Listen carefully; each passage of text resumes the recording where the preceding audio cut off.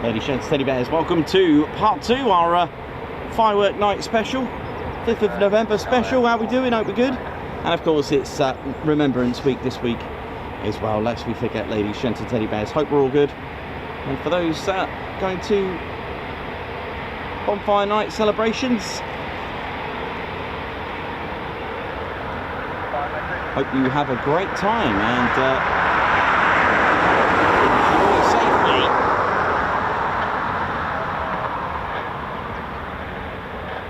Nice early start to the morn with 41 Squadron Punisher.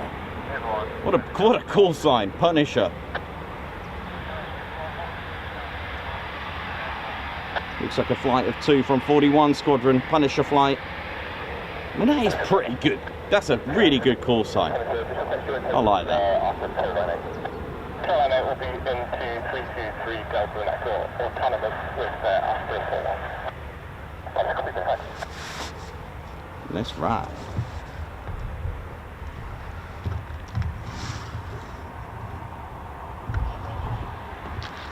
So 41 Squadron, a test and evaluation squadron.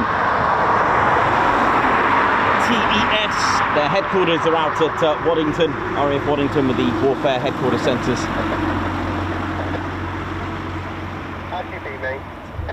They are a test and evaluation squadron, so they're responsible for testing out the latest and greatest equipment. Not a bad role, is it? Here, have some ordnance, have fun with it. Let us know what you think. It's like those.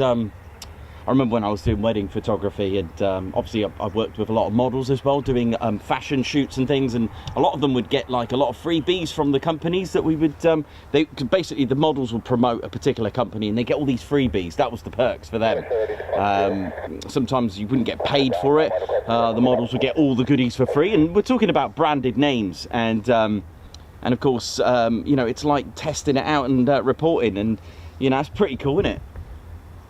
Yeah, I'll try on a pave way too. Yeah, sure, I'll try on a shadow. Oh dear, I'll try on a storm shadow or a brimstone. You know how it is. How we doing, ladies, gents, teddy bears? Welcome to Remembrance Week here at Ted HQ. Live action from one of your favourite bases. And of course, Ted's favourite base, of course, being his home. RAF Coningsby, Bomber County, ladies, gents, teddy bears. Remembrance Week this week. And hope we're all good and well. Welcome to the Bonfire Night Special. Oh, we thought we'd do this at Ted HQ, right? Ted's happy with that.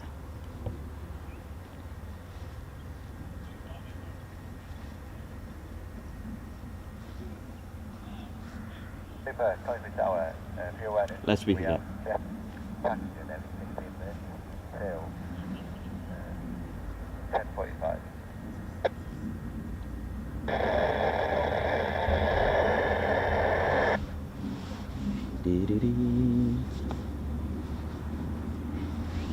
Welcome to the Ted Coningsby channel. Day 2 of our Coningsby back-to-back. And yesterday they were using 07, today they're using runway 25. Nice mix, I like that. It's really good mix. No doubt they'll use the reheats at that end, eh? Always typical. Hope we're all good. Welcome to Bomber County. Lest we forget, ladies, gents, and teddy bears, it's Remembrance Week. And if you are taking part or going to a parade this weekend, I hope you have a good time. Welcome to the Ted Coningsby channel. We've got two Typhoons of 41 Squadron. Seek and destroy. Punisher. actually got a wristband of 41 Squadron. It's quite rare. During the times of their Spitfires, their squadron markings was Echo Bravo, for those interested. I've got some very notable history, 41 Squadron.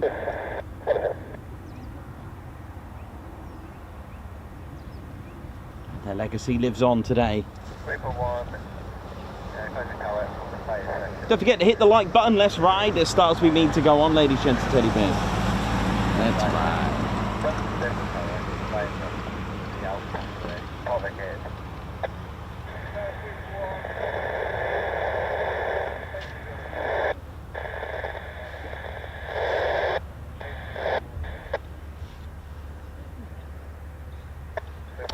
They are one of two squadrons here at RAF Coningsby, so I did forget that they actually use Roman numerals on their squadron markings. XL1.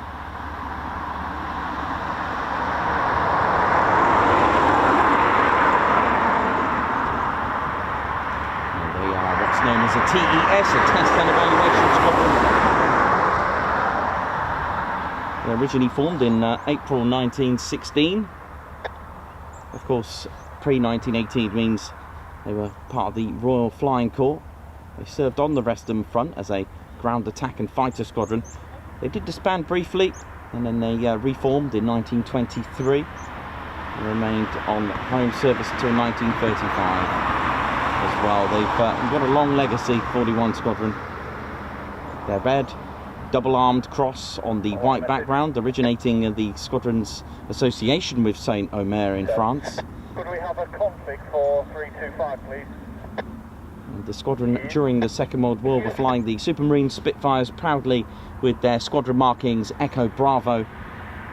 They saw action over Dunkirk and during the Battle of Britain as well, so they did take part in. I have a list of honours, battle honours. Combat operations flown by them after the Normandy landings as well.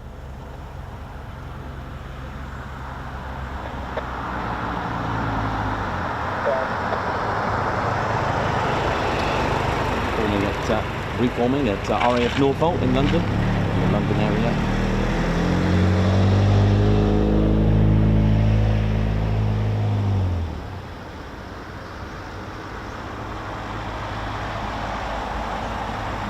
With Sopwith snipes.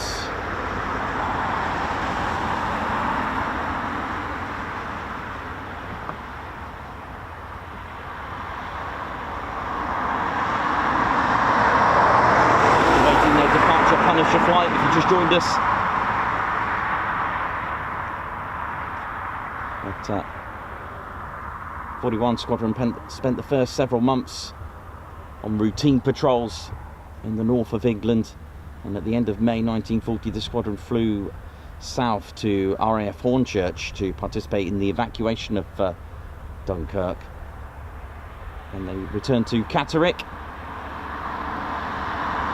and of course 31st of October 1940 Battle of Britain was considered officially over, and 49 pilots flew with the squadron between 10th of July and the 31st of October 1940.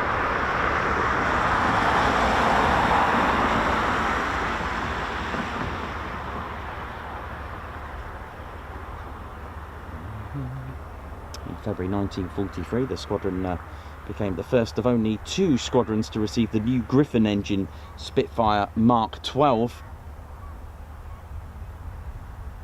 They were flying bomber escorts as well in France and Belgium and Netherlands. Became a daily operation for them to become escorting bombers, escorting B-17 Flying Fortresses and B-26 Marauders as well. Provided air support for D-Day, June 6, 1944.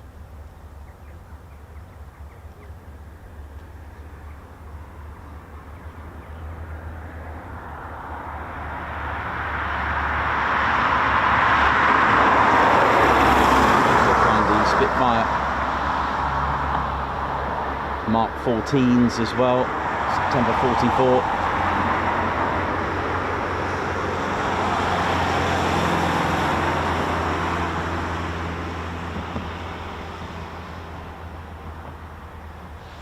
Here we go.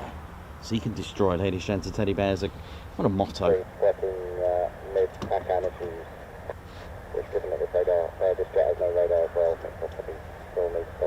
The last time they flew Spitfires until 1947, ladies and gents, teddy bears. To be more precise, 18th of August 1947, and became number 41 instrument flying rating squadron at one point, and equipped with airspeed Oxfords and North American Harvards. However, in June the following year, the squadron reverted to the fighter defence and was re-equipped with the de Havilland Hornet F1, followed later by the de Havilland Hornet F3 as well. They were equipped in 1951 with the Gloucester Meteor F4, then finally replacing that with the F8, and until eventually the Hawker Hunter F5 in July 1957. And they were presented the standard displaying the unit's battle honours by the CAS Marshal Sir Theodore McAvoy.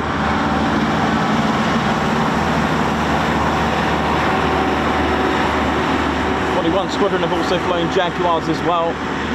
Took part in Operation Northern Watch in 1999.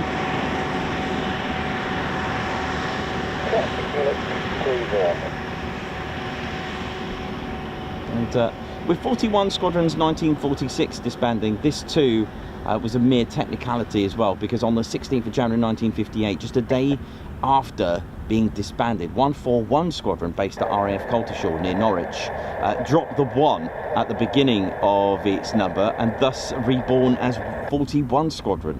So in doing so, they automatically absorbed 141's all-weather Gloucester Javelin as well. So that's quite a sweet little story that they did that. And they did have a spell at RAF Wattisham.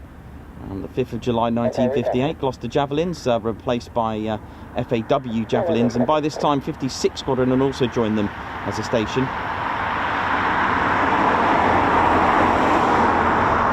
Here we go. Well, of course, today they fly the Eurofighter Typhoon. This is designated as the FGR4 in the Royal Air Force.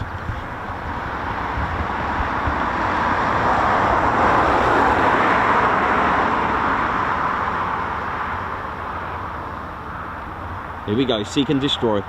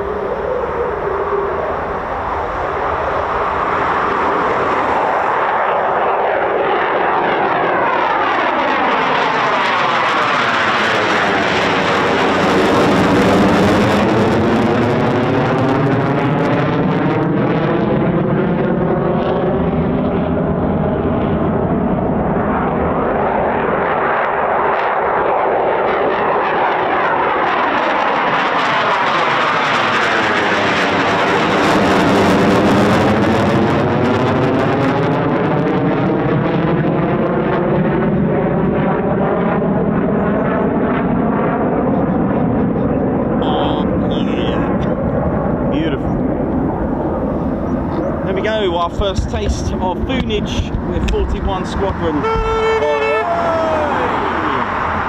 to the Ted Coningsby channel, you know it is. Right, that's our starter, 41 Squadron's departures, Punisher. Now then, what we got here? Right, we got a number of foons with their canopies open. Started a bit earlier than, oh there we go, we're going to get some foonage here. So we got one pilot in that one. 2 pilots, 3 pilots, so at least 3 departing very shortly. There's Moggy for those Moggy fans. There we go, still in service, can be flown by any of the Typhoon pilots that are qualified to do so.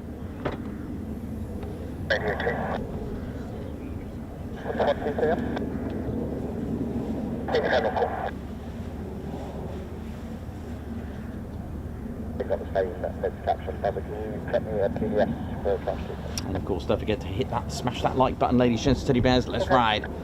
Welcome back to RAF Coningsby. And I'll just, what I'll do, it wouldn't be fair for me to just leave it at that. Just finishing off 41 Squadrons history. Now, I've got the 1st of April 1972 at RAF Coningsby in Lincolnshire. The 41 Squadron was reborn as a tactical fighter reconnaissance and ground attack unit within the 38 Group Air Support Command. They also flew the F4 Phantom FGR4s as well. And then, of course, we mentioned the Jaguar GR1. Eventually, took part in a lot of operations, such as Grand V, Desert Storm.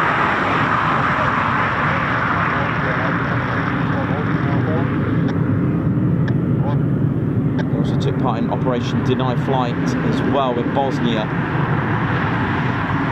It was during this time that one of the Squadron's Jaguars became the first RAF aircraft to drop a bomb in anger over Europe since the end of World War II. And that's from 41 Squadron. They returned to Coltishore in '95 as well with their Jaguars. And of course, they were equipped with the Tornado as well.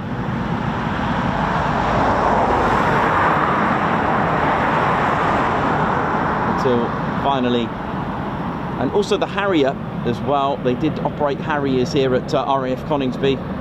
And then until finally, with Coltishore been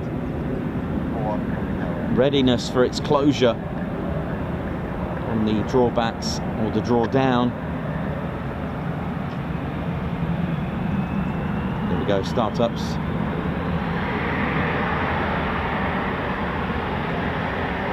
Came on the 1st of April 2010, the Fast Jet Test Squadron was then based at Boscombe Down in Wiltshire, was amalgamated into 41 Reserve Squadron.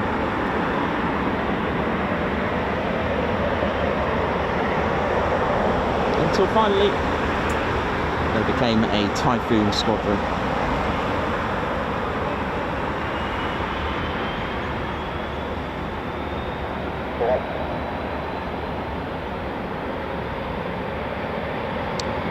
That was on the major change for the squadron. That was on the 22nd of April 2013. 41 Squadron took over the Eurofighter Typhoon FGR4s of fellow RAF Coningsby's 17 Test and Evaluation Squadron.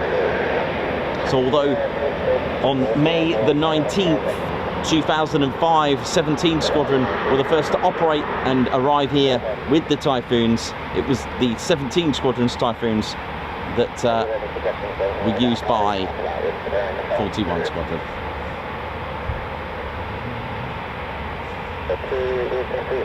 But here, as we can see, we've got 29 Squadron. So there are 5 Typhoon Squadrons here at RAF Coningsby. We mentioned one of them, 41, which is a Test and Evaluation Squadron. Now, if you've got all these Typhoons, you need a unit to train your pilots. So this is where 29 Squadron comes into it. So these Typhoons that we can see here, these are 29 Squadron pilots and aircraft. They're an operational conversion unit, and they're based here at Coningsby. We've also got 12 Squadron, a joint Qatari Emirai Air Force and Royal Air Force Squadron, and also 2 combat-ready fighter squadrons, number 3 fighter and number 11 fighter squadron.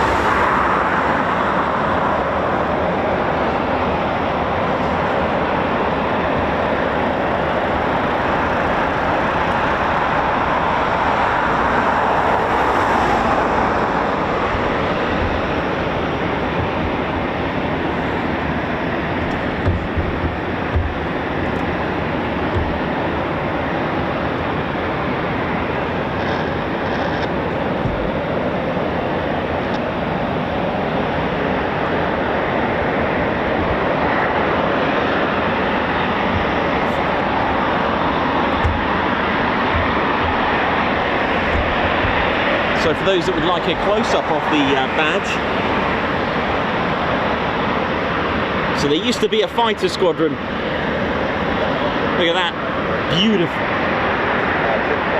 A beautiful book written by Ken Delve and Mark Every. This is volume 1. It's I'll show you it. It's really amazing book. Look at this.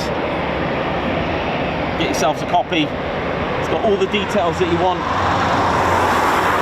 about the squadron badges and markings, why some squadrons don't have a badge.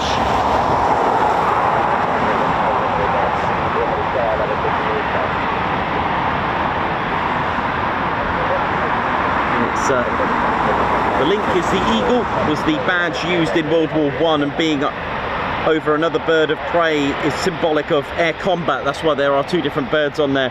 The motto is appropriate for a fighter squadron, those traits being needed by fighter pilots. The orb makes no mention of the badge though, but the XXX marking on the 29 Squadron's aircraft has a few rumoured origins, it says here. Now, one that we love is the miscommunication between by the squadron and the designers.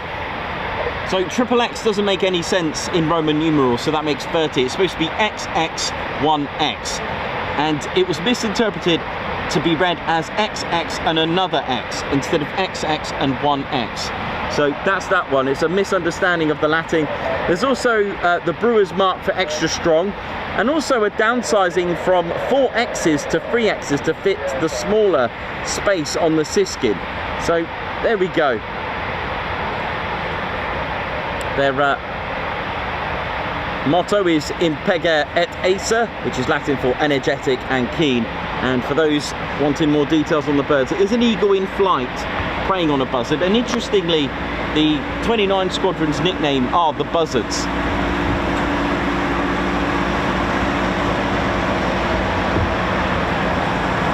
A very interesting thought. Are they saying that without, you need to become energetic and keen to defeat a being preyed on? Very interesting. I like that.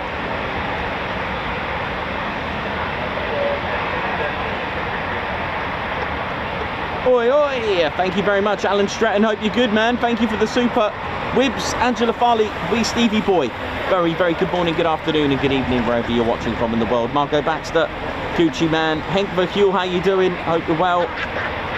Jenny B, Meth, Andrew C. Right, Ginger Bailey, thank you for the super as well. Thank you so much. Hey, you alright, man? Nice to see familiar faces here as well.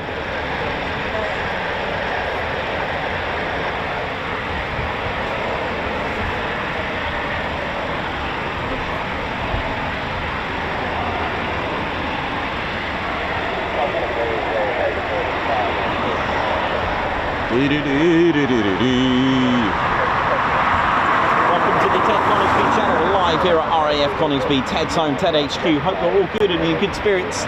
Day 2 of our 5-day week. Hopefully, haven't decided yet. As it gets closer and closer to Friday, I will get you a show on Friday. I'll decide where we're going to go. But planned in, we've got Mildenhall tomorrow and Lakenheath on Thursday.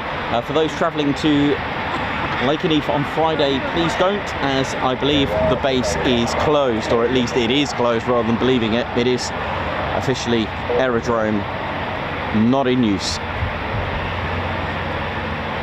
And that's for Veterans Day.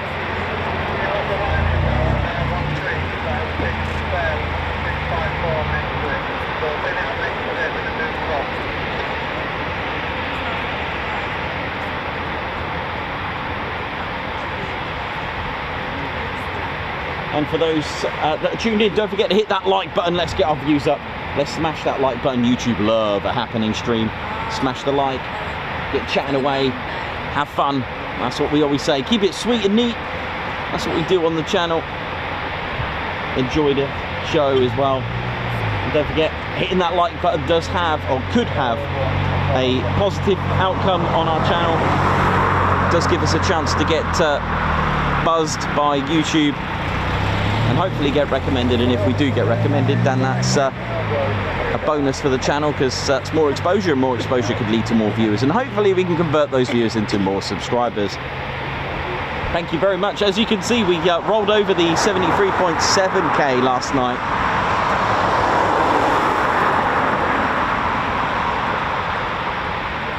I am going to guess that Moggy is not going out. It looks like it's gone a bit tech. I think they're going to get this one ready, I think. Hang on. I think, yeah, there you go. Moggy has gone tech. Pretty sure. And they're going to get the spare next to it. Maybe to the left or right. Let's have a look. Could be either or. I think it's that one. 354. Unfortunately, Moggy not going out today, or at least not going out on this one. Frustrating, but look at the ground crew working hard there to get the next, get the spare ready for the pilot. Aaron, how you doing, man? You good? How's it going? Good? Doing well?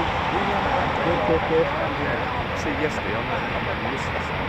Sorry? I'm at my missus. Oh, right, okay. So I thought, oh, Yeah, man, yeah. Yeah, it's all good. Yeah, it's alright. It's medium day. It'll be a medium day. It won't be that busy today. It's fine. It's fine. You just never know what happens, so that's the problem. If you don't turn up, you won't know. Are you keeping alright? Been on holiday or anything? No, just working. Oh, cool. Yeah. So nice one. Cool. What's happening with the mail? It's been like for a while. Yeah, it's been like for a while. That's since they've redone the car park. Yeah. It's like literally you are not getting in. You know, but if you see, yeah, it's some issues happen. Other people. Yeah. I mean the options. Yeah, I mean you've got the runway 25 empty. You know that lay-by down there. You've got a ladder. Yeah, I mean that's quite good. They are using 25. Lay-by is pretty good, although be careful if you can't. There's big, huge bottles that if you're on holiday in Australia, take it. It's that bad. Yeah, really bad. It's but the lay-by is pretty good if you've got a ladder to because that's where they're coming into land. That's going to be quite good for photos. Same as yesterday, 2.5. No, yesterday was 7, which is just here. It's 2.5, so they're taking off from the other end, which you know. I come in for convenience, it's just loads of parking, this is by a busy road, it's like a main road, not like this one, this is just good. But, yeah, alright, cool man, good to see you, and when are you at Labour Meet next? I might go tomorrow. Oh, are you? I might do, yeah. We're there Thursday, because they're not open Friday, so yeah, but yeah, I'm at Millmill tomorrow, just do a Millmill shot.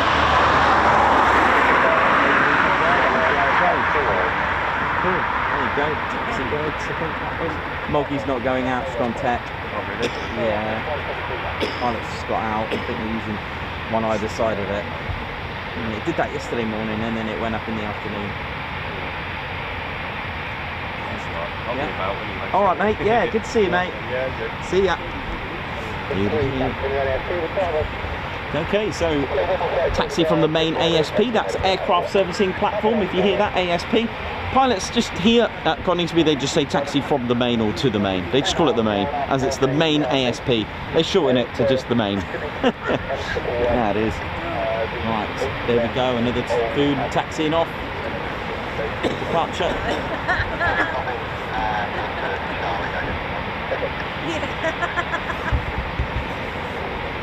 Here we go. Welcome to RAF Coningsby. Just joined us. Welcome, part 2 or day 2, shall we say? Day 2 of 2 today. And I hope you enjoyed our fireworks themed video this morning of Otto the helicopter. Always cracks me up, that display. It's I just can't help it. It's something different. And for just £5,000 you can hire Otto to carry out pyrotechnics. And I've left a link if for those wanting Otto at their wedding or function, and it's spectacular.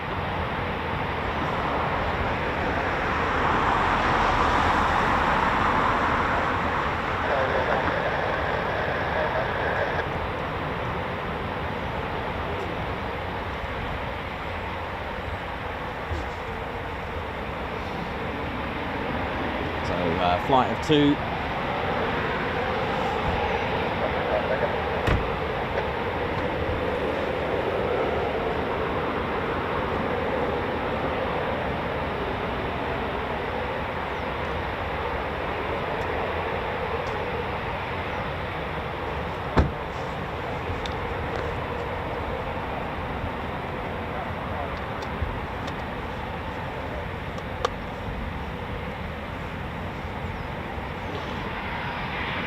Oh, flight of 3. That's the family version Typhoon, just taxiing out. Look, there we go. I haven't seen the 381 for a while. Ted's 4-seater Typhoon.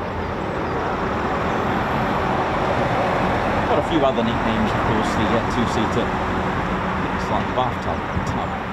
But I like the family version Typhoon. I like that. That's my favourite.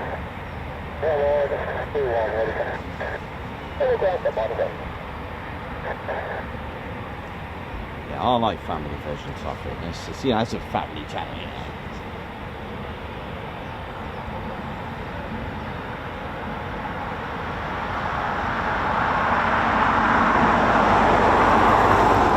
And Cox, thank you very much.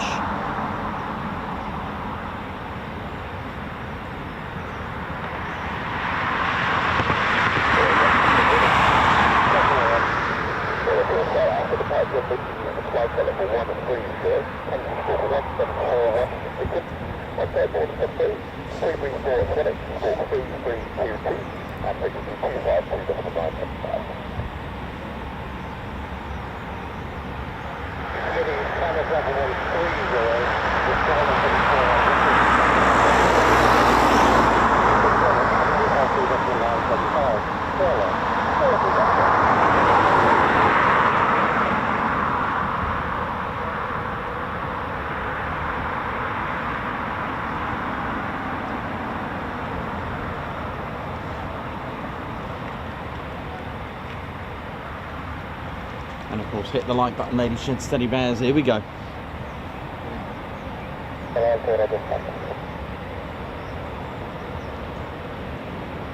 Please start ready. Here's the other start up from the spare.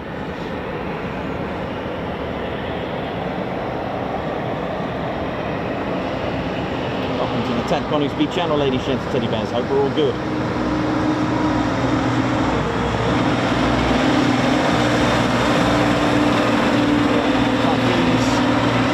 By 2 Rolls-Royce EJ200 engines, producing 20,000 pounds of thrust each. And that's plenty for an aircraft that is a very lightweight. It's got over a 1:1 thrust to weight ratio, which is phenomenal, shall we say.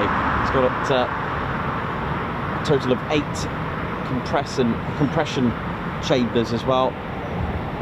And it's absolutely phenomenal aircraft. Like I said, on an aircraft that weighs very, very little. It's got the engines are modular construction with afterburning turbofan.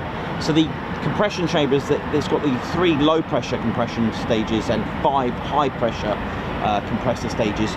So the purpose of that is to compress the air as much as possible. The more compressed air you've got, the bigger the bang, the bigger the power. It's what's called annular combustion chamber, and it's 20,000 pounds of thrust with reheat each. Phenomenal. And with full fuel and a very satisfying payload, it has no effect on the Typhoon's performance. It's only one of few aircraft that can actually accelerate vertically from takeoff as well. Not many aircraft can do that.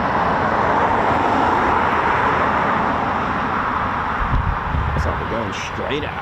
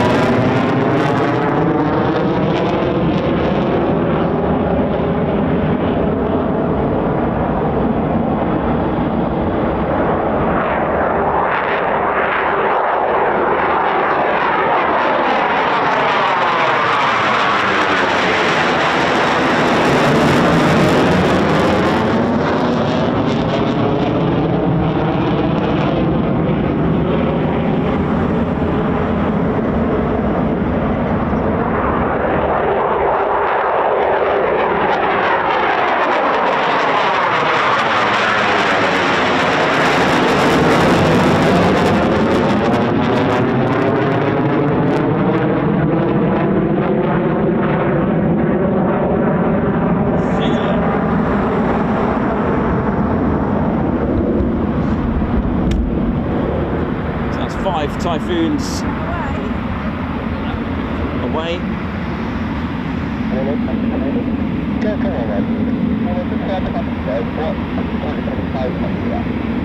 And there's the spare.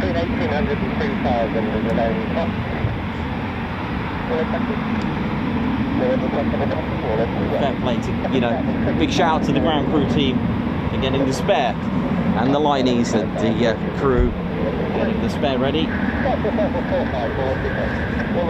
Just like that.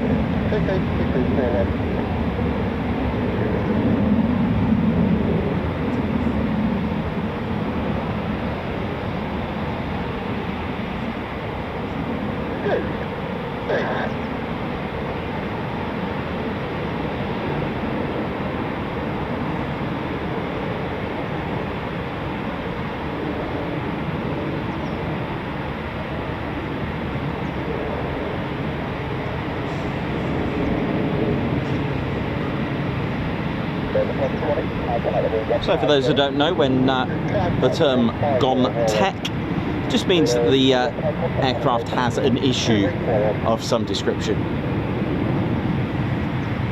It's just a generic term, okay? So it could be anything from something serious to something that just needs a bit of attention. Could be could need the fairies, another nickname for mechanics, avionics. It could need someone to address the issue, whether using computers and software. The computer geeks take care of that.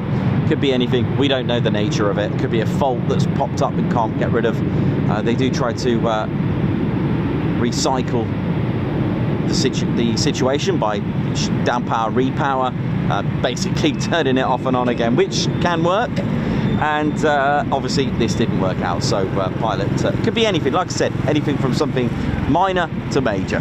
It's a term that we just say it's gone tech. Nightmare start. Oh, this is good. Free fighter squadron.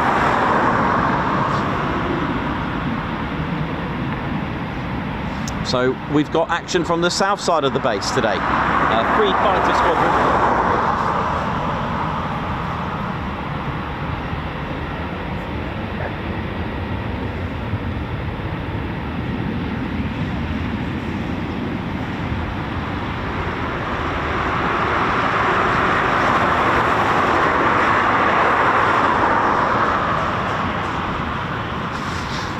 And I've got a picture of the cockatrice here on Free Fighter. Look at this. Now let me just hold that up there. Look at this. There's Free Fighter. Look at that. The cockatrice. Now look at that monolith and look at the Stonehenge. Look at this. Slightly cheating. Now, thanks to this book, I found out a little bit more.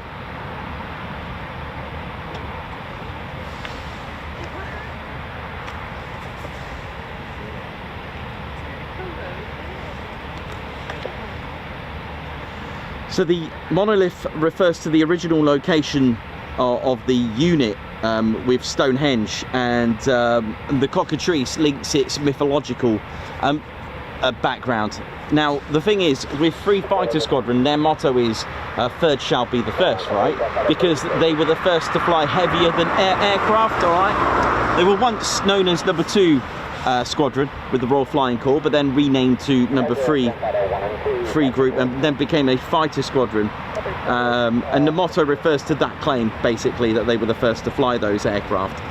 The cockatrice was chosen to be their sort of like their creature of choice, because apparently, according to mythology, this creature was the first to fly, although, like I say, I think it's Pegasus.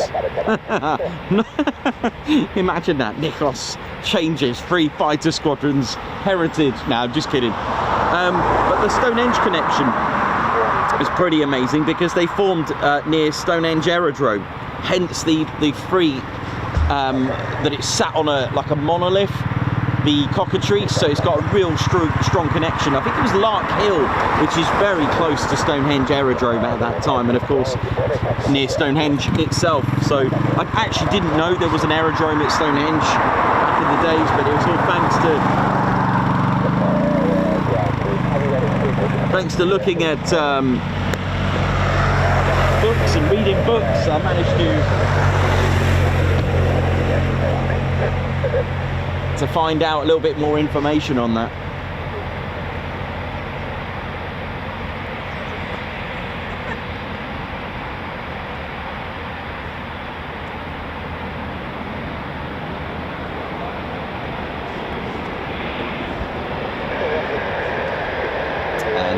That will be Nightmare Flight, which are coming out very shortly. Okay, we got 1, 2 Typhoons taxiing now for departure.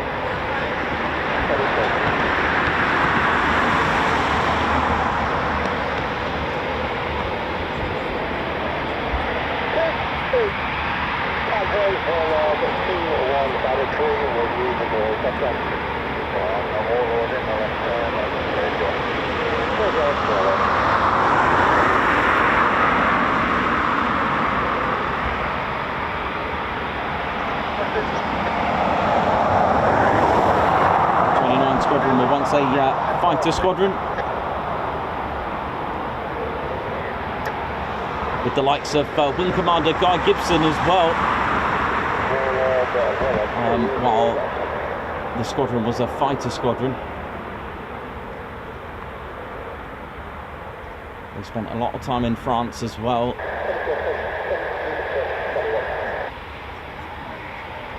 During their time.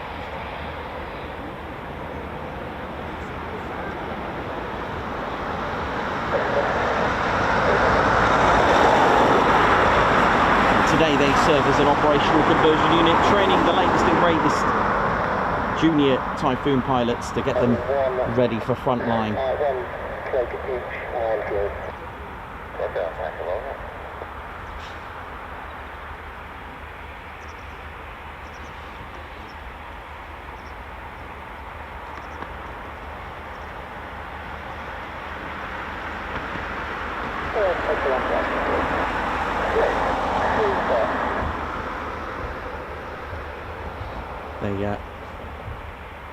Their heritage and battle honours goes back to the Battle of the Somme, with helping to end the Fokker Scourge and establish Allied air superiority in time for the Battle of the Somme. They're flying beautiful aircraft in their time, such as the Newport 24 Bice and the Royal Aircraft SE-5A as well, Newport 17s as well. Starting life off in 1915.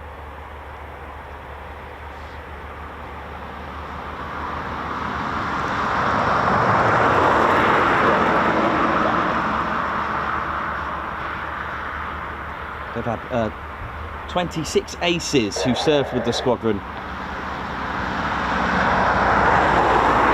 during World War I.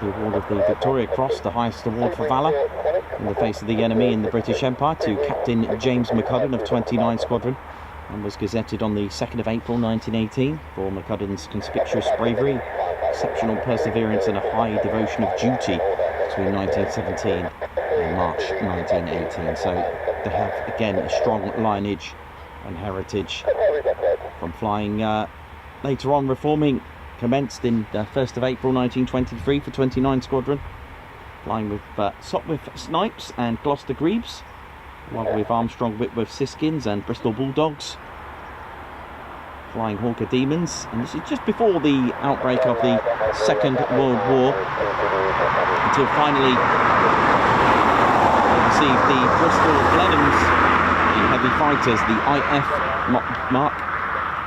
And they began the Second World War with Blenheims, and they became a night fighter squadron until they received some of their first Beaufighters in November. It was February 1941 before the squadron was fully equipped with the new fighter, various marks of de Havilland Mosquito. After the war, saw 29 Squadron fly numerous aircraft such as the Gloucester Meteor NF-11s, And they moved to RAF Acklington in Northumberland, flying and re-equipped with the Gloucester Javelins. They moved to Lucas, moved to Cyprus, Zambia. Even flew the English Electric Lightning at RAF Wattisham as well. In fact, can we see the English Electric Lightning in this light? Yes, just about. Look at that, eh? Fast taxi, please, thank you. Imagine that. Lightning 1, taxi from the main with Alpha. Just about see it there, look at that. Beautiful. Yeah, I'll get set up.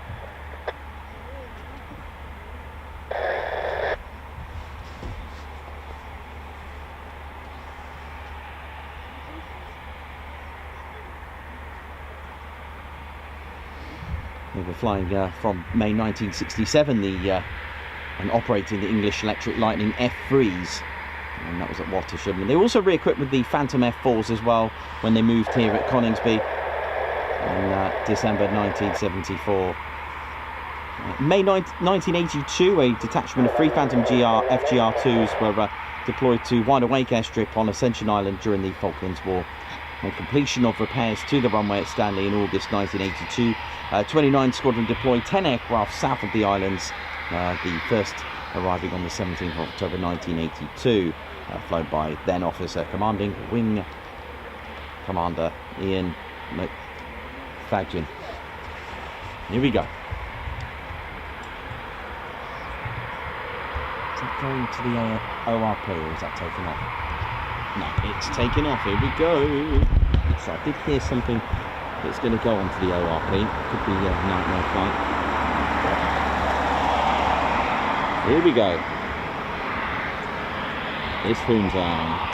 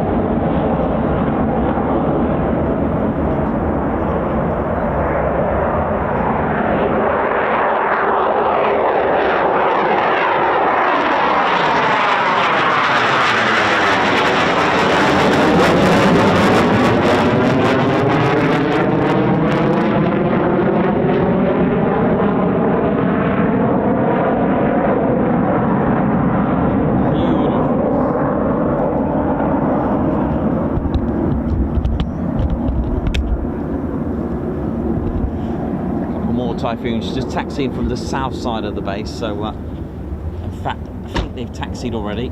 Let's have a look. There we go. This is a Free Fighter Squadron.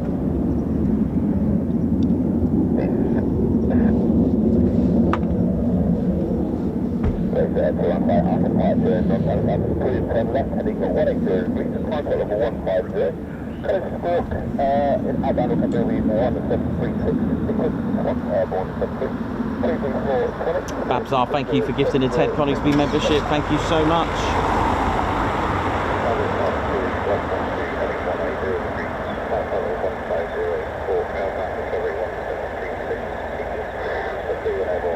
Blakey boy, how you doing? Hope you're good. Nice to see you. Green badge on our members here, lovely. Susan Kelly, how you doing? Ann Cox says send it. Captain A, Blocks, Davey, Simon Modron, how you doing? Damon Ed, oi oi, how you doing? Regards to your dad, hope he's well. Big Ultimate crew, how you doing? Margot, Joshua Brown, wee Stevie boy, hope we're all good.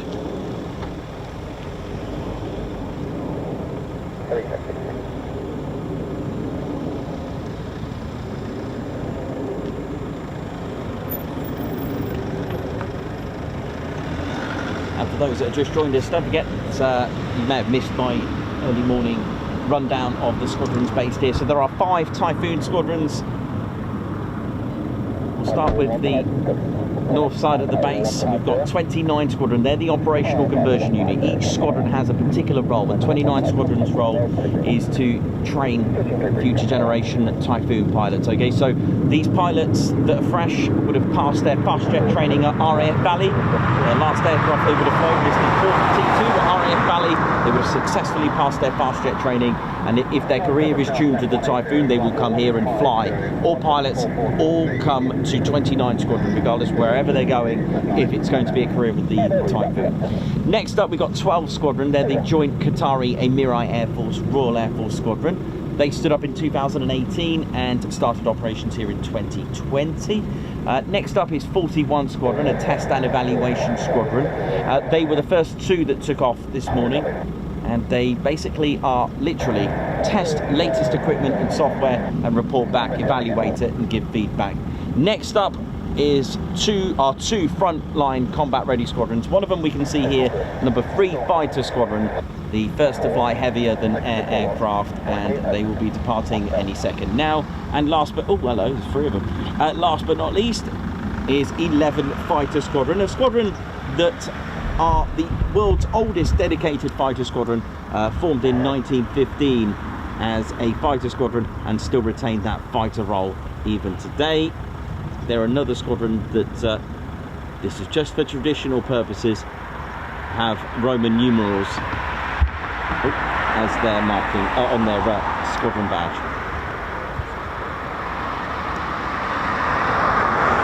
Also based here are, since 1976, the BBMF, the Battle of Britain Memorial Flight. Here we go, 3 Fighter, 3rd shall be the first.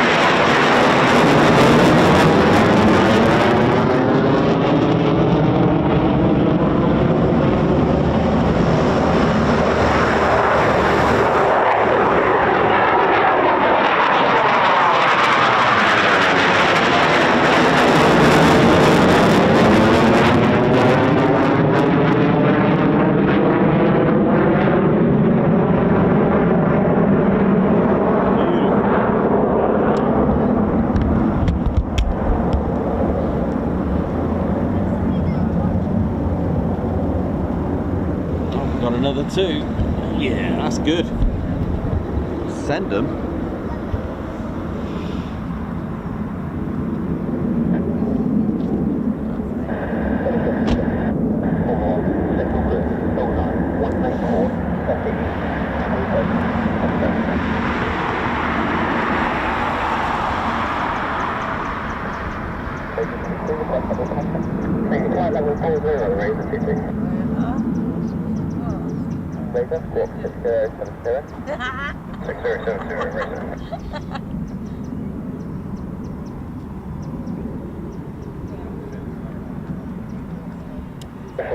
Apologies for that. That was Razor Flight. That was 11.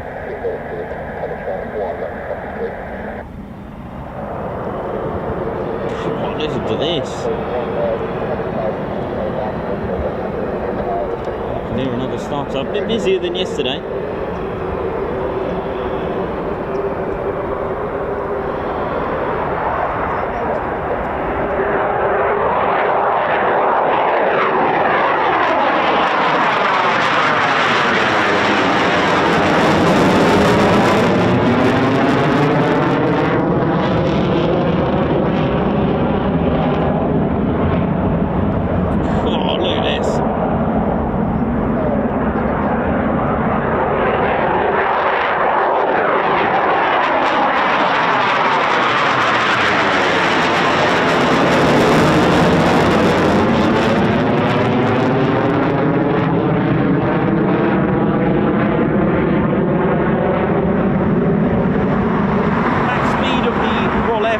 Typhoon FGR4 is Mach 1.8. That's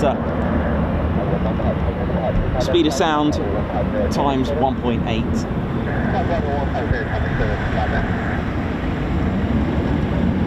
And FGR4 stands for Fighter Ground Attack and Reconnaissance Aircraft, and it's been redesignated. It used to be the F2. It's now redesignated, which would mean it's changed roles within the Royal Air Force. So it is what's called a multi-role aircraft when it's doing that. Another, I think I can see a pilot in that one, 354.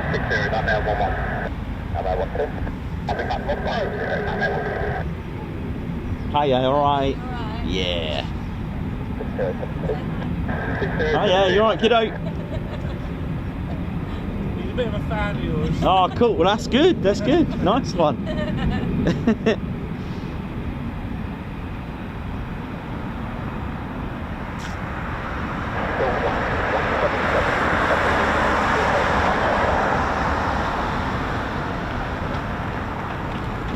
Okay, start smashing that like button. Hit the like, ladies, gents and teddy bears. Let's ride.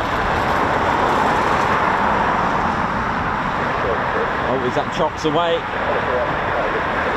What we got going on. So yeah, a little bit busier than yesterday, which is nice. It's always good. And like I said, every day is different. You can come next Monday and it'll be absolutely busy, and you can come next Tuesday, it'll be quiet. So just don't take it for granted. Just come and enjoy. And Ted Coningsby channel.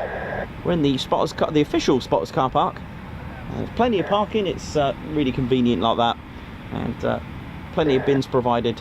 And there's also a burger van as well, usually here between sort of 8:30, 9 o'clock, and leaves around 1:30. And that's Steve. Go and get yourself some breakfast, brunch and lunch. And unfortunately there aren't no toilets, unfortunately, so you'll have to use your imagination, unfortunately. Just that you're aware. Other aspects and our housekeeping is the fact that you can probably hear there is a road, and it is a 60 miles an hour, so please, especially if you've got little ones, do take care. And of course adults as well. I know what we're like, we take our photos, we're too busy looking at our viewfinders, and then next minute we're on the road. Just do be mindful if you are crossing the road to venture off and have a bit of fun taking photos. There is a chain link fence here, so you don't really need a ladder. Please don't touch the fence or damage the fence in any way. Don't climb it, and certainly don't jump over. You'll be arrested. You'll be in a lot of trouble. Also, around the base, if you are going to explore other areas of plane spotting, there are crash gates. Under no circumstances do you block there. They're called crash gates for a reason. Vehicles, rescue vehicles and emergency services will smash through those gates, literally crash through them. They've been specially designed for recovery vehicles to smash through, crash through and recover their aircraft should the worst happen.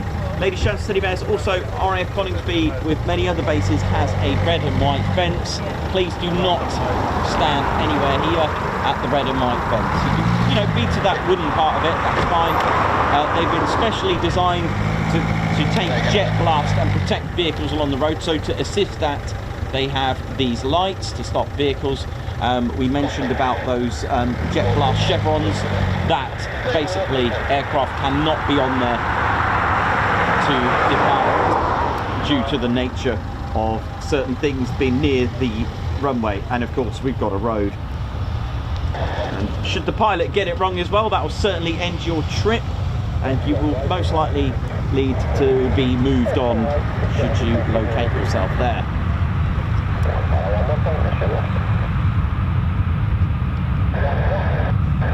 Of course, please use the bins provided.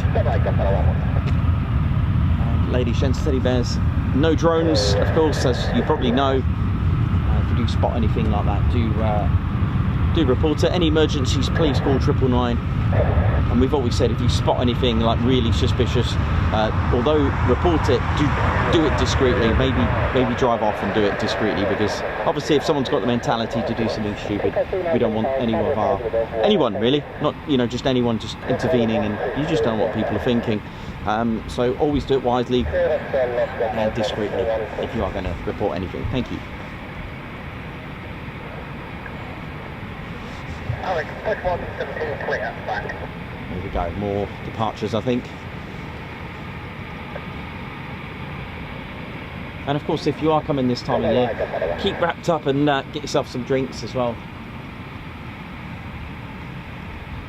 warm ones especially.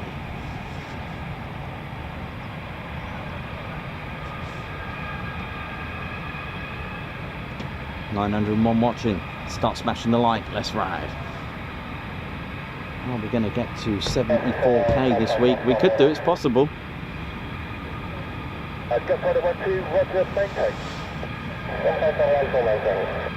Righty, how you doing? Simon Watcher and Margot Baxter, AD Causer, Captain A. White Wizard, what up? Davey and Cox. We got Mark Dudley and David Hardy. How you all doing?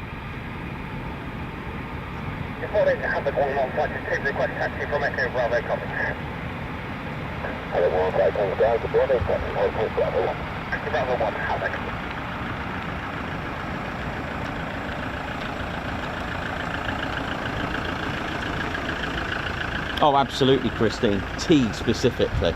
I don't think I can cope without my tea.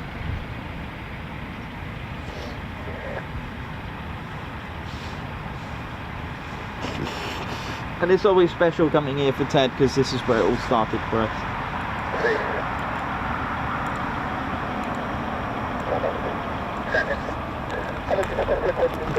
So we're going to have to wait till sort of January, February time until we start to see Typhoon practice displays.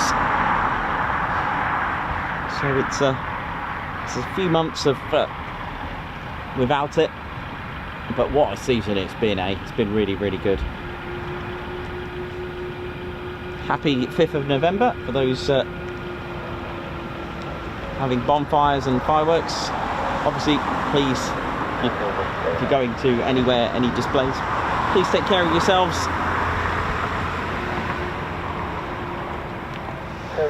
And if you want to know, if you want to see a firework display, you can tune in on our video that we put on this morning of Otto the helicopter. Probably, for me, the best fireworks display I've ever seen in my entire life.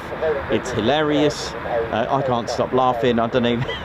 And yeah, you'll know what I mean. It's just incredible. Otto the exploding helicopter.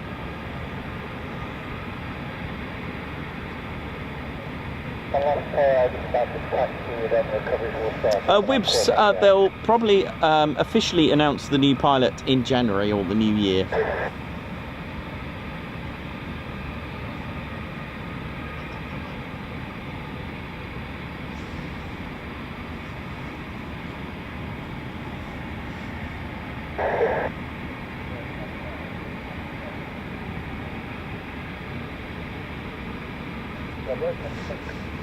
And from Governor 3, just make right location. I'm supposed to have climb dive indicated with a horizon bar in the hard on side with the lens captain.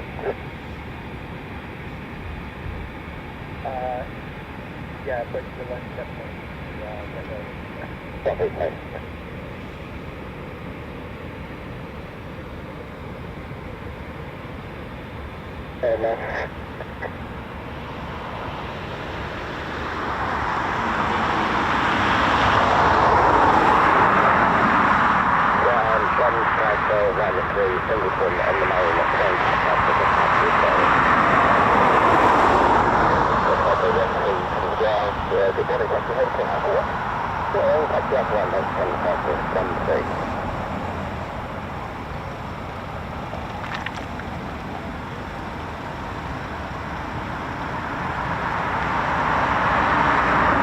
Here we go.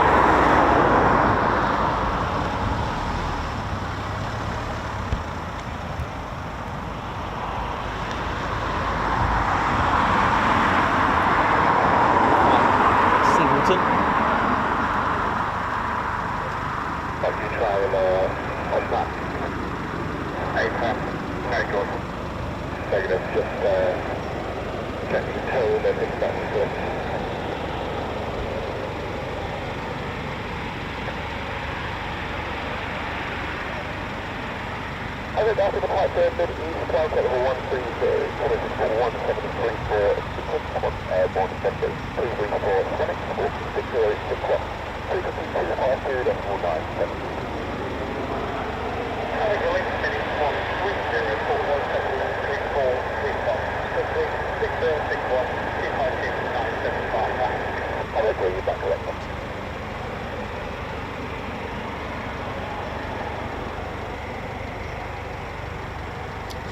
see it from the main ASP, that's aircraft servicing platform. This is a singleton flight.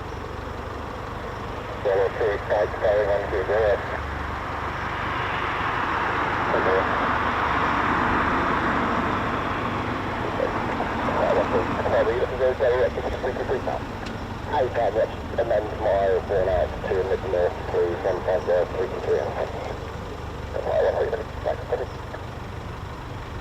Wonderful, wonderful Typhoon with its defense and offense capabilities. Got a few stealth attributes. It is not a stealth aircraft naturally. It is a 4.5 generation aircraft using fly-by-wire, 82% carbon composite, so a posh way of saying plastic. The less metal you have, the less radar detection. So it's got a little bit of stealth attributes. It's got about 3 attributes, one of them being the S-duct of the air intakes, which I can show you quite happily on the model Typhoon that I have. So basically it's shaped like a letter S. Next thing I'll show you, give me 1 second.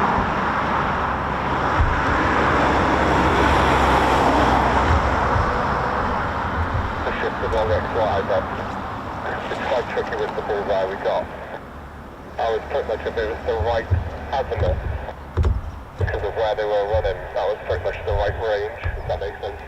Yeah, so on the Typhoon, it is 17 Squadron, the first to operate the Typhoon. So you've got the intakes here, and the engines sit about here. So it's basically, because they're higher up, if you were to look directly into the intakes, you'd think you can see the very first part of the engines, the compression blades, but you can't, because they're up here, and it's called an S-duct, shaped like a letter S. And the reason for that gives it a little stealth attribute, because what do radars like? They love heat from the front as well. They love the compression blade heat. They like to detect the blades. There's a lot of radars like to turn turny things, turbines basically. Turbine means engine, although there are aircraft that get confused with the wind farms in the sea. Anyway, that's another story. So the heat from the compression blades is up here, so it can't detect it. So again, another stealth attribute on the Typhoon. Here on the radome, it's got a special attack mode. It can lock onto targets of fighter jets 160 kilometers away and 300 kilometers plus away for larger aircraft. Can lock onto about 20 to 30 targets and prioritize up to 6. These are drop tanks. We do get asked what bombs are these. These are actually drop tanks. You can have a third one here, but I've taken that off. So you can have external fuel tanks as well. Here you can't see it. It's the missile approach warning sensor. So if the Typhoon's getting attacked by a missile, this would detect it. Here you've got the decoy pylon that will shoot out a almost like a lanyard of a Typhoon. You've got chaff dispensers, you've got flares. Well, it's not here now. You've got ASRAMs, you've got all sorts going on here. But that's just some of the Typhoon's skills, shall we say. That's just some of them. We'll talk throughout the day if we come across any that you have.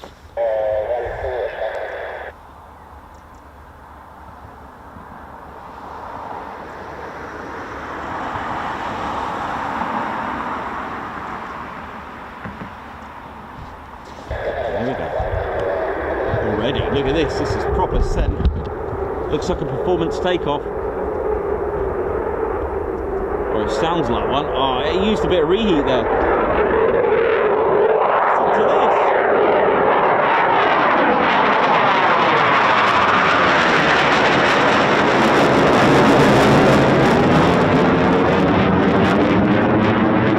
Oh, that was gone. Oh, it's 2. Hey!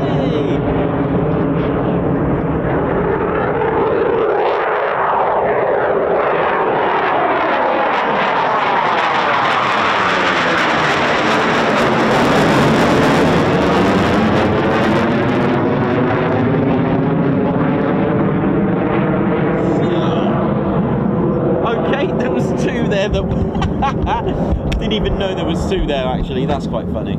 There's our singleton. I was going to say that was quick. I knew I had enough time to talk about the Typhoon because it's here. Amazing. We're getting a very busy day today, which is good. Oh, it sounded like it was using the reheat. It's got a very different Yeah, it's got a very different sound when they whack on the reheats on the Typhoon. And, here we go again. That was going some, wasn't it? Sorry about that, I didn't even see those two.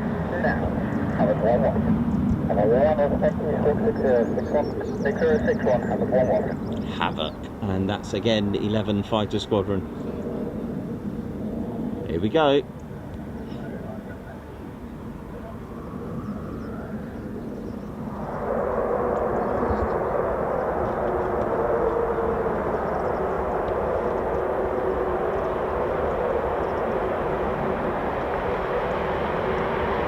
Been a very good day. Been a very, very good day.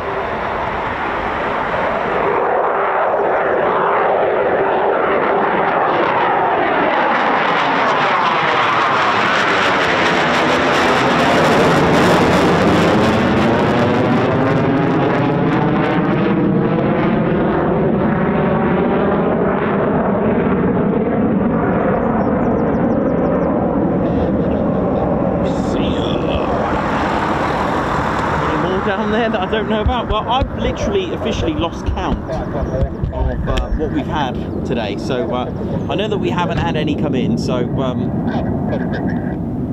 plenty of foons out there.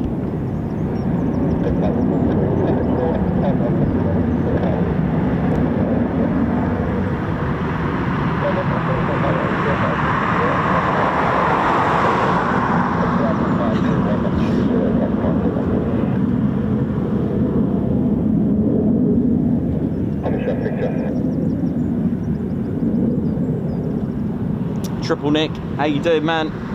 Congratulations on 20 months. What an incredible honour it has been. A posh officer, thank you to Nikos for the inspiration of my new name on my social platforms, legendary channel. You're welcome, mate, you're welcome. It all started with your t-shirt, AVFC, Aviano Fighter Club. That's what I thought it was.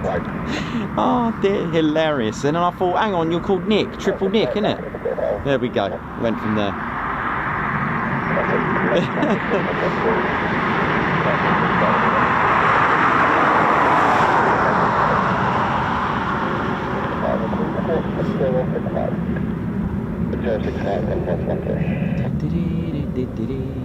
Got a list somewhere for you to go through. So we had Chaos, Rampage, Nightmare, Brutal. Their call signs are 3 Fighter Squadron. And if you've heard Havoc, Razor, Tyrant, Nitro, they're 11 Fighter Squadron. The call signs for 29, we've got quite a few. We've got Cobra, Gunfighter, Rockstar, Triple X, Warlord, Horseman, and various other Typhoon numbers as well as the others. The other squadrons have like a Typhoon and then followed by a set of numbers. 41 Squadron use Paladin, Punisher, Rebel, Apollo, Viking, Adnam, and so on. Oi, oi!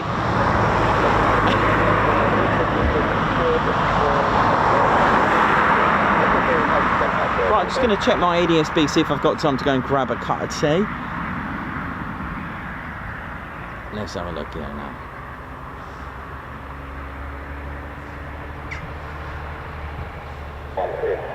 Yeah, I reckon we got. So plenty of Typhoons out today, ladies, gents, and teddy bears. Plenty. Be right back. Yeah, I think I can grab a cup of tea. I remembered the milk today as well.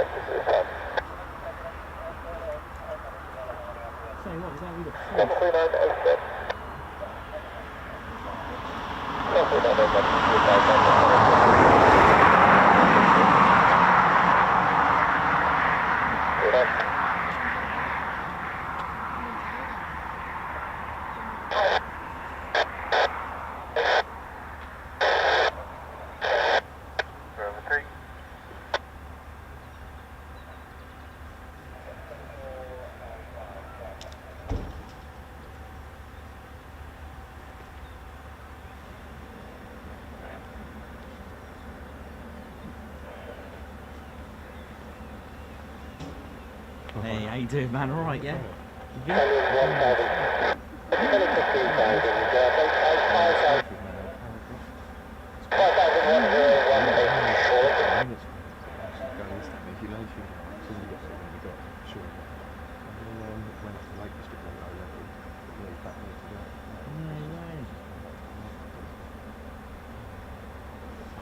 Always. Might have to try and catch that. Yeah, See that'd be what they good. get Well, up they to. usually put a NOTAM on for that. Do they, yeah? Yeah. I know they've done a power drop at Mildenhall before, and they put a NOTAM for that. So there should be a NOTAM for scope or something like that.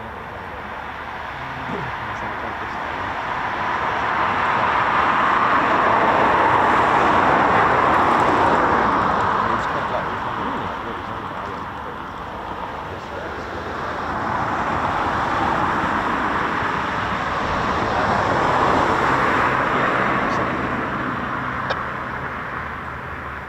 when I come back, I'll text you across all that. When they come back, yeah, the ones on that side obviously won't go that way, but the ones all these ones, yeah. Yeah, I'm a banker.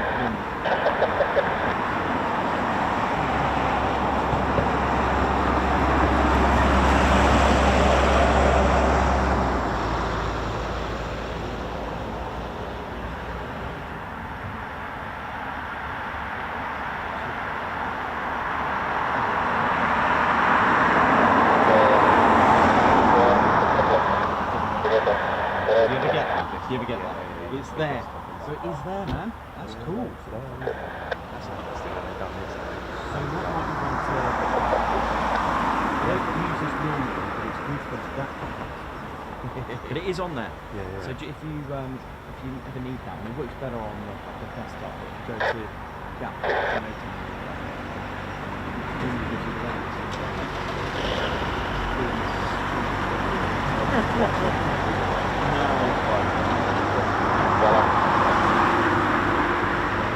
Second.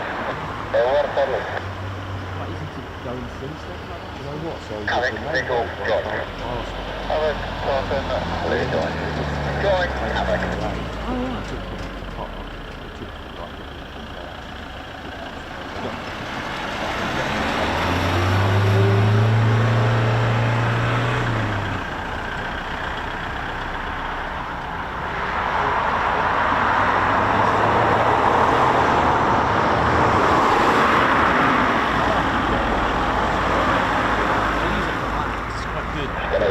Speed up.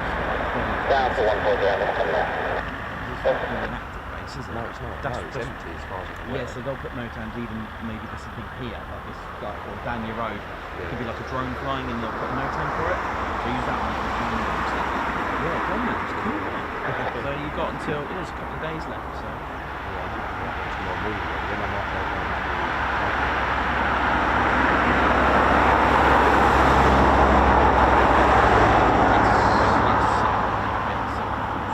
Nice, actually.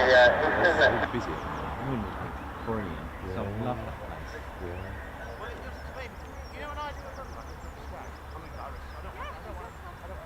I always remember this road being busy. Yeah, that's it, isn't it? Oh, it might help because the road's closed that way. It is, yeah, because I came on a diversion. Yeah, so that might help. Yeah. But the other road down there is it's quite like a proper A road. I looked on the Google Street View, like it says at the bottom, it's just like full of water. Google Street View. Yeah, I'm on there, on that road. Oh, yeah. Waving to the Google Maps man. Yeah. I am, it's hilarious. The guy doesn't live too far away from me. That's where I met him. That's right. 130 heading north. I'm like, alright, Steve drove off. He blocked my face out. Yeah. Oh, did it actually? I don't know. Did he block my face? I don't think he might have done, but you can tell it's me. The odd ones you get in the Yeah, I don't think, no, he didn't. No. It is quite funny. It is hilarious.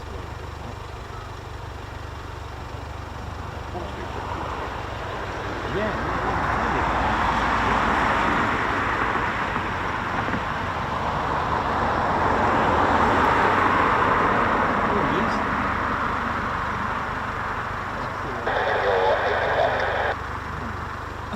Yeah, he did blur it out. That's brilliant.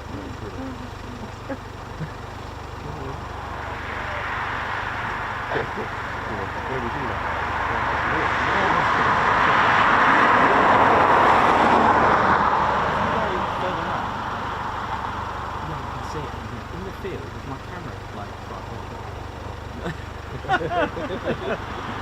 Back to the car.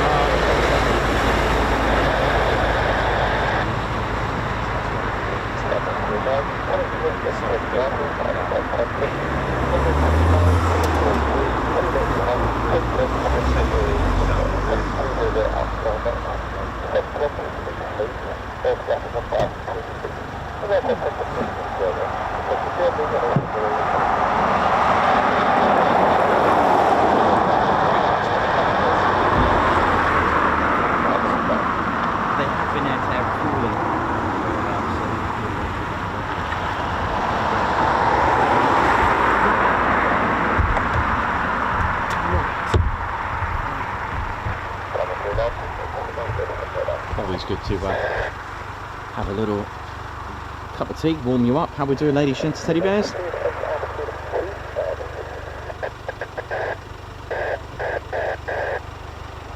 have a look. Cranwell 39 could be low approaching here.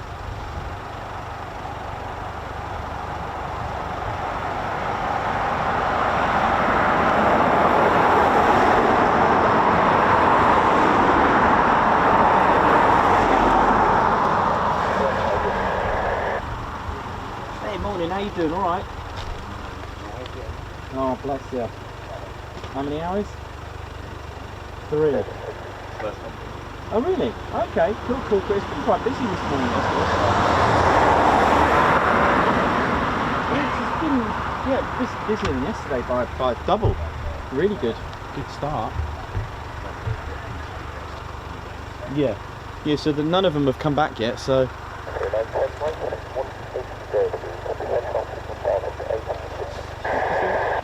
We've got an Embraer Phenom coming over. I think. Hang on.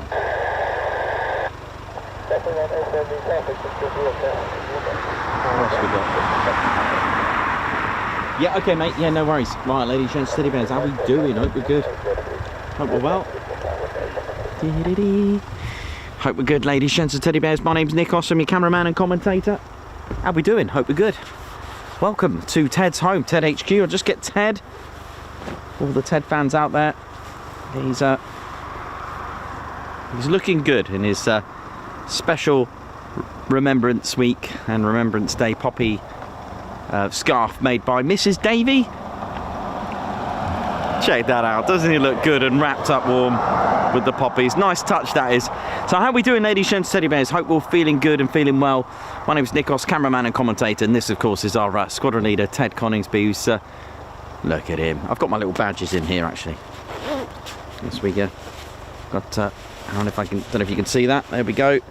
Cool. Hope we're all good.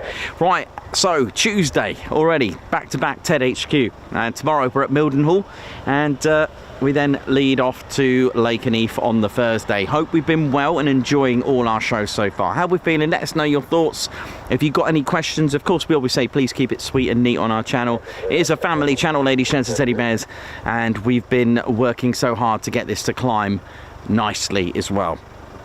And you'll have to admit, this year has been an amazing and astonishing year. I wonder if we got any viewers that have just joined us in the last few weeks, actually. When did you join?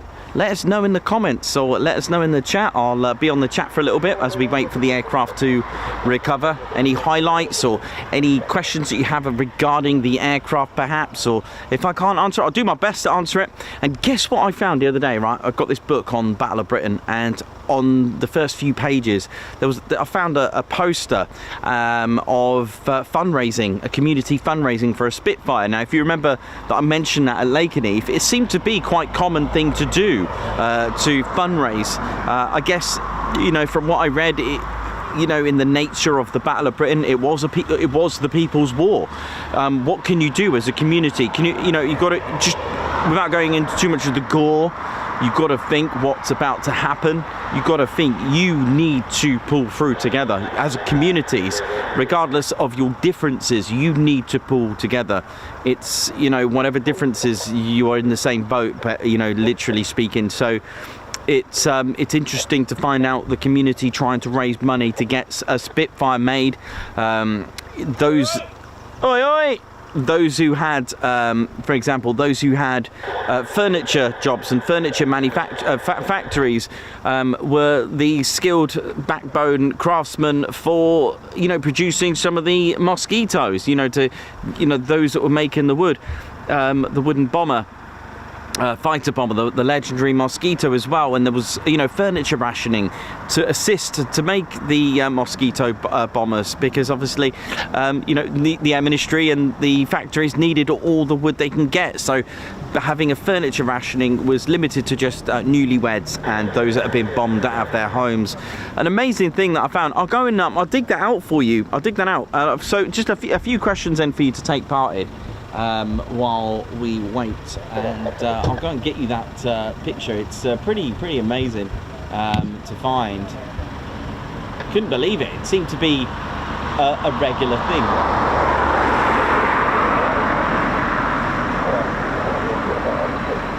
Let me just check Cranwell quickly. Yeah, Cranwell 39. Definitely heading here. I'm just going to get the book. I've got enough time to get it, I think.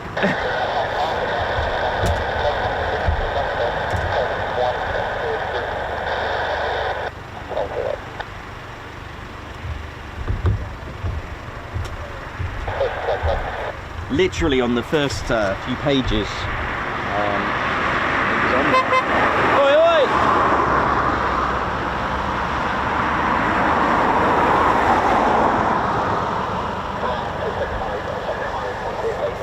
Yeah, there we go. I'll try my best to show you it, actually. Amazing. Look at that. Look at that. The Battle of Britain was People's War, with civilians also in the front line. Spitfire funds boosted public morale by allowing ordinary people to contribute to the purchase of individual aircraft. Look at this. Absolutely amazing, right? Who'd have thought that? The village of Lakenheath, this is why I brought it up, they raised literally just short of £9,000. That's a lot of money, and the value of to produce a Spitfire was, I think, 10 to £12,000. So that's you know, that's a staggering amount, colossal amount to have raised for that.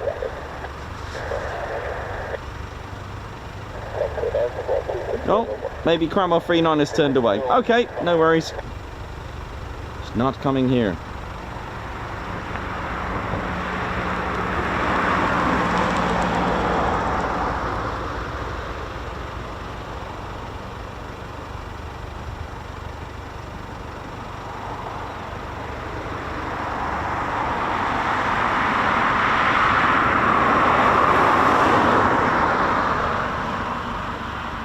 Beautiful, nice one, all of you getting the poppies out. Nice one, man. Nice one, all of you. Thank you very much. It is that time of year, and I did mention, although it's something that we never forget as a channel, we always remember the past and stream the present. But it's certainly, of all the weeks, it's definitely a time never to forget.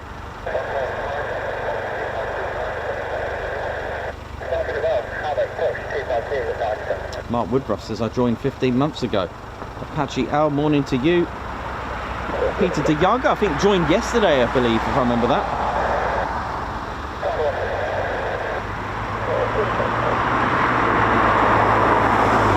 Brent Mosley, how you doing in regards to you?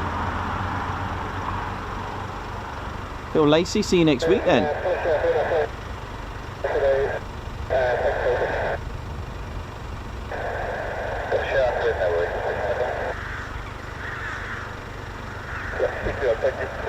Danae, nice wise words there. Love it.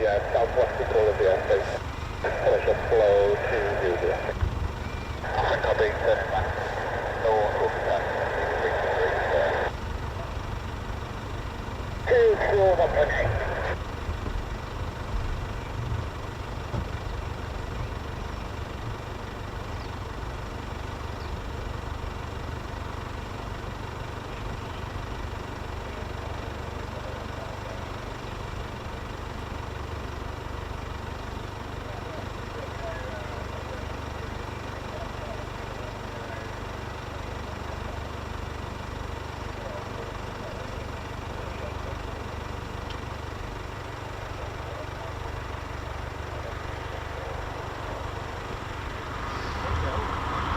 Hi.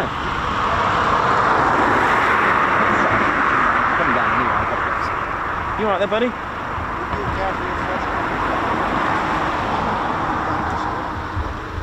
I'm okay. I've got tea. Have you got stuff? I've got stuff. Thank you. Yes. All right. I've got but thank you. If I run out, I know where to come. You need to take an occasional swig. Oh, bless you. You. Don't want to lose your voice, do you? No. I've got a full glass as well. No, thank you. It's very kind of you, Mark. Thank you. I like to stand next to the man and listen to what you're saying. Bless you. Thank you. Thank you very much. Just seeing that handle on your page. I'd love to see that. I've been learning about that. No, Yeah, I need to.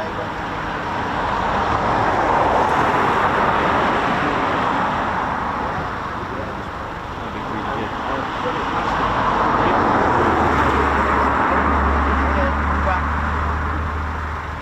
Yeah, no, Right. thank you for that. Not at all. See you later. Thank you. See ya.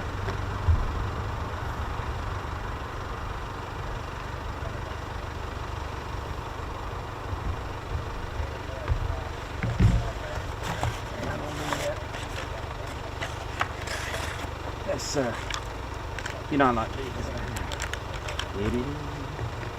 Let's see what we got here. Oh, bless you. Lovely. Nice to see all the poppies coming out. Thank you very much for that.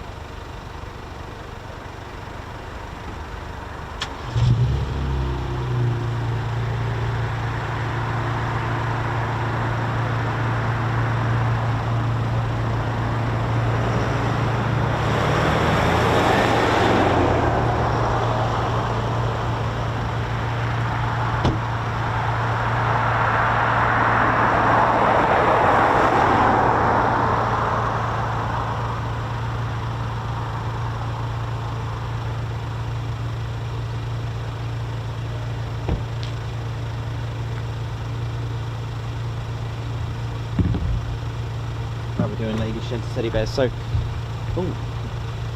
little break in the cloud to my left, to my right. So as we can see, a beautiful, beautiful Typhoon. But if we go back 84 years, or shall we say 83 years, February 1941, ladies, gents, teddy bears, the very first aircraft I give you, the Handley Page Hampden, ladies, gents, teddy bears. This was the first aircraft to operate at RAF Coningsby, the Handley Page Hampden. A beautiful, beautiful aircraft. And although I know I haven't got CGI computer graphics and stuff for this kind of thing, but it's quite nice for me to show you around the aircraft with its crew. Look at this, beautiful. One of the last of the twin engine bombers as well, but it was a very important start, a very effective. It looks quite similar. Someone said it's out of Blenheim, and I get it. It doesn't look, it's very, very similar to a Bristol Blenheim as well. And first squadrons, 49 and 83 squadrons to first operate the Hampdens. Look at that. And it was nicknamed the Flying Tadpole, or more commonly as the Flying Suitcase, with its 3 foot, oh no, just 3 foot fuselage, 3 foot wide fuselage. Impressive, absolutely impressive. And it was first here with 106 Squadron, and they would have had the markings Zulu November just before the roundel, and then whichever letter, whatever flight numbers that they had, flight letters. But with that configuration though in mind, you've got to remember that with that tight space, should the pilot suffer in any way, it was quite a challenge, or almost impossible, to get the pilot out for someone else to fly the aircraft. So it did have its challenges. A very, very special aircraft though, and one that did actually take part on raids here at Coningsby. Coningsby's Squadron 106, a month after their arrival, took part in bombing raids over Europe. They had a crew of 4: pilot, navigator, bomb aimer, radio operator, dorsal gunner, max speed 247 miles per hour. A beautiful aircraft, and this was the first aircraft to operate here. Now you may notice the 2 engines there, and it was 2 engines that really gave a start to the bomber's sort of evolution. And the Hamden was the last of the 3 twin-engine medium bombers to enter service with the Bomber Command before World War II. Now, the prototype made its maiden flight in June 1936, and just 6 days after the Wellington, which was one of the most sort of successful twin-engine bombers of its kind, the Wellington bomber, with its special design, the geodetic design produced by Barnes-Wallis. And now the geodetic design is like a spiral mesh that wraps around, and it can have severe battle damage and can still go. But the Hamdens didn't quite have that. Now, alongside the RAF bombers, Hamdens took part in Bomber Command's first daylight operations of World War aircraft of number 83 Squadron, one of which was piloted by Guy Gibson attacking German naval vessels.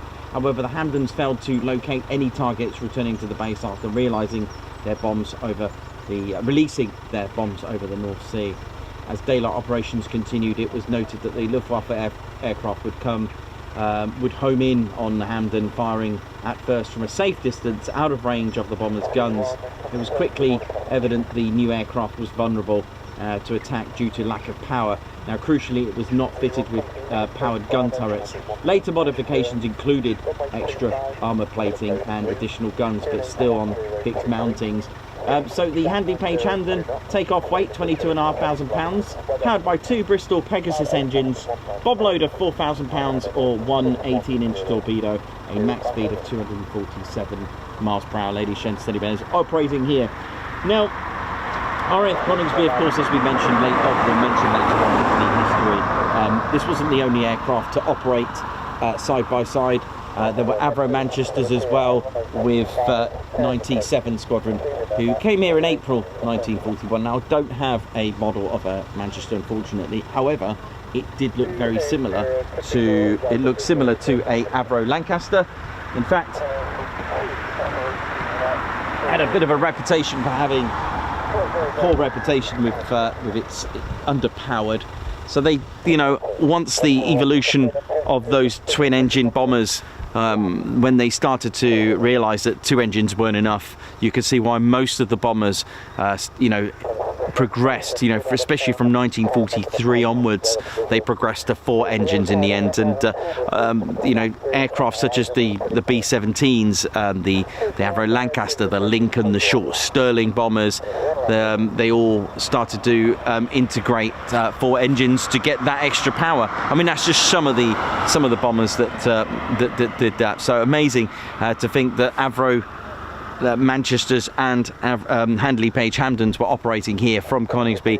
Coningsby took part in a very integral role during World War II. There are lots of stories, or shall we say lots of operations that actually took place from here, such as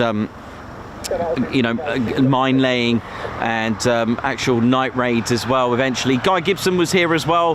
He was the wing commander of 106 Squadron, the very first squadron to operate out of Coningsby. It's got an amazing legacy to think that, a base that was actually active after the beginning of the Second World War, and the bravery of the men.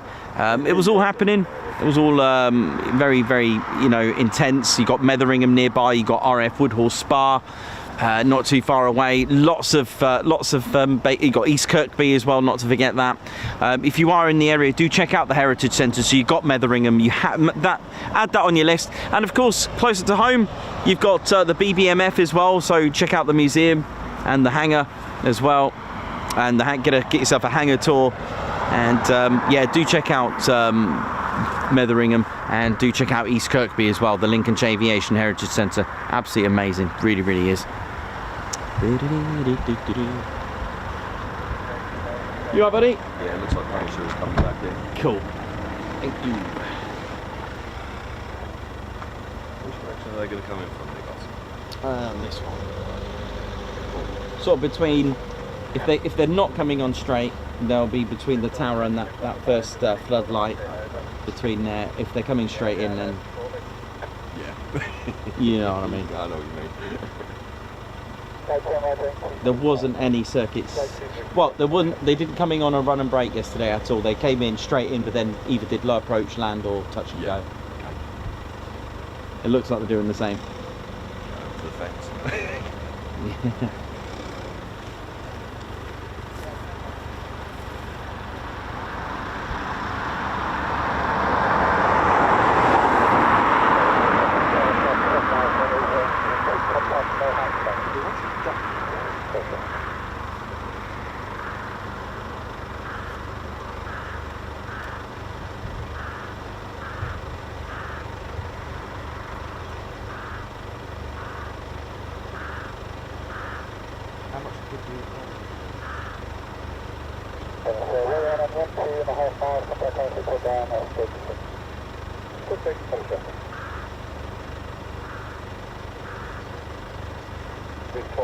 Good morning, Punisher 1 flight 21023. Big box. They go that side or this side? Punisher, when they taxi, they'll taxi right here. That's these two coming in now.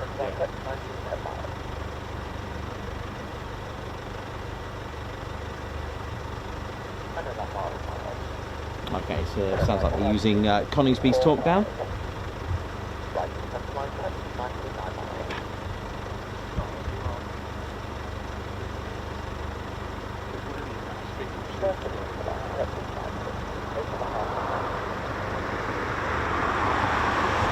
Davey, thanks for the info you got there. Nice one.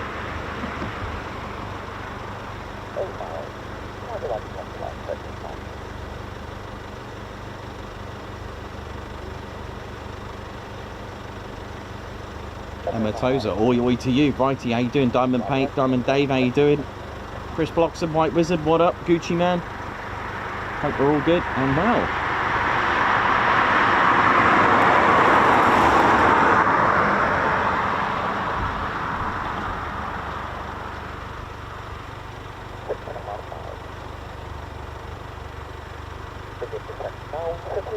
Davey, absolutely. When you think of the, you know, the advancements in technology, and you know, it's funny how you look at it with the Second World War, because it was always trying to keep up with each other.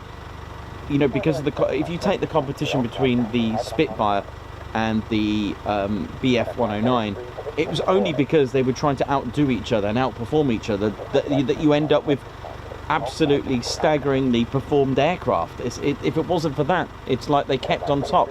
The BF 109 had the upper hand with the original Mark 1 and 2 Spitfires until then they did the Mark 5. But then the BF 109s were upgraded, and so on and so on. It was almost like, not cat and mouse, just keeping up with the Joneses is probably a really bad way to say it, but it's amazing how even just things like war can lead to technology advancements. Amazing.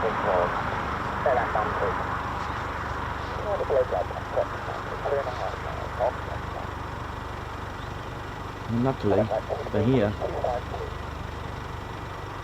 we're able to have marvellous aircraft and the heritage flights of the BBMF, such as the Lancaster, Spitfires, Hurricanes, Dakota. Would love to see a Hamden and Halifax, actually. There's so many aircraft that I've been trying to learn about.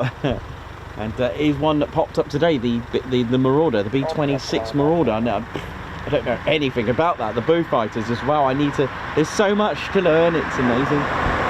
So much. But, you know, better late than never, as they say. You know what I mean? Right, here we go. First incoming of the day.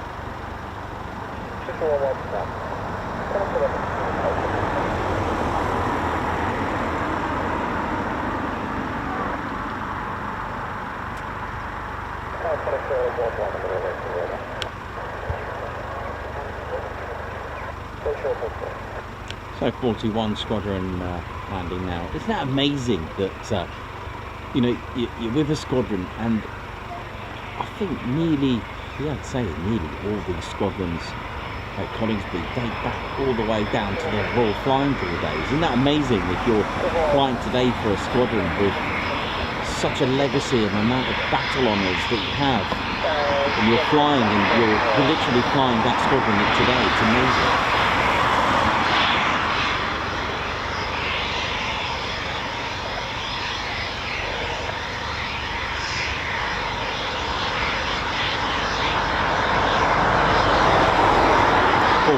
Four planes pushed down there, look, create a bit of drag and assist the aircraft to slow down. Beautiful, beautiful example there. These are 41 squadron markings.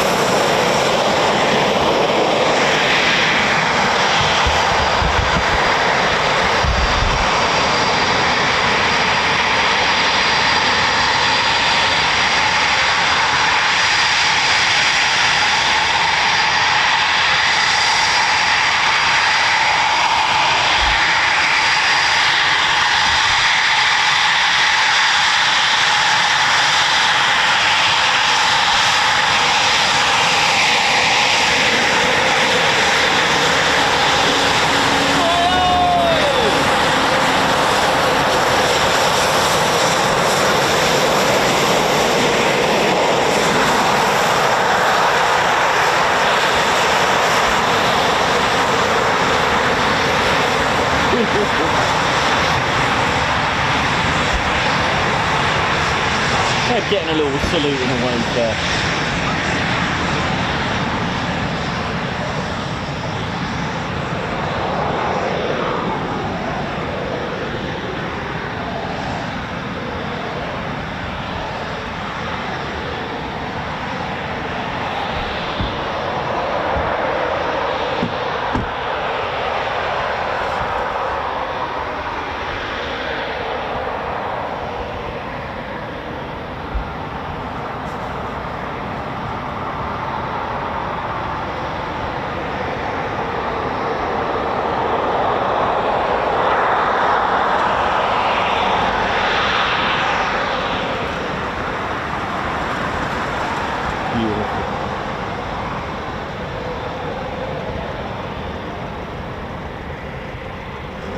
Oh, look at this. This is a good one. Waving this in. The lineys. Look at them.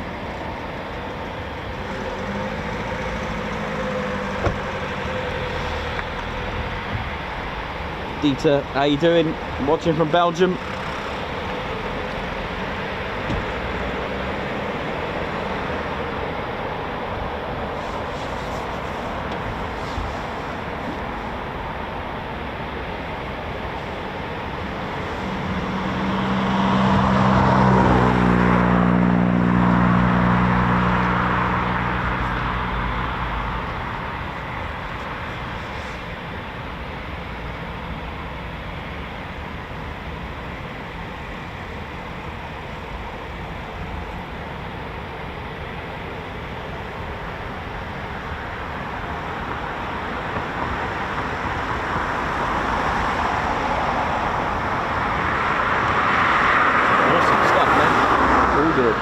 Ted got a little wave there.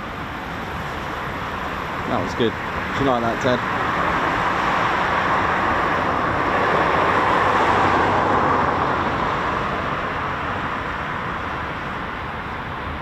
Ted's little verdict there. Ted liked that, didn't you, Ted? Ted all snug and wrapped up.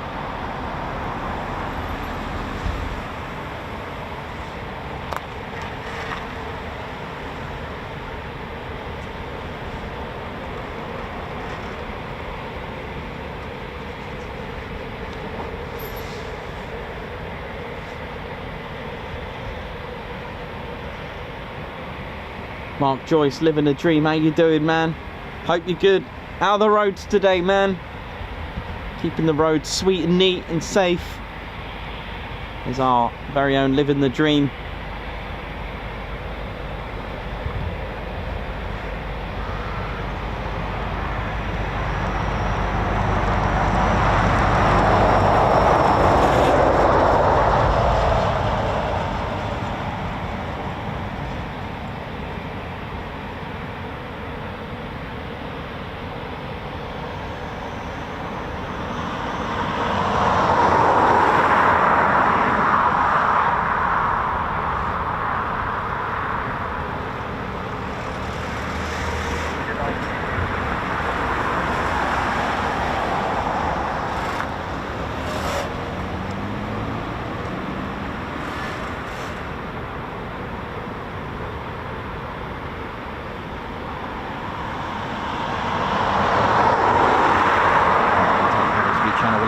Ted's home, Ted HQ, RAF Coningsby. Hope we're all good.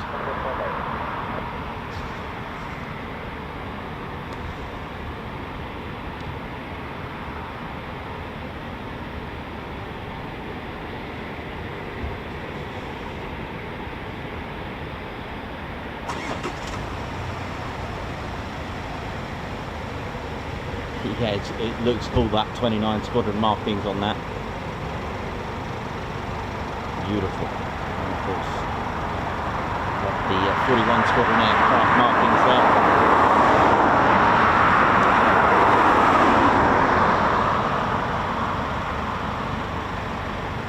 White Wizard, what up, man? Hope you're good.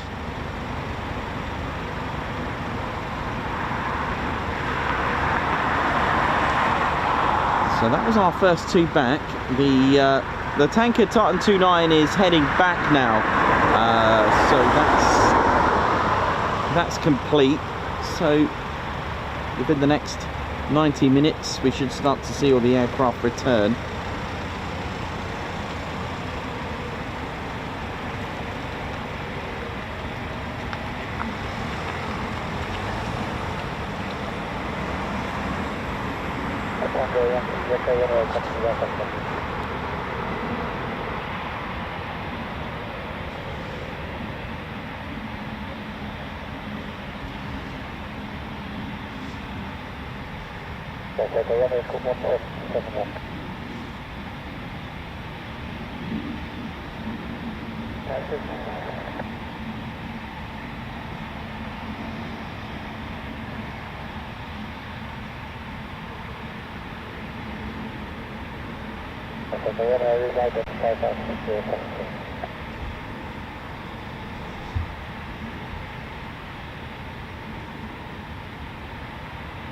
Beautiful. Lovely food.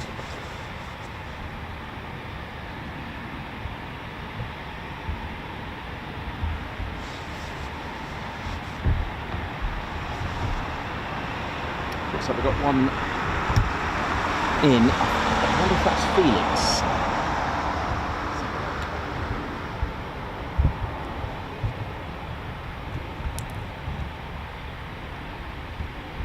It is indeed. So this is the Embraer Phenom, the Embraer ERJ145, and it's from Wharton Aerodrome. Call sign Felix, and it will go to Lossiemouth and here, back to Lossiemouth, and then go back to BAE Systems' Wharton Aerodrome.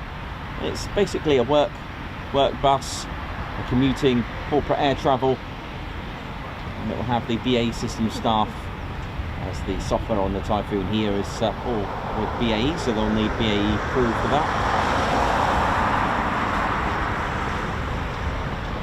This is the Embraer ERJ145.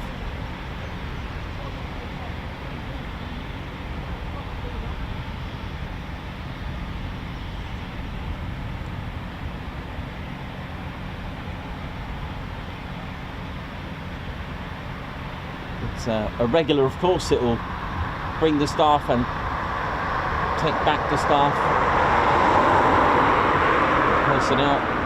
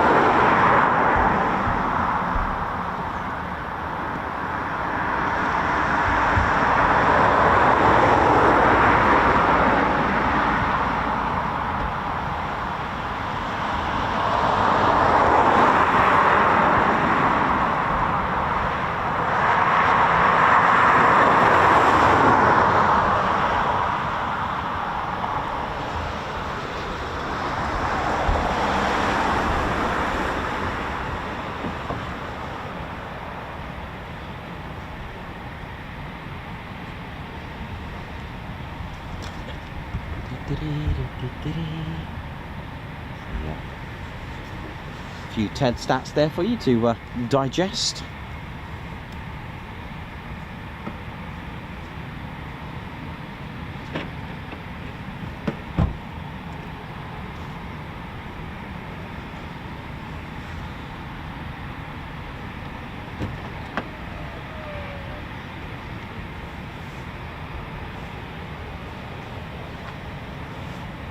The Typhoon FGR4 Mark IV. It's a highly capable, extremely agile, multi-role combat aircraft. It's capable of being deployed for a full spectrum of air operations, including air policing, peace support and high-intensity conflict.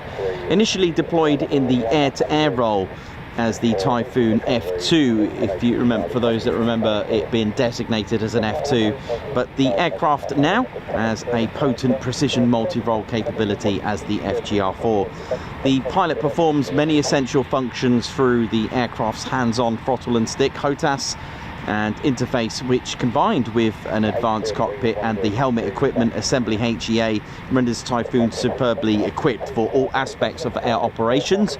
For those that have seen the helmets with sort of lots of sensors on it, like the little bobbly effect like a reptile, those are sort of like the Gucci of helmets. I think they're about £80,000 each, and they can basically, the pilot can actually look through the Typhoon and lock onto targets wherever the target it may be. Now, although Typhoon has flown precision attack missions in all its combat deployments to date, its most essential role remains here in the UK, the provision of Quick Reaction Alert QRA for the UK and the Falklands Islands airspace as well.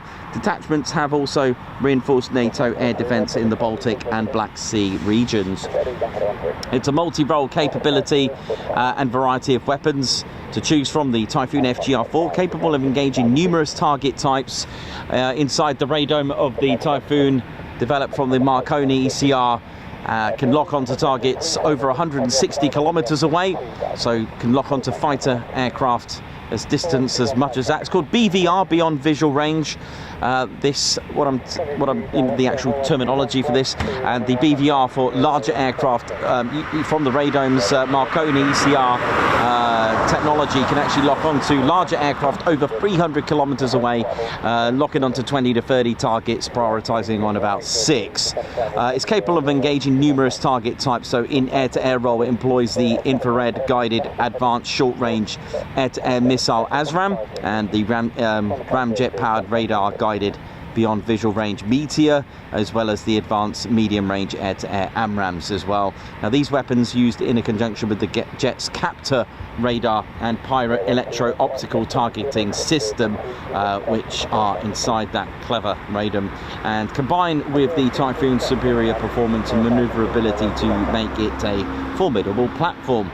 So for ground attack and close air support CAS missions, Typhoon is compatible with GPS laser-guided enhanced Paveway 2s and Paveway 4 bombs and Brimstone guided missiles, usually in conjunction with the Lightning Pod 3 targeting pod, which you can see in the centre at times. And regular configuration for the armed reconnaissance and CAS roles include Lightning 3, Paveway 4, Brimstone and the internal Mauser 27mm cannon. Paveway 4 offers cockpit programmable impact angle, impact direction and fuse delay features for precisely tailored target effects. The 27mm gun is ideally suited to providing warning shots. For those that have seen the Typhoon at Whole Beach Air Weapons range, it's usually fired in short bursts. It's really for accurate attacks against targets including light vehicles and such.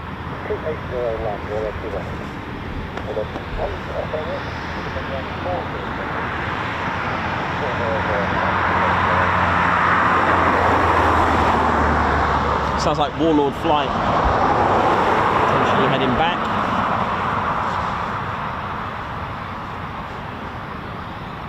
Yeah, Warlord flight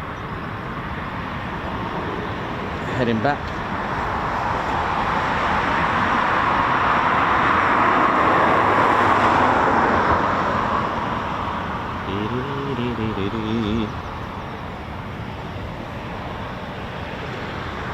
Muriel, how you doing, Muriel? Hope you're good.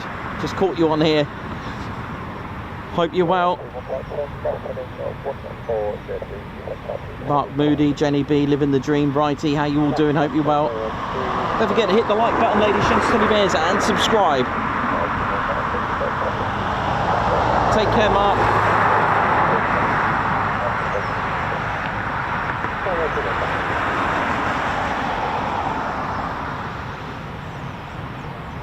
Hit the like, let's get 1,000 likes, that's right.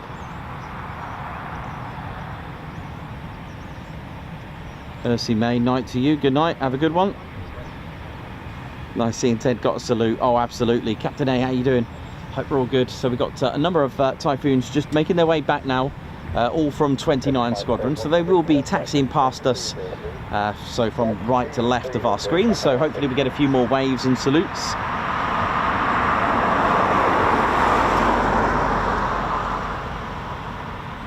Like Warlord flight, so we've got about 3, 4, 5. Yeah, well, Warlord flight is a flight of 3. One seems to be playing a bit of catch up.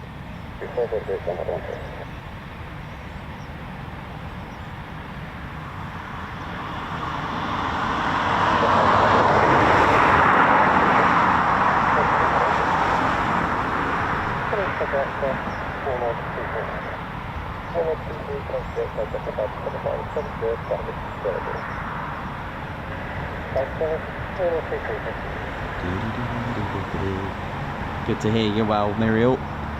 All good. Hazel Ra, member for 5 months. Congratulations. Have a good day, everyone. Respect to our Air Force. Thank you very much.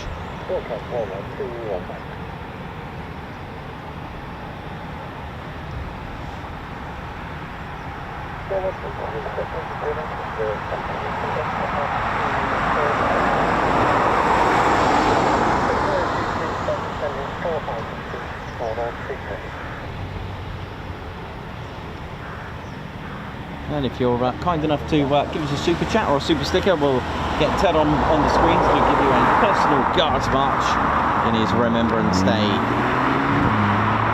and Remembrance Week outfit, bless him.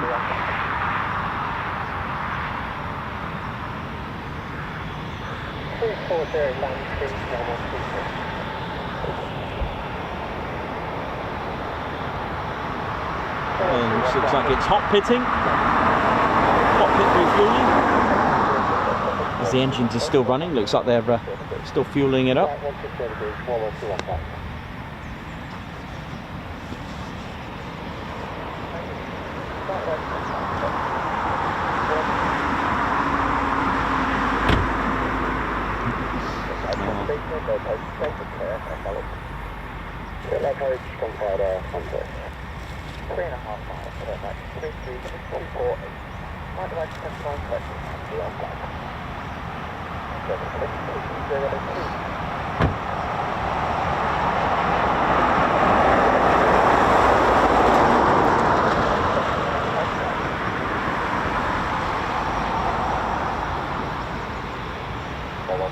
They'll be taxiing past here, these ones. All right. Cool.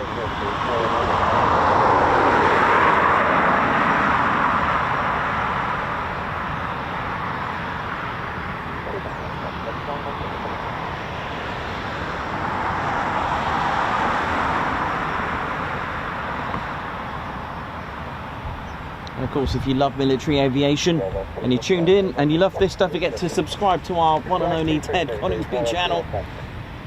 Can we get 74k this week? It is doable. Very possible.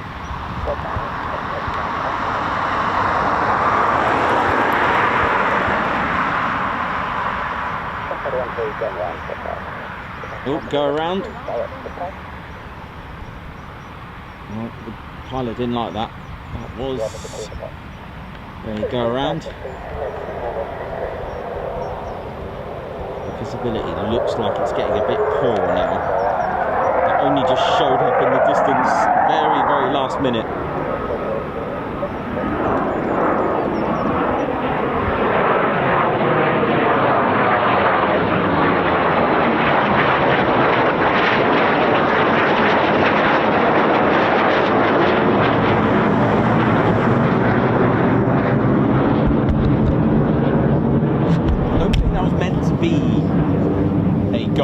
As such, like as in that was not the initial intention, but there we go. This can happen if there's no shame in going around.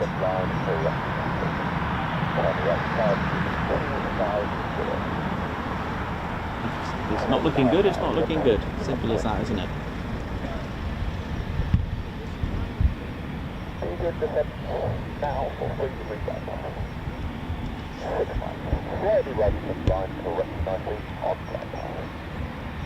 There's another Typhoon coming, but it's really poor visibility. Can't even see anything. Look, 6 miles away, nothing.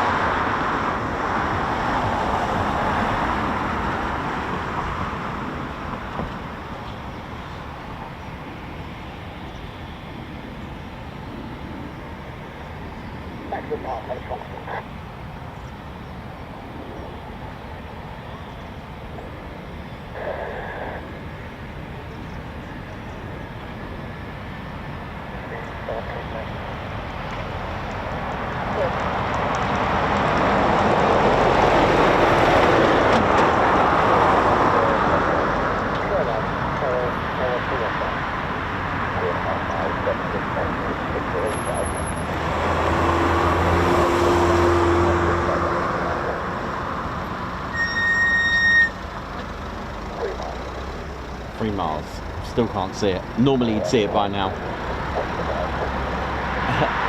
Clear to land.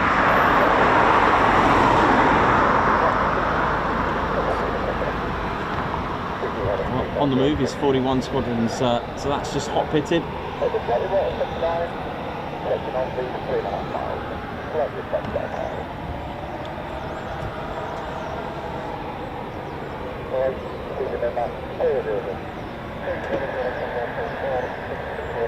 So this is one of the, well, I'd say newer Typhoons. It is a tranche 3, and you can finally see the Typhoon coming into land now.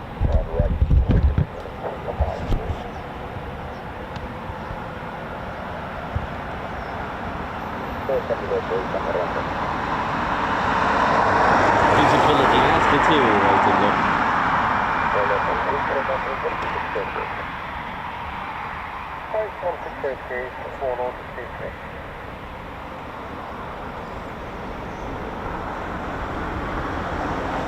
Nicely done.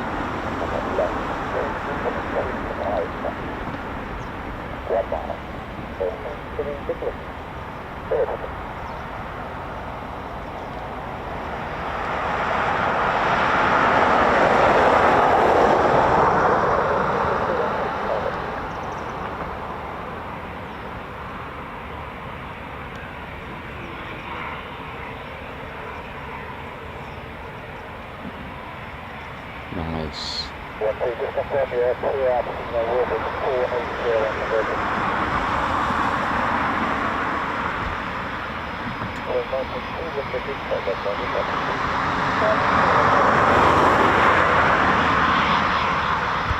So when we were talking about the Typhoon's capability, marry that up with an F-35B and you've got yourself a good team. You've got yourself, you know, an awesome set. A great mix that basically accompany each other and complement each other.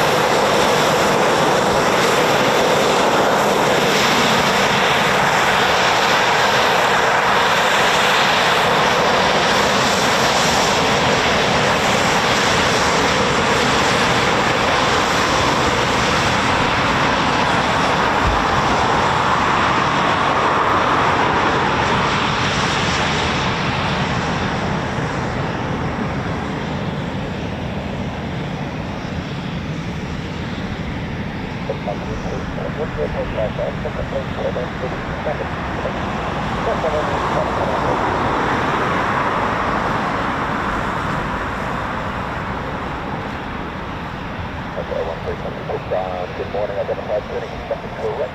9 miles in on board for the second right to this line, correct. So again, this is one of the tranche-free aircraft.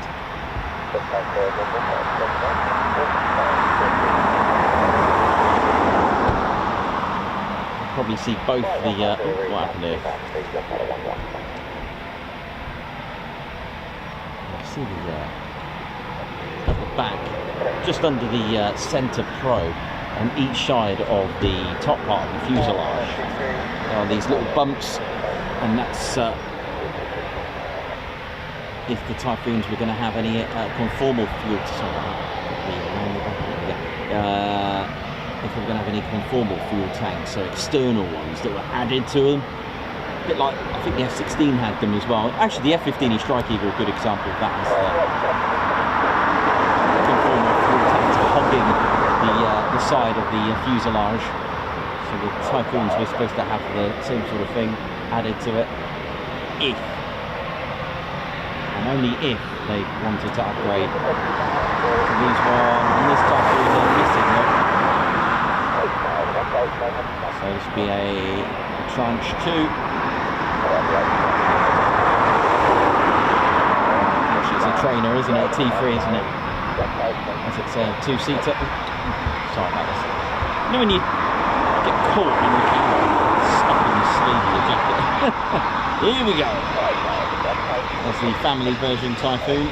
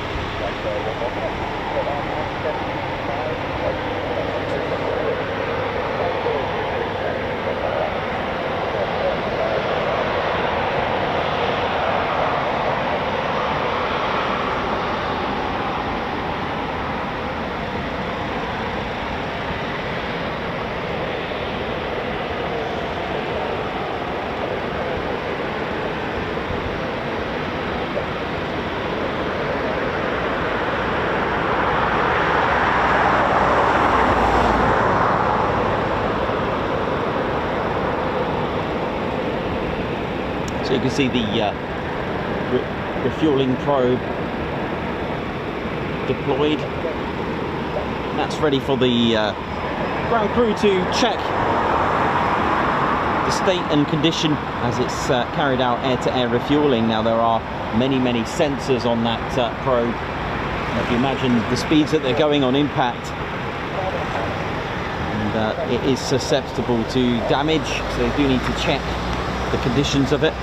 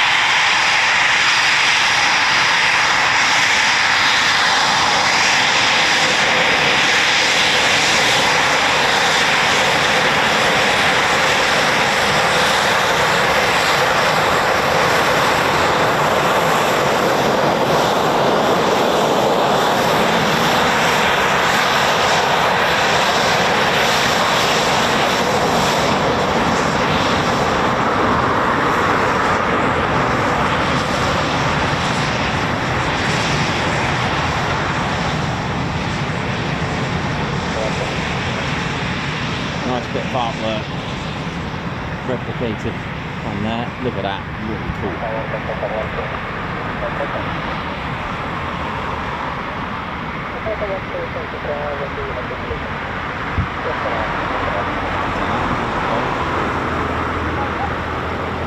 It's pretty dire, isn't it? There was another one there, look.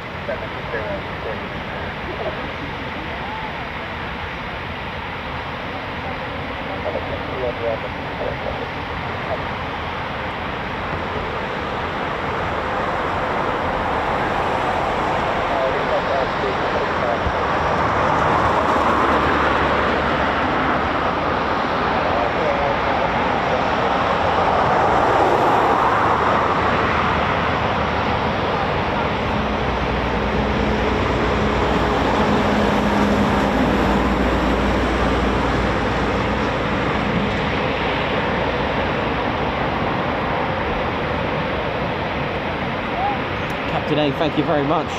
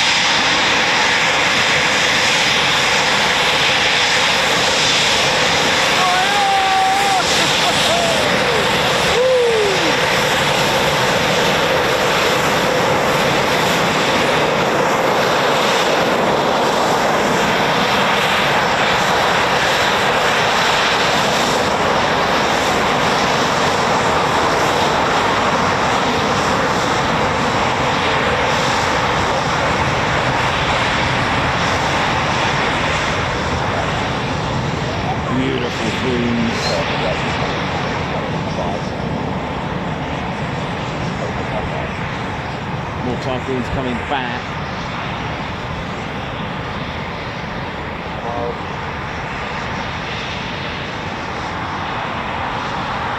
Now, Nightmare and Havoc, so these won't be taxiing past us, they'll be hitting a right on our screens and going back to the south side of the base.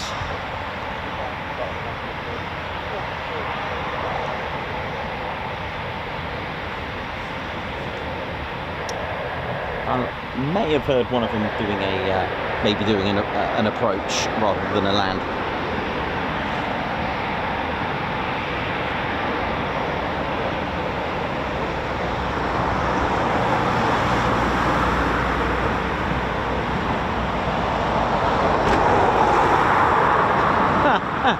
Liberator 7-4. I wonder if the pilot's shouting oi oi. Probably. Wouldn't surprise.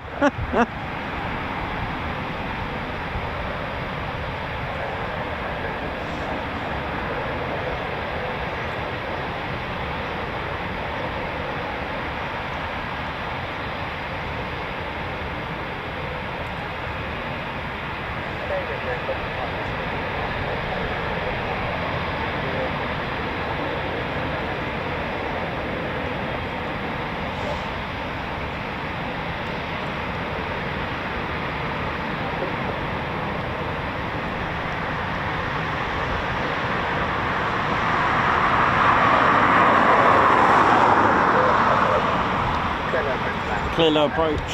Here we go.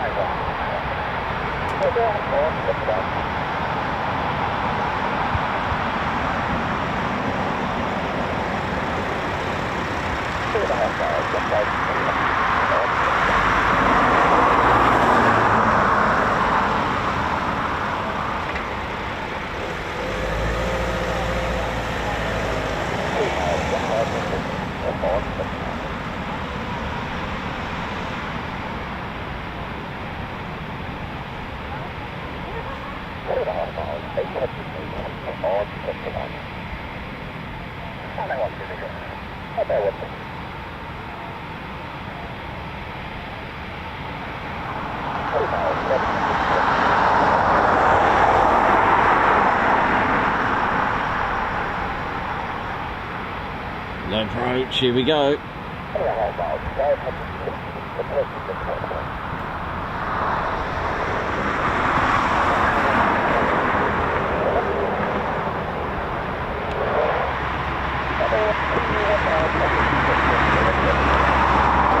go around procedure.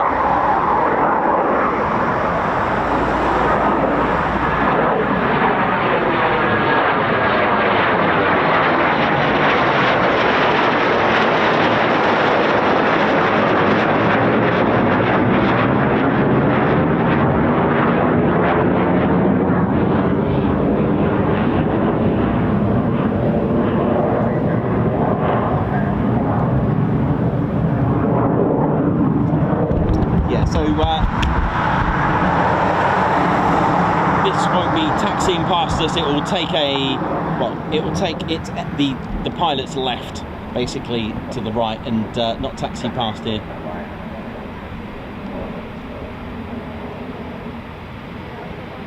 These are part of Free Squadron, I think, nightmare flights. So that'll be Free Squadron, or Free Fighter Squadron to be precise. And oh, hello, that was a good shot.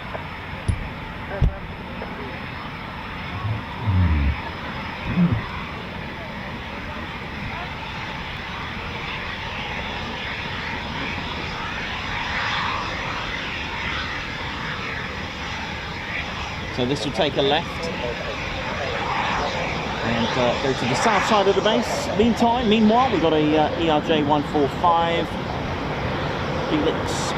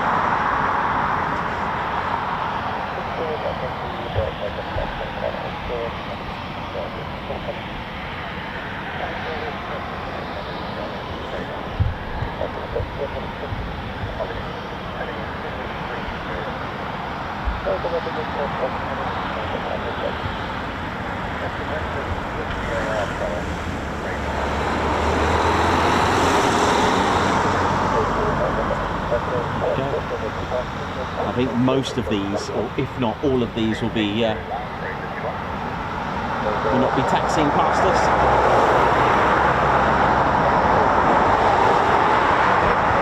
Oi, oi.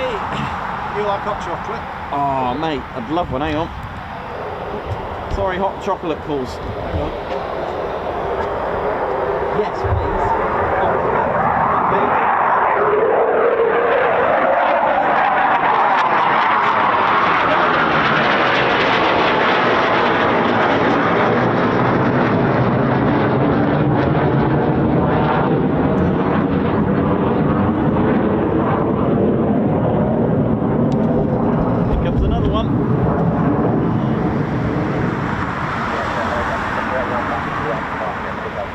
Sorry, the hot chocolate took priority of a Typhoon, unfortunately. It's not that warm, forget it. Here we go. You see, we get another one. Look. See, this is the chocolate sprinkle and the hot chocolate. Look, a Typhoon. Would you like a sprinkling of Typhoon on your hot chocolate? Yes.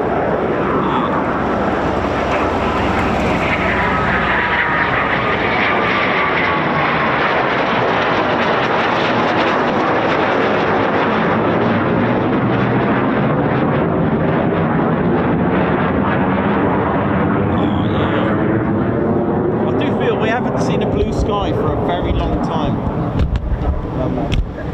Beginning to forget what it looks like, but sick amount of chocolate. It's very cool right now. How you doing? Alright, man? Yeah. That was a good evening, wasn't it? Really good. Oh, that's me. Yeah, it was great. Yeah, enjoyed it. Yeah, it was really good.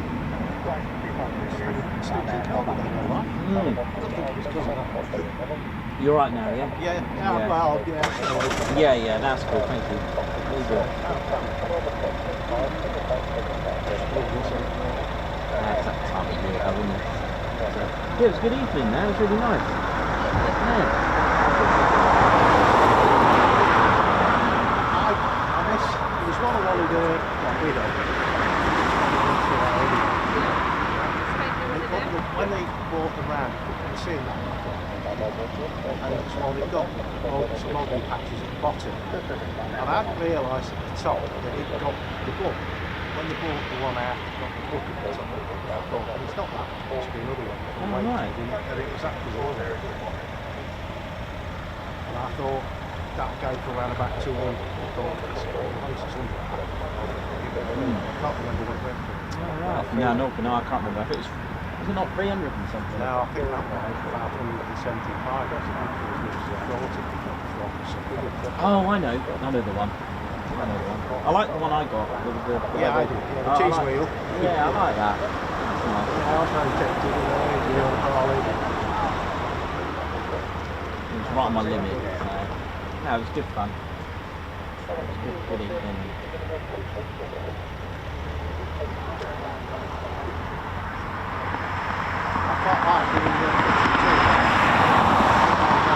Oh yeah.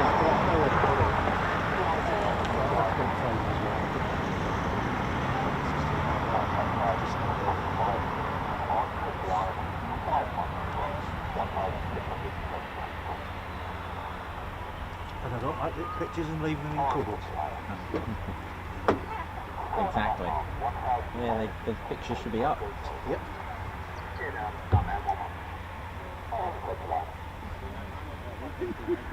It's that bad visibility. You still can't see them. Still can't see any of their landing lights all the way down there yet. It's been crap,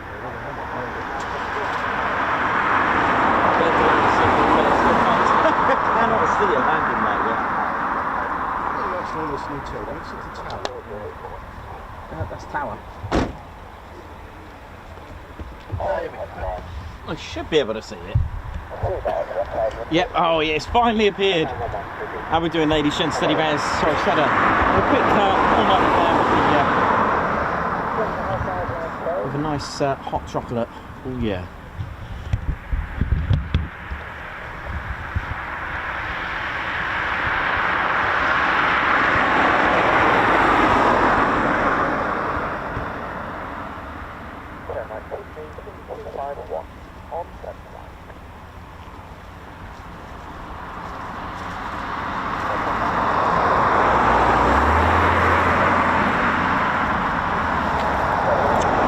Here we go.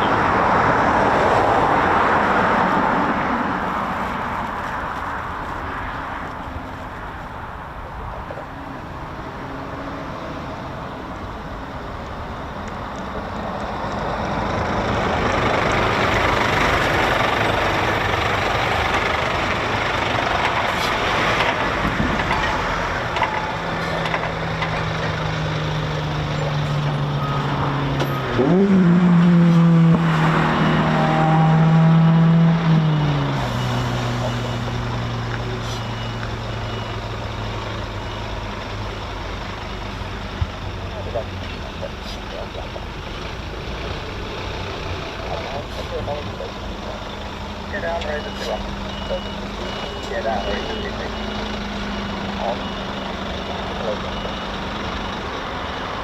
we go, nice little shot coming up, here we go. Wait for it. Here we go.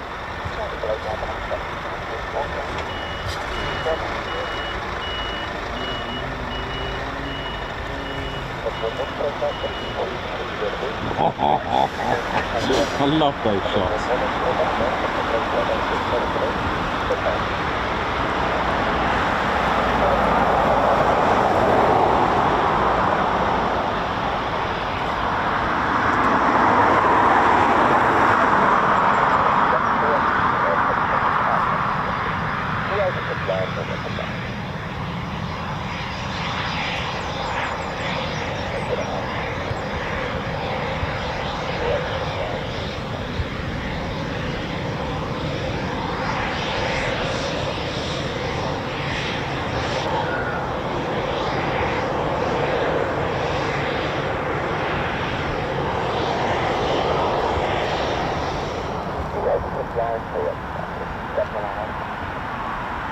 Two more.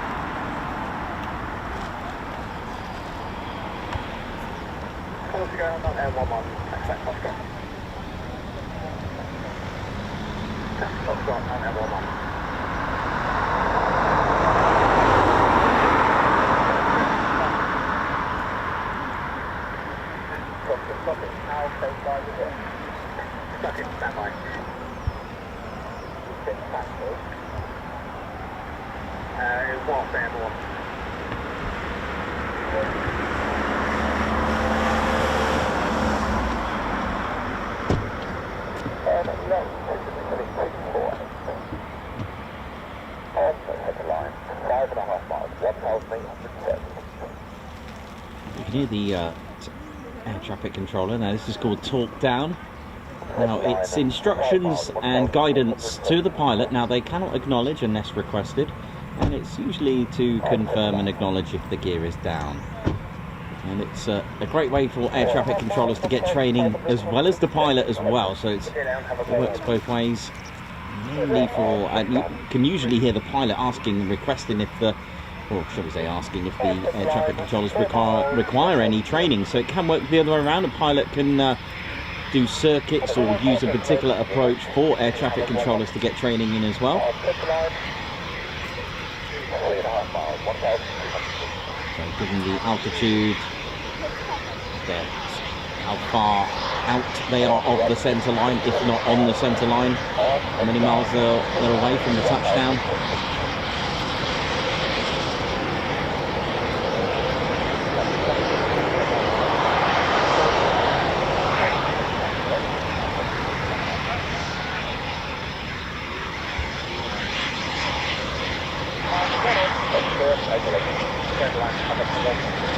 To land havoc.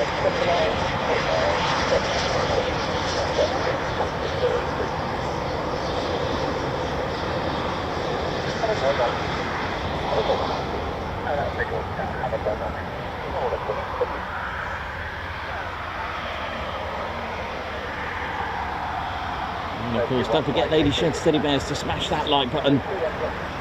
You've been cleared to land on the like button if you haven't done so already, and of course do join us, hit the come and join us by subscribing, and of course if you are already or just subscribed, and make sure you hit that care button as well and share it, and the notification bell button as well. Marry that up, the subscribe and the notification bell button, set it to all. That'll keep you notified of our latest and greatest live streams and videos. Now hitting the care button, spelled S-H-A-R-E, it really does help as well, get our name out there.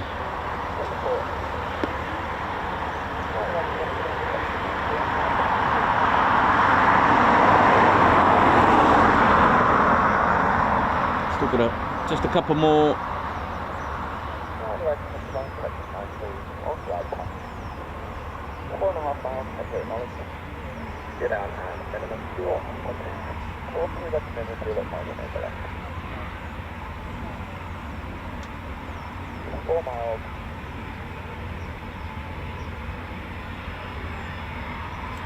Again, really good. You can see the intakes, the variable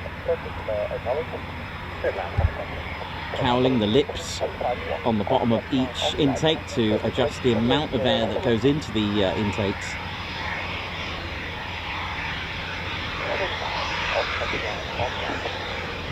And our last few Typhoons just coming back from wave 1.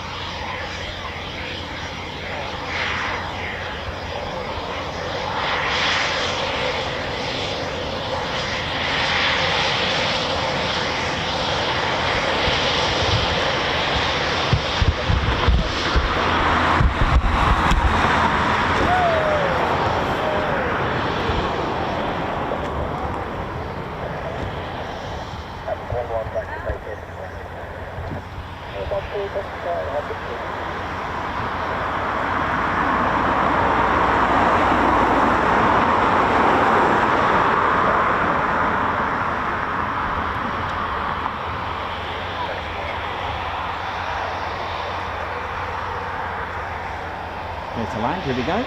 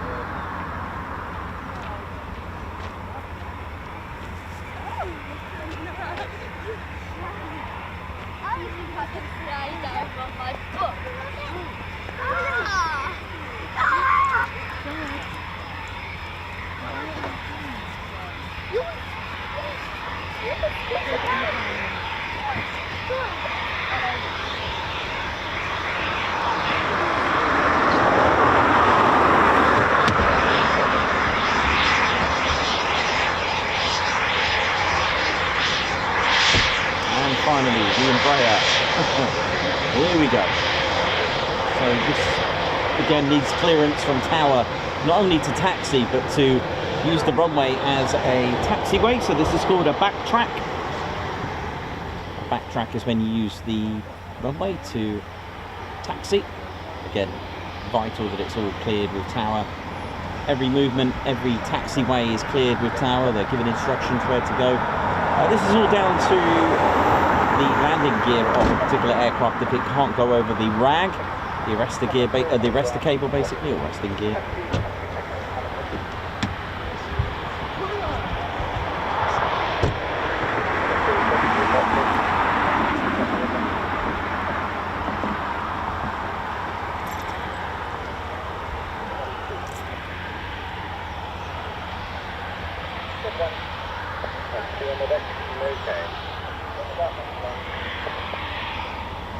Well, it's been a great day today, really. Apart from the weather, of course, but at least it's not wet. At least it's dry.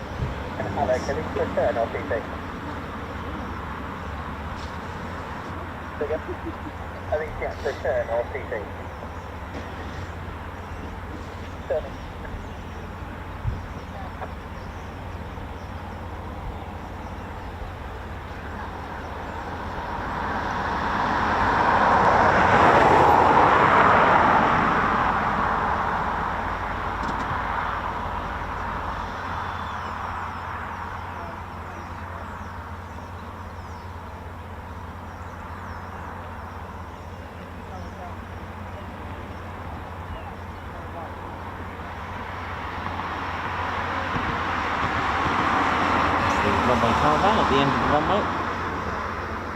It's nice to have 07. A good mix though. Yesterday we had 07 and today we got runway 25. A great mix. Same weather though. Although it did start off a bit better today.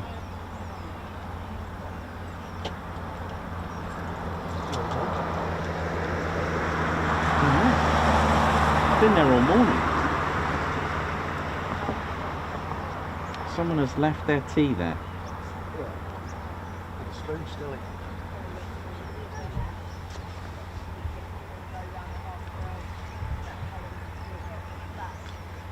So this will do a 180, presumably just before the rag.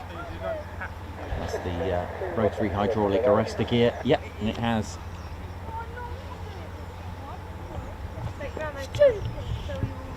I believe that could be our wave 1 complete.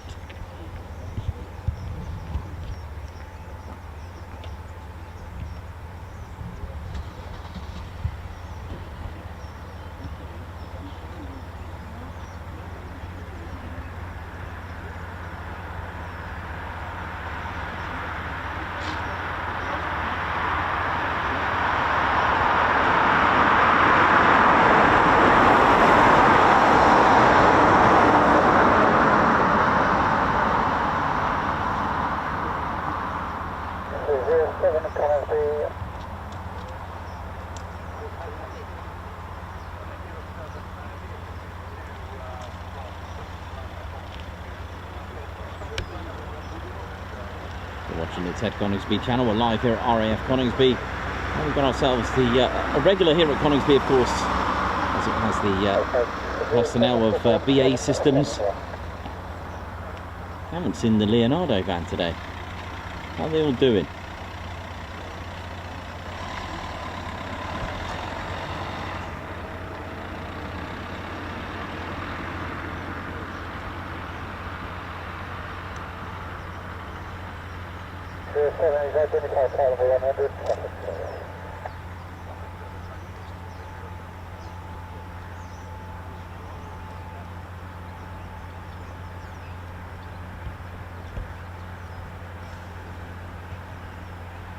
Here we go, send it, Felix, come on.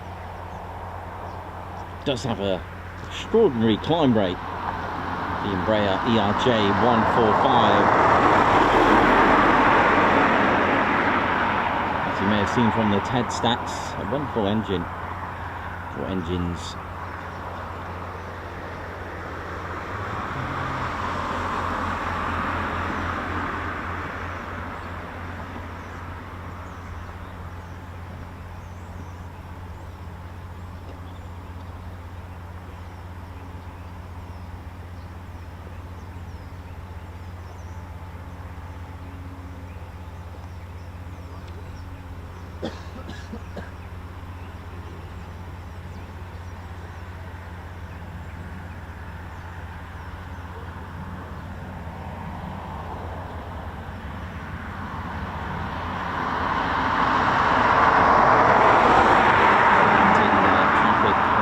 To clear, and it gets clearance to depart.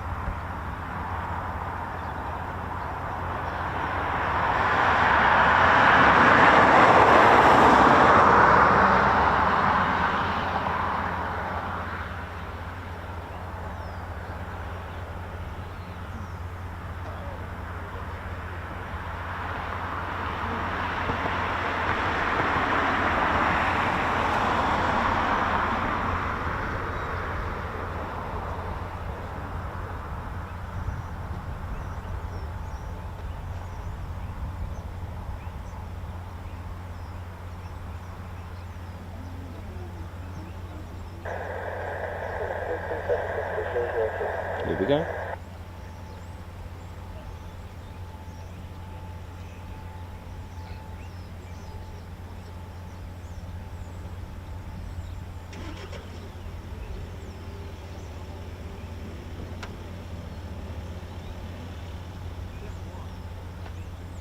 Take off. Here we go.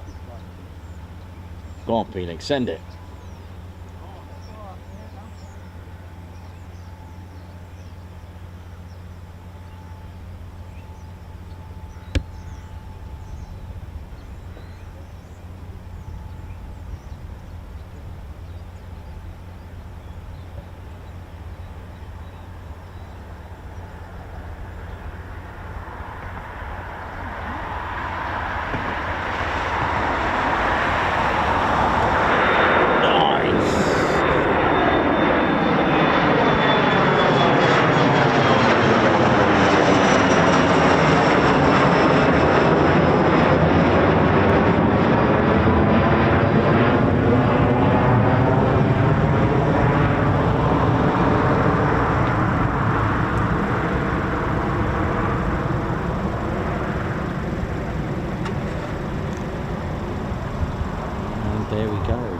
Really should City Bears believe that's wave 1 complete. So we're just going to go on our little break.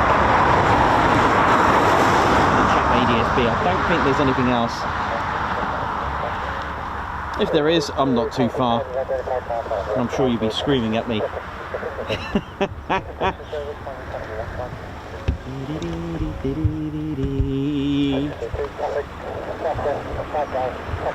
Right, are we doing Lady Shen's Teddy Bears? Well, there's part 1 complete, wave 1 complete, shall we say. So we're going to go on a little break. We'll keep the stream running, of course. It's going to get Ted here, and it'll give you a little salute to everyone. Hope we're all good. It is Remembrance Week, Lady Shen's Teddy Bears. Hope you've enjoyed wave 1. It's certainly a bit busier than yesterday, and it's been a great day so far. Thank you very much, and I hope you're all enjoying it. Stay tuned for more Foon action. We'll keep you posted of the latest and greatest movements here at RAF Coningsby. Hope you've enjoyed it. We'll whack on a little ad, and we'll get ourselves warmed up a little bit, ready for the next wave.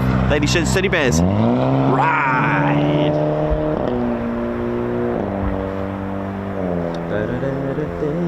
Ted, just go and get some salmon, mate. Well, we got poached salmon, nice. Ted and his poached salmon. Bit posh, isn't he?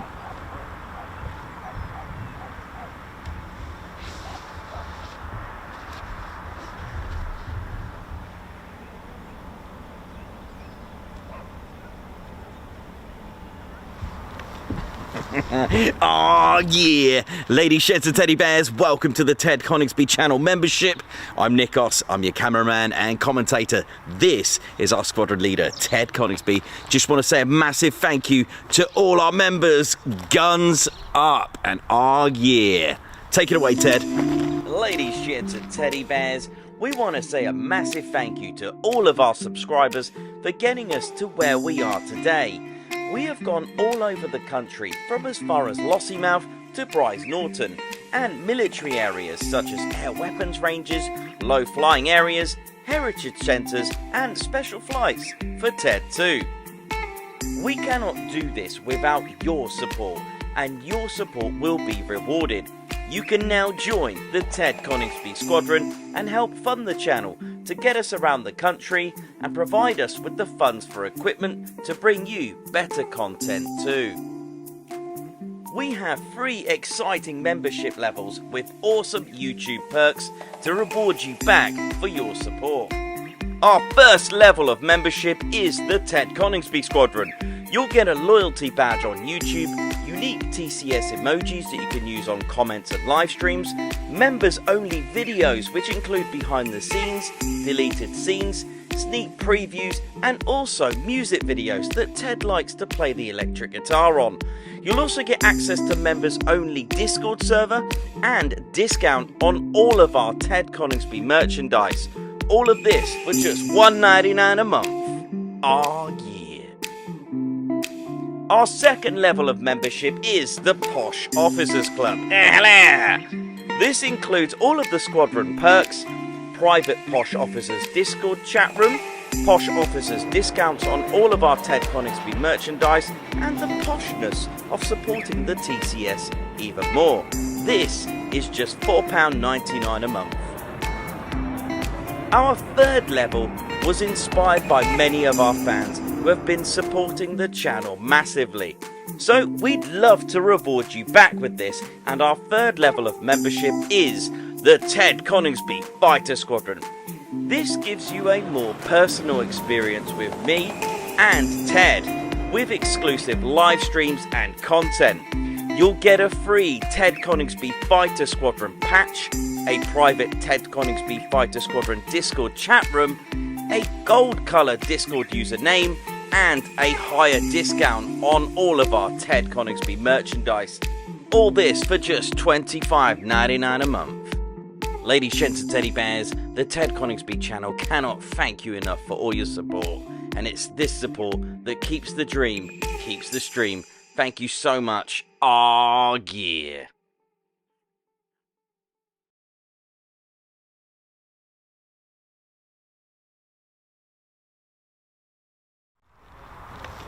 Oh yeah, ladies, sheds and teddy bears, welcome to the Ted Coningsby channel membership. I'm Nikos, I'm your cameraman and commentator. This is our squadron leader, Ted Coningsby. Just want to say a massive thank you to all our members. Guns up and oh yeah. Take it away, Ted. Ladies, sheds and teddy bears, we want to say a massive thank you to all of our subscribers for getting us to where we are today. We have gone all over the country, from as far as Lossiemouth to Bryce Norton, and military areas such as air weapons ranges, low flying areas, heritage centres and special flights for Ted too. We cannot do this without your support, and your support will be rewarded. You can now join the Ted Coningsby Squadron and help fund the channel to get us around the country and provide us with the funds for equipment to bring you better content too. We have 3 exciting membership levels with awesome YouTube perks to reward you back for your support. Our first level of membership is the Ted Coningsby Squadron. You'll get a loyalty badge on YouTube, unique TCS emojis that you can use on comments and live streams, members only videos which include behind the scenes, deleted scenes, sneak previews and also music videos that Ted likes to play the electric guitar on. You'll also get access to members only Discord server and discount on all of our Ted Coningsby merchandise. All of this for just $1.99 a month. Oh yeah. Our second level of membership is the Posh Officers Club. This includes all of the squadron perks, private Posh Officers Discord chat room, Posh Officers discounts on all of our Ted Coningsby merchandise, and the poshness of supporting the TCS even more. This is just £4.99 a month. Our third level was inspired by many of our fans who have been supporting the channel massively. So we'd love to reward you back with this, and our third level of membership is the Ted Coningsby Fighter Squadron. This gives you a more personal experience with me and Ted, with exclusive live streams and content. You'll get a free Ted Coningsby Fighter Squadron patch, a private Ted Coningsby Fighter Squadron Discord chat room, a gold colour Discord username, and a higher discount on all of our Ted Coningsby merchandise. All this for just $25.99 a month. Ladies, gents and teddy bears, the Ted Coningsby channel cannot thank you enough for all your support. And it's this support that keeps the dream, keeps the stream. Thank you so much. Oh yeah.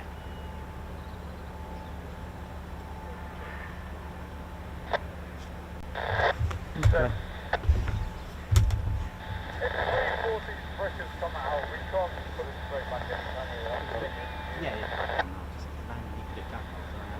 Yes, you need to come in and take it out. I'll work it out. Roger, roger. Thanks.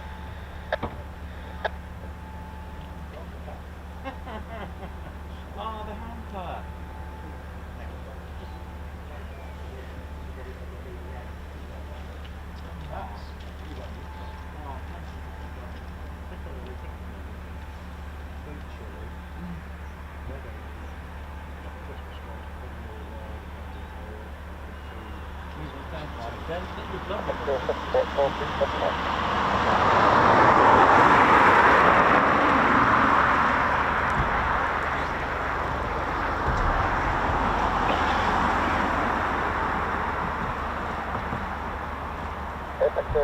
Oh, is this? Yeah.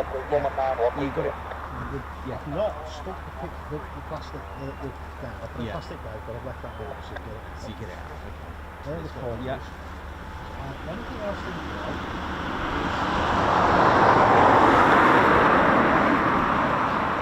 It's completely I did think that for me. It's no anxiety.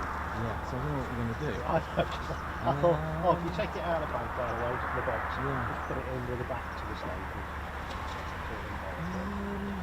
I don't know, the only thing I could think of is whether you could... No, I don't know what to do, because I remember I got some, I think so, I can't put them on, because I have that same problem. Claire pointed out, because you're right.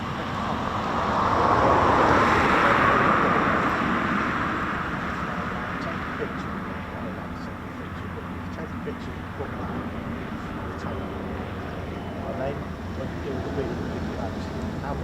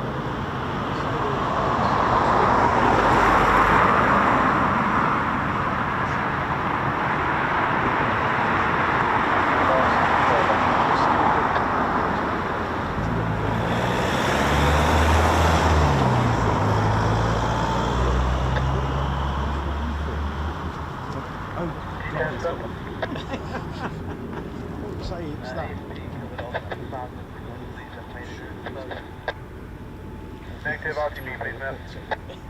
underneath it.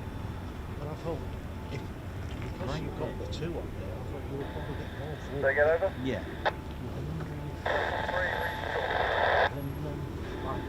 Yeah, 3 fuel, 333, it's an AF, 340, we're going to download the brick and re-upload it, it's going to become a turn now. So it's put the fuel in it for us. show it at launch and explain it.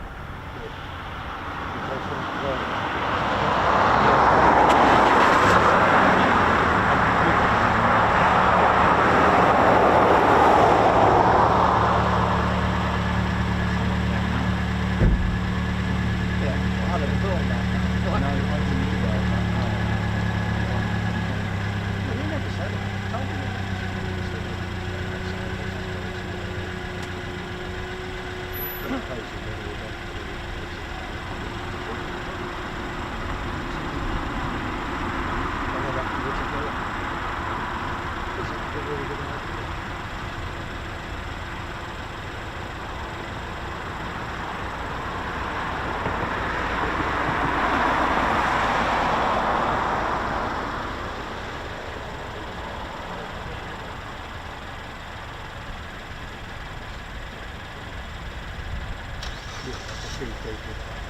somebody come back to this. It's not hard, it's going to be a lot. I would have thought most people in that room are going to be your men. So That's very true. it's not hard, it's really a bit. Right, that's good.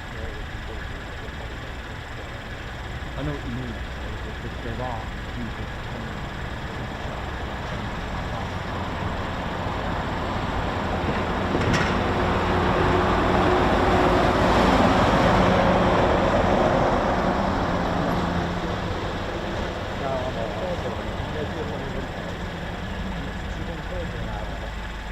yeah, I can say to you what I expect to.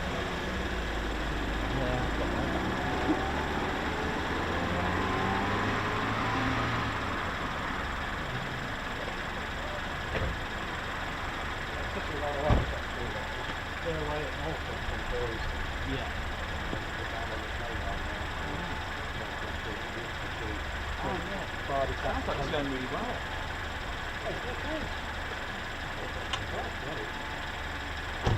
We did this one last year, it was really good.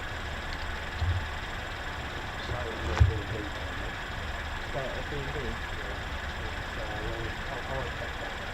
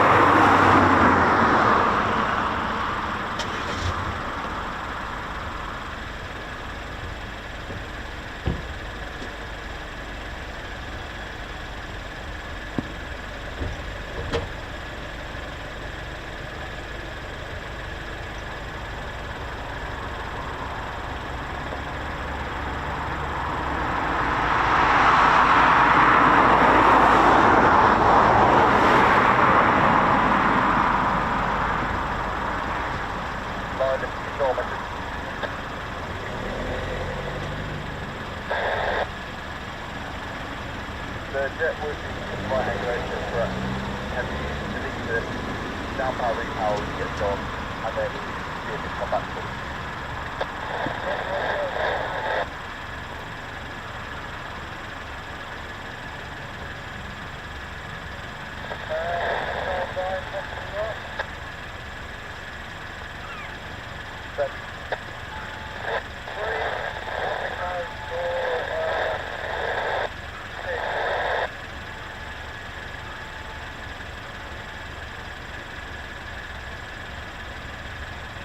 There you go, over.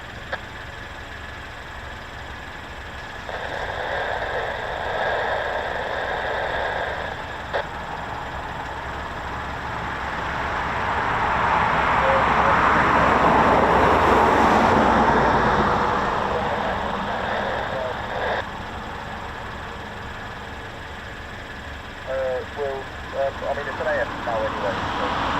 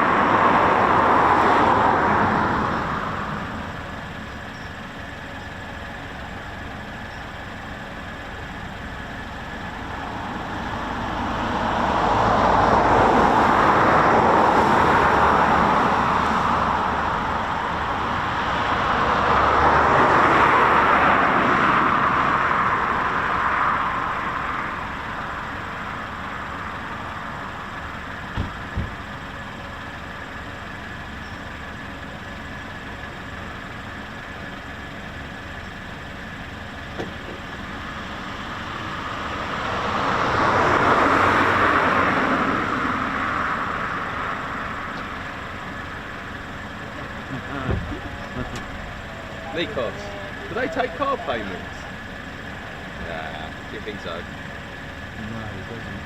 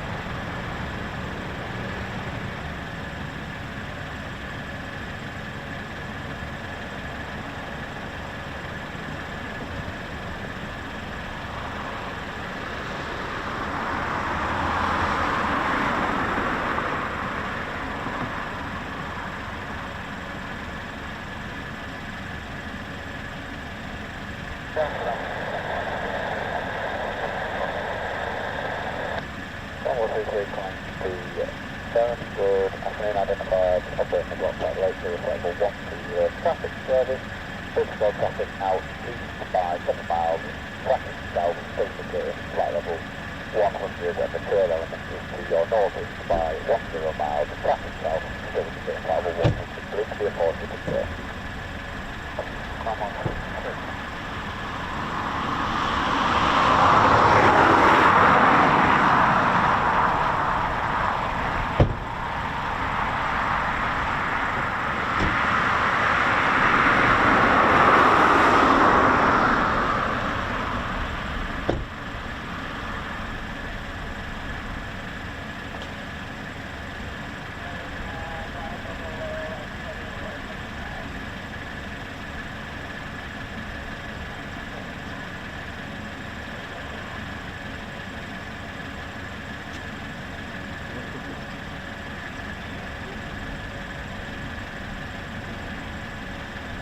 Then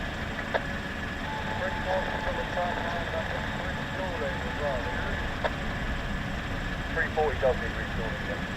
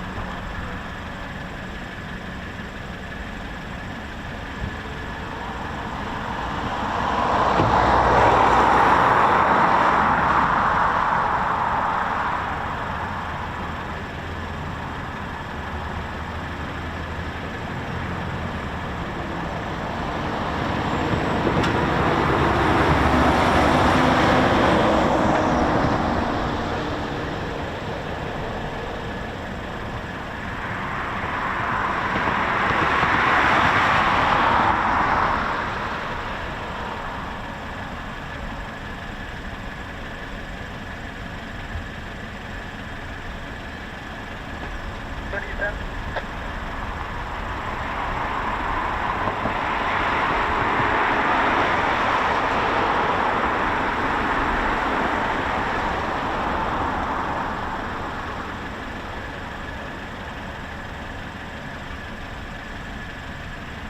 problem, we'll get another boat run for you.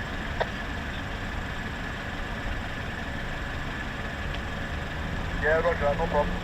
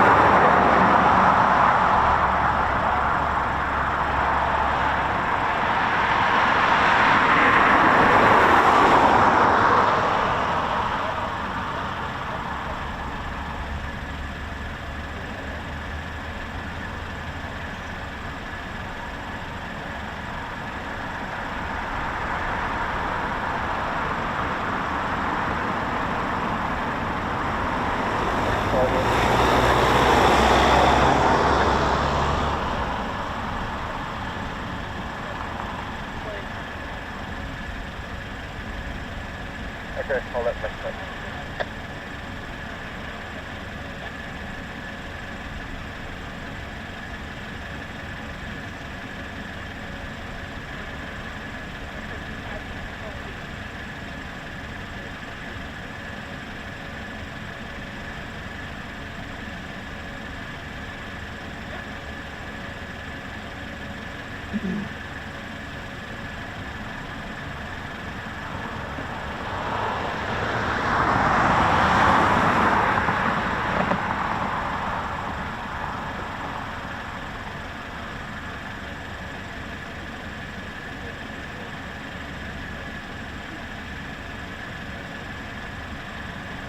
Someone's coming out the door now.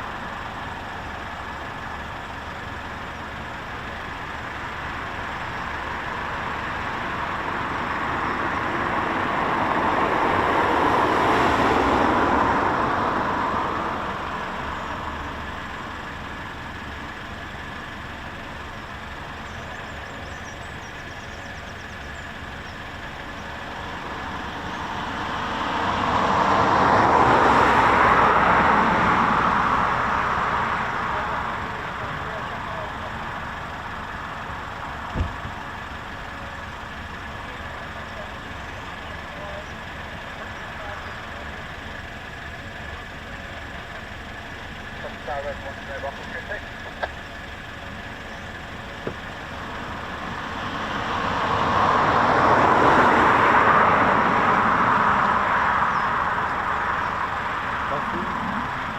a pint? Alright. Okay, you're very welcome. You know, because you're doing a fabulous job. So, wait till you get up to 100,000 followers. You will. Especially if you're going to Yankee bases. Oh.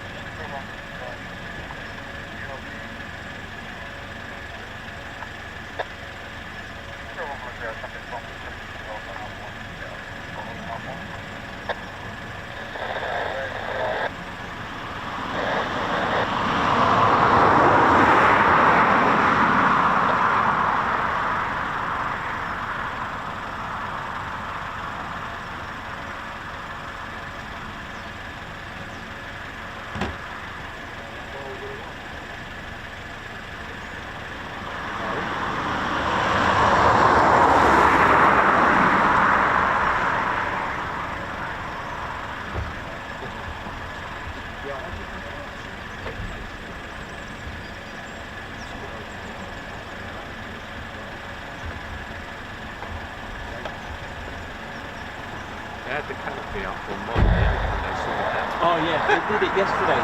Morning we went to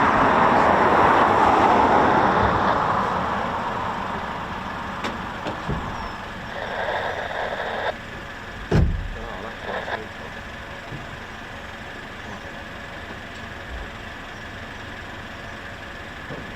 What, because of the old fire hours or because of the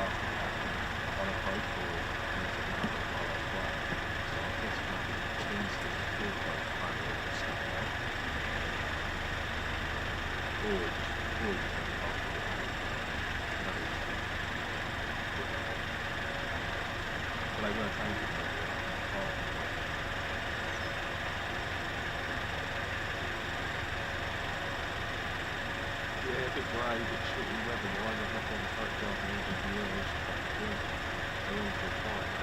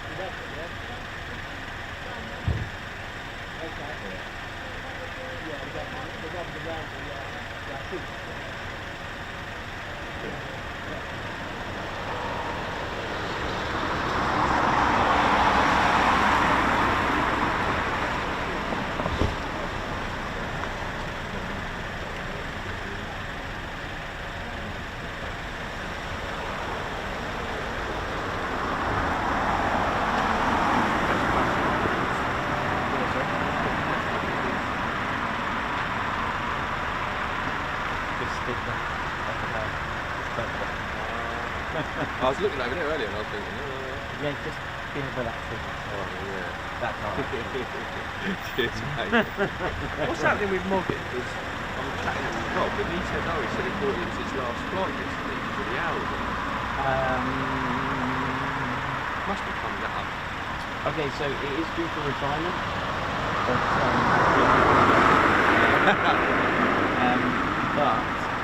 maybe here for a little bit.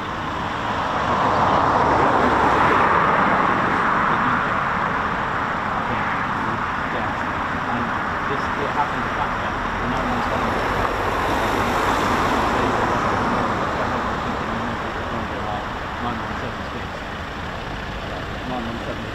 It might stay for a bit longer. That's what happened with Blackjack anyway. Yeah. Well, hopefully it goes out. Yeah, it should do. I think it's really Get some nice taxi shop. Yeah. Cool. No worries. Cheers.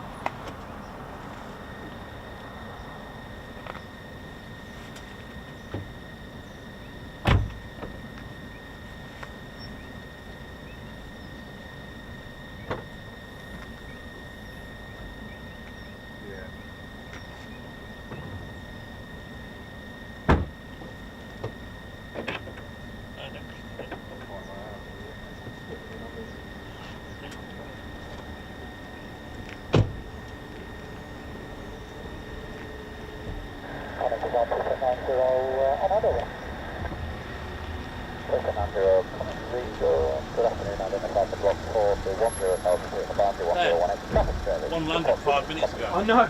Just like, we're talking. Two now. Two now, one hour So ago. yeah, I don't know what to do now. There should be another two more, I think. I might risk it and go Friday. Let's see what happens. Cool. All right, mate. Thank you. See you, mate.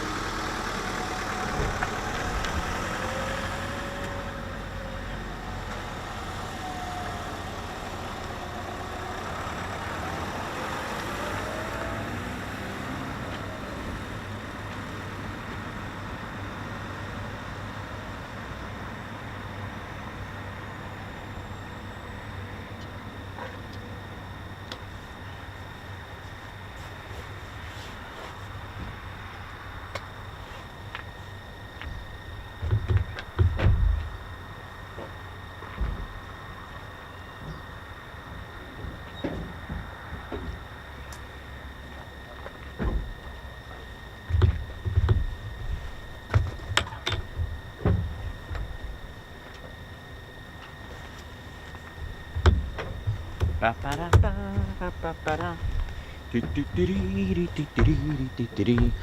you doing, ladies and gents? Teddy Bears, hope we're all good. How we doing? How we feeling? That was a nice little break, that actually. Right, what we got here? Canopies are up. Let's have a look what we got there now.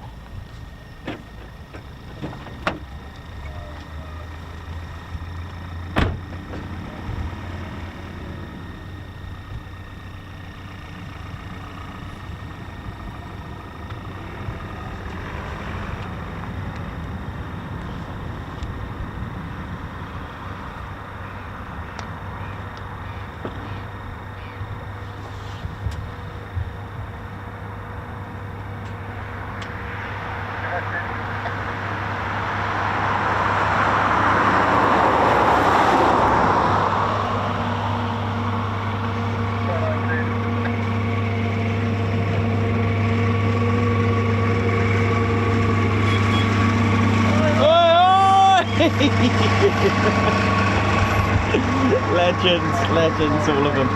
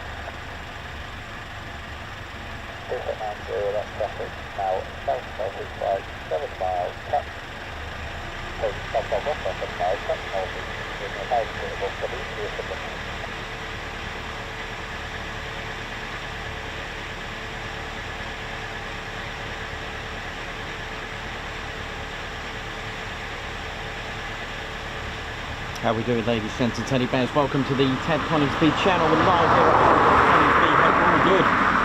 And just waiting for hopefully wave 2 to begin.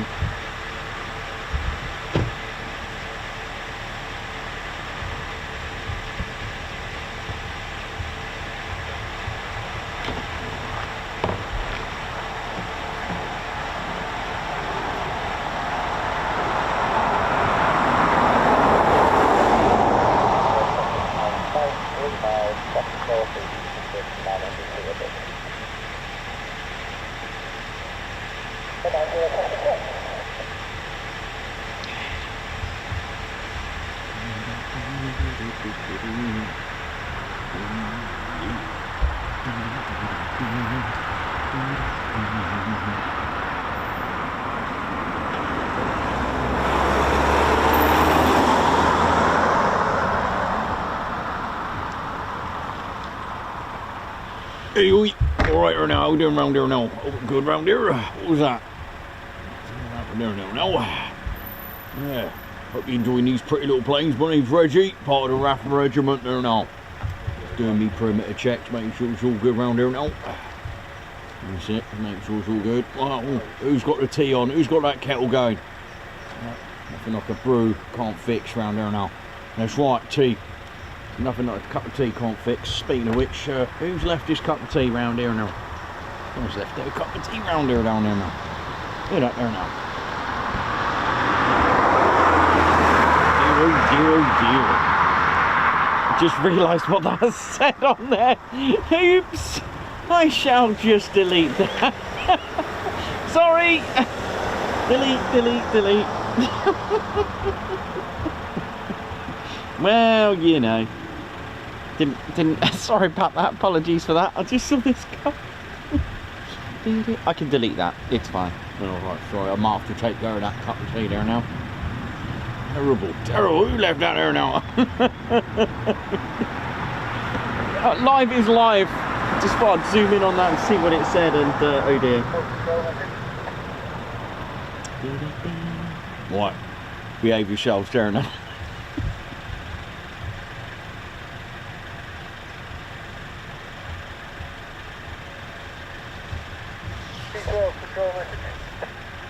What's going on here? What's all the commotion?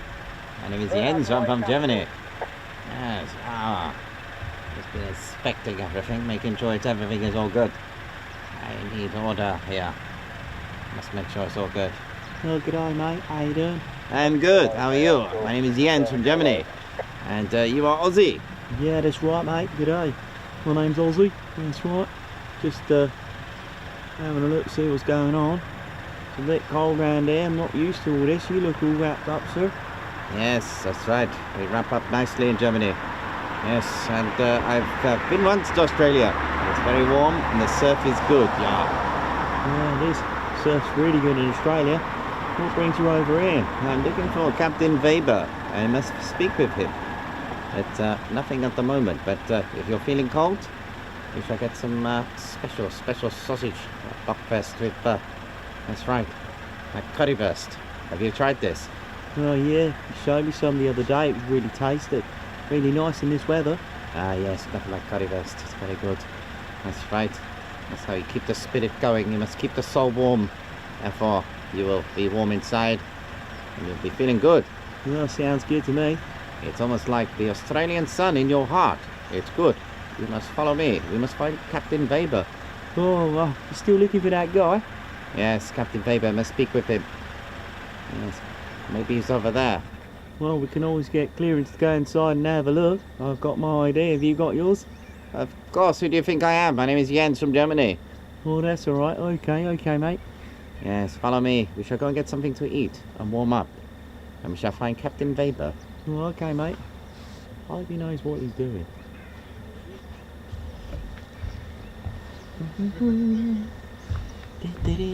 How we doing, ladies, gents, teddy bears? Hope we're all good. Ted Coningsby channel live here at RAF Coningsby, and we're just waiting for wave 2 to commence. Can't be too long now. There's a couple of canopies that have been up and down. In fact, Moggy is canopies just up on Moggy. Let's have a look, see what the ground crew are doing.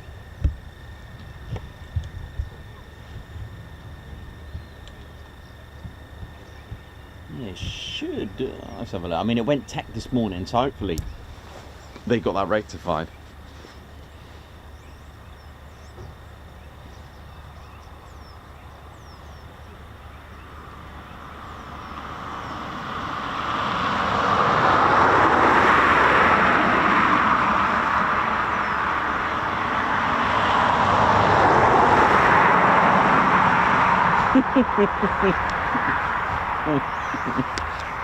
Yeah, life is life.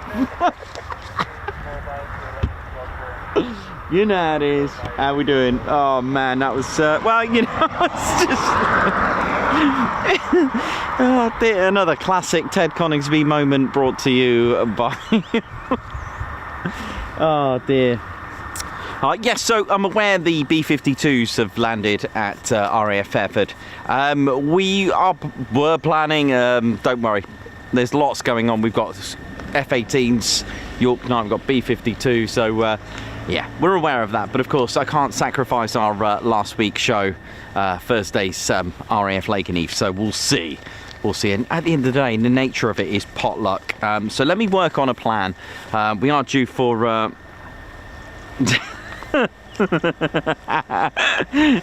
Getting so many messages here, it's hilarious.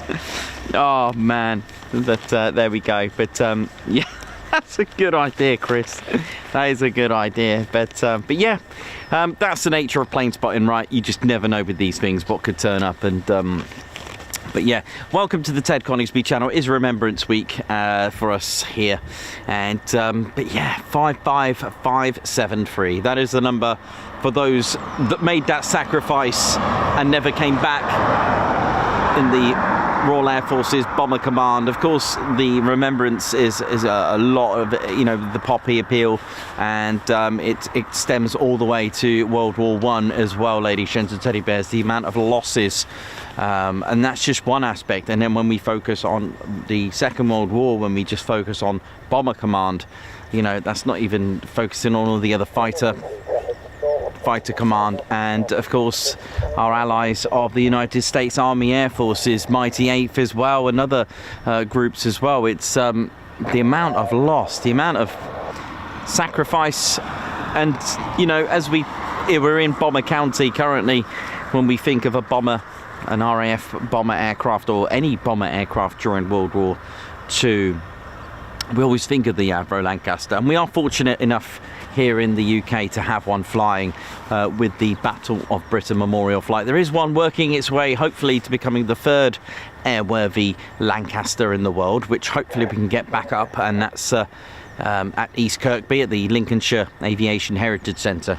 And with Andrew Panton, hopefully, and his men and his crew and his personnel, but his volunteers working daily really hard to get that airworthy in, with all your donations as well, those that pay for their experience for a taxi ride and treat themselves or treat others. It all goes to an absolutely amazing cause, and we all love aviation, right? I was just speaking to a gentleman about the Vulcan, you know, how sad it is not to see it fly, and you know, it almost turns out like a people's aircraft, a people's aircraft as well. With all the donations, we all want to see aircraft fly, heritage, and ones that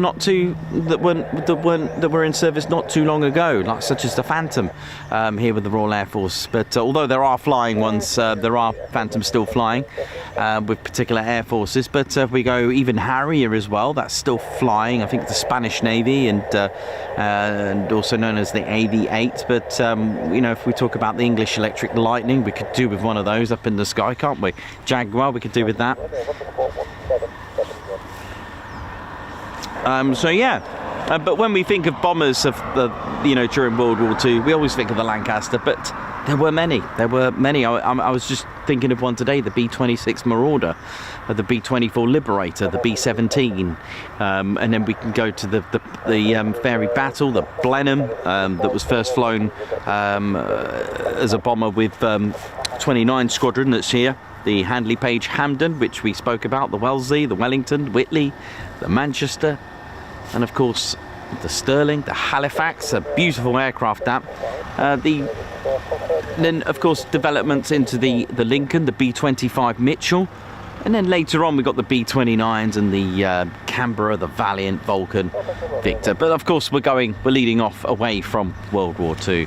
But it's amazing, isn't it, how many bombers that were just named just then. I mean, there's more. I know many of you now are putting on lots of different ones, but this is known as Bomber County, this whole region, and that's all due to the amount of Bomber Command amount of Bomber Command stations that are in the area. I mean, we've got RAF Woodhall Spa, we've got Metheringham, there was RAF East Kirkby as well, and a few others that were nearby as well. And it's amazing to, you know, Waddington isn't far away either.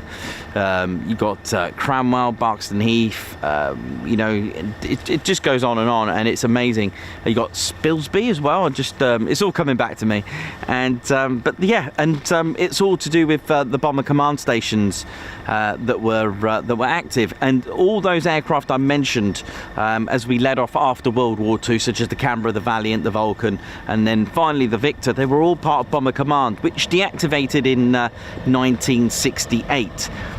Now, as far as the vicinity of Coningsby is concerned, if you go 1937, even 1939, so the start of the Second World War, it wasn't even built yet. RAF Coningsby was built after the start of the Second World War, and plans sort of began in 1937.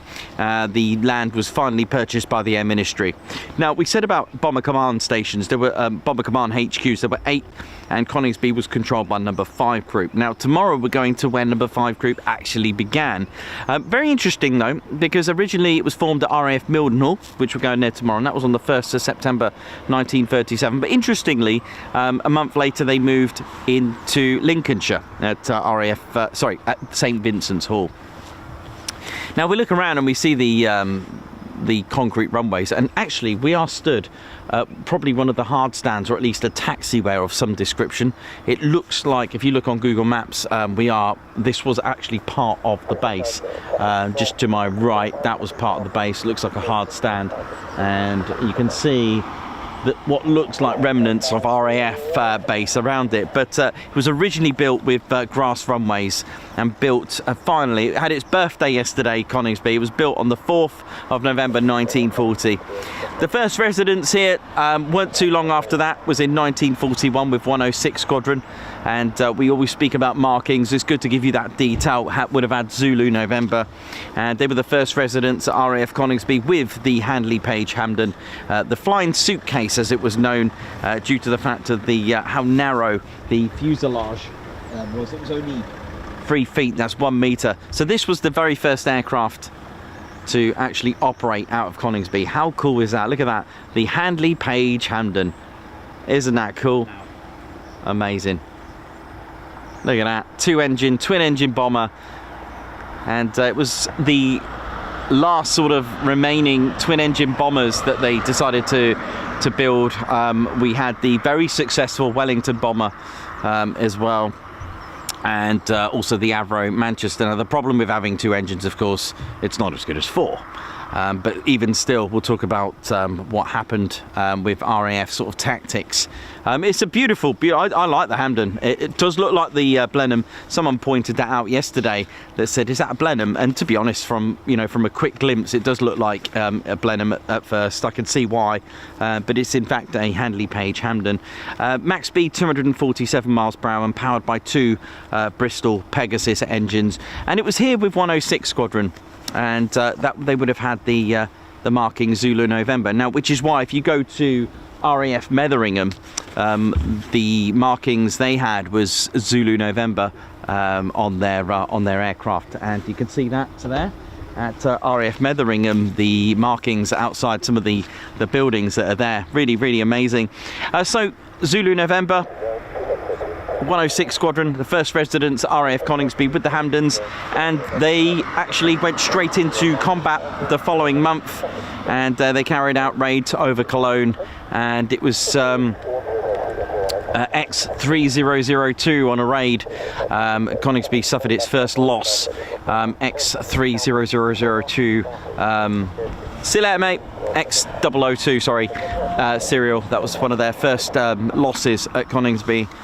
I guess when you think about it, if you are into a squadron going into battle, you are going to suffer a loss, unfortunately.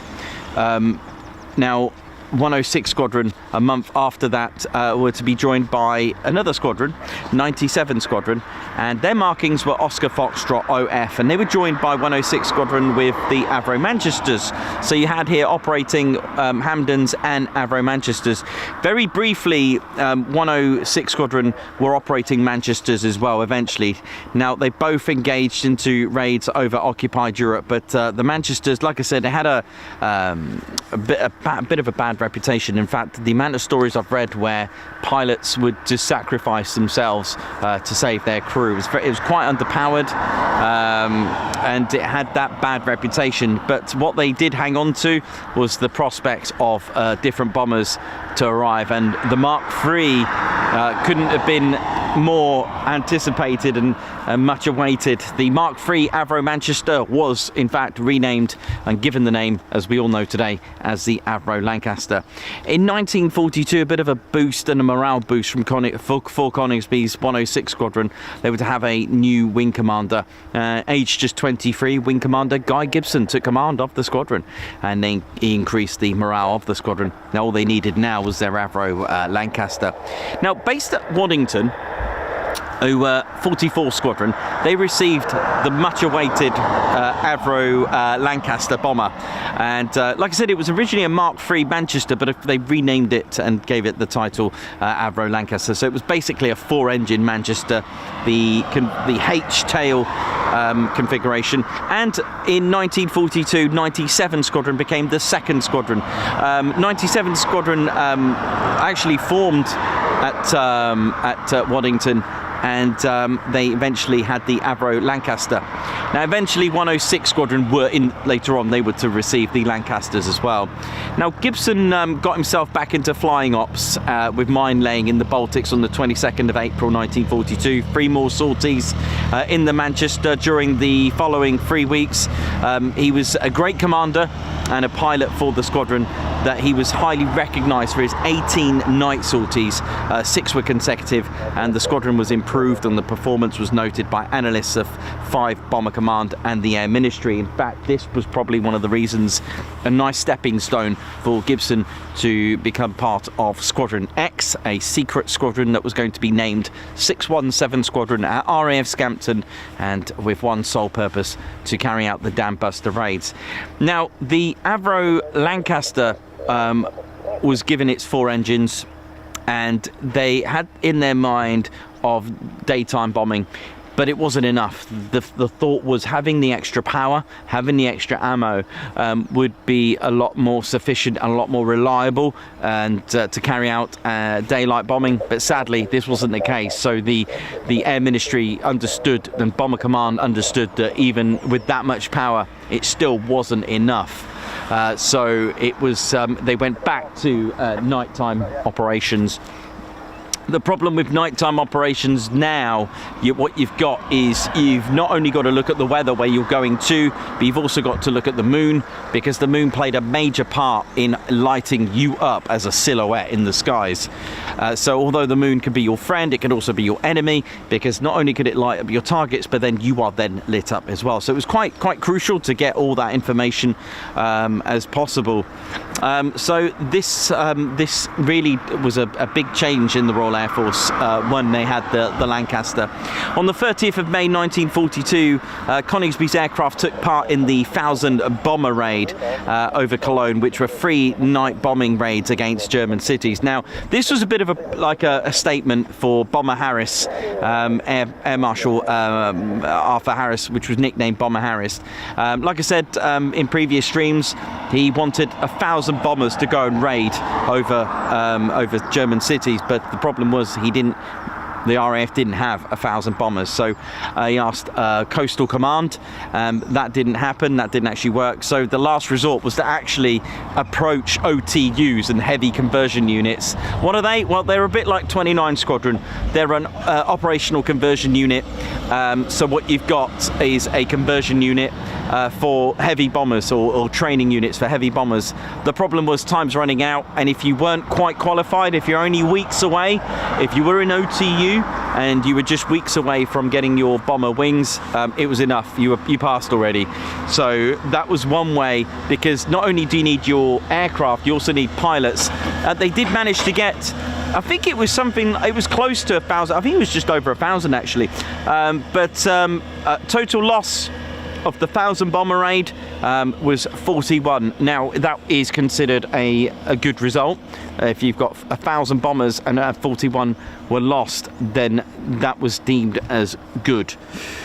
Now, as the Lancasters were going to be entering the inventory for particular squadrons, the thing is, there were many runways, many airfields that weren't up to the job, because grass runways weren't really suitable for heavy bombers. So each and every one of the bomber stations would have to be upgraded to the concrete runways, so like hardened runways, because grass runways weren't really suitable. So the Air Ministry started converting grass runways for heavy bombers to the hardened concrete runways. Now, this meant closures during the war. Now, you can't just close all your bomber stations, because that would lead to vulnerability as well. So this had to be done carefully, strategically. And in September 1942, it was Coningsby's turn. 106 Squadron, while it was closed, 106 moved to RAF Scieston, and 97 Squadron moved to just up the road, 5.5 miles away, into backwards crow flies about that. They moved to Woodhall Spa. Now, Woodhall Spa's got huge runways, by the way, and now there were delays to the base Coningsby reopening, and that delay caused 106 Squadron, along with Wing Commander Guy Gibson, to move to their new home at RAF Metheringham. Do check out Metheringham's Heritage Centre. It's amazing. They've got a Dakota you can go in. Why is there a Dakota there? I believe the Dakota would be bringing back injured US Army Air Force crewmen and troops to go to take them via train to Nocton Hill, I think it was. But there you go, that's the story with that. And Gibson later moved to Scampton after from Metheringham, and become the iconic figure and the commander of the 617 Dambusters. Amazing the legacy the Dambusters are still going today, flying the F-35B. So when Coningsby finally opened in September 1943 with the new concrete runways, they set them in Class A. So if you ever wondered why they had a Class A construction, there were a couple of reasons. One of them was really having it as a configuration of 3 runway strips in a triangular configuration meant that you had 6 directions of travel. Why? Because the benefit of this was to have the 6 directions of travel, which would mean you can therefore take off into the wind almost guaranteed, because aircraft have been made to take off into the wind. It gives them lift. They don't have the wind blowing behind them. The other thing as well to eliminate is crosswind. So if there's a strong crosswind, then use one of your 6 runway numbers. So this made it more practical. Okay, so that's the reason why. The other one, I guess, if you've got one of your runways damaged, you've still got another 4 directions of travel, for example. Now, first to arrive on the new runways was the famous 617 Squadron with their Lancaster bombers. I'm just going to turn my radio up a moment, just in case something's taken off and I'm still there going away about history. Last time I spoke about history, not yesterday, we had the beautiful Spitfire turn up. So further Lancaster Squadrons made Coningsby their home, so it wasn't just 617. 617 Squadron, their presence was short-lived. They actually swapped with 619 Squadron from Woodhall Spa. They actually swapped, so we had 619 swapping with 617. 619, that was short-lived. They moved to Dunholm Lodge. So we've now started to get Lancaster Squadrons. 97 Squadron made it back here at Coningsby, so they were settled nicely here. 97 Squadron. Now on D-Day, as it's Remembrance Week, on the night on the 5th, rolling into the 6th of June, 1944. A total of 18 Lancasters of 97 Squadron took off for their mission over Normandy. 97 Squadron were amongst the first casualties of D-Day. Now, we speak about the letter that we have here. You know, the third letter. So you got the squadron marking here. That third letter that's your flight. That's your flight. So it had a W.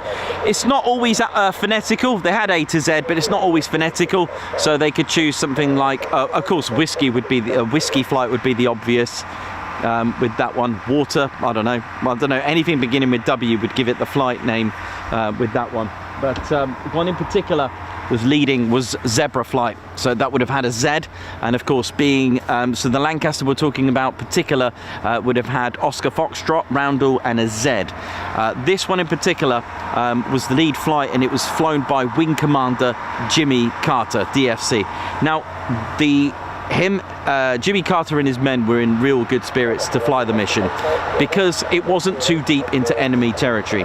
You've got to think of the logistics of, let's say, if you're going into combat if you're going to go do a bombing raid into Bremen, Munich or any of the German cities, you have got a long way to go through occupied Europe. You are going to encounter fighters and flak. You're going to encounter all sorts, okay? The thinking of the men and Jimmy Carter was the fact that, well, it's just over the sea, it's just along the beach, we shouldn't encounter a lot of flak. However, this flight would actually cost Jimmy Carter his life. In fact, Carter joked, "Thank God I'm not in OTU now." Those were his words, but this flight would cost him his life. You see, the thinking was they are engaging into combat, but not going too far deep into enemy territory. And at 2:56, I'll wait for this to just, there we go. At 2:56 a.m., so it would have been the 6th of June, 1944, the 18 Lancasters took off from Coningsby's runway. What a sight that would have been. What a sound as well. Now, across the channel, don't think that the Luftwaffe were just unexpecting this.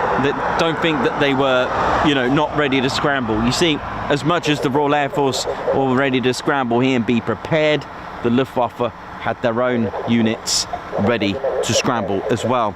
Across the channel, German night fighter pilot Hauptmann Helmut Eberspacher of the SKG-10, he was sitting on alert. Now, SKG-10, a Luftwaffe fast bomber ground attack unit equipped with the Focke-Wulf 190, G3s and G8s. Now, Eberspacher, he was a holder of the Iron Cross, first and second class, and had been promoted to Staffel-Kapitän to lead the 3rd Staffel on the 1st group in May.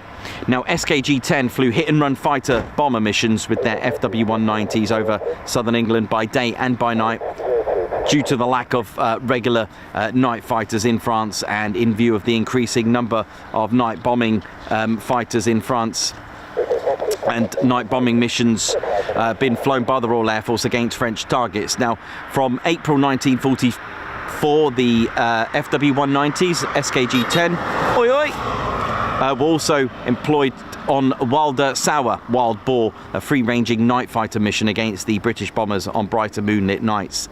Now, again, the moon played a major part in this, and it was for this purpose that Eberspacher and some of his pilots were sitting on alert at Evru.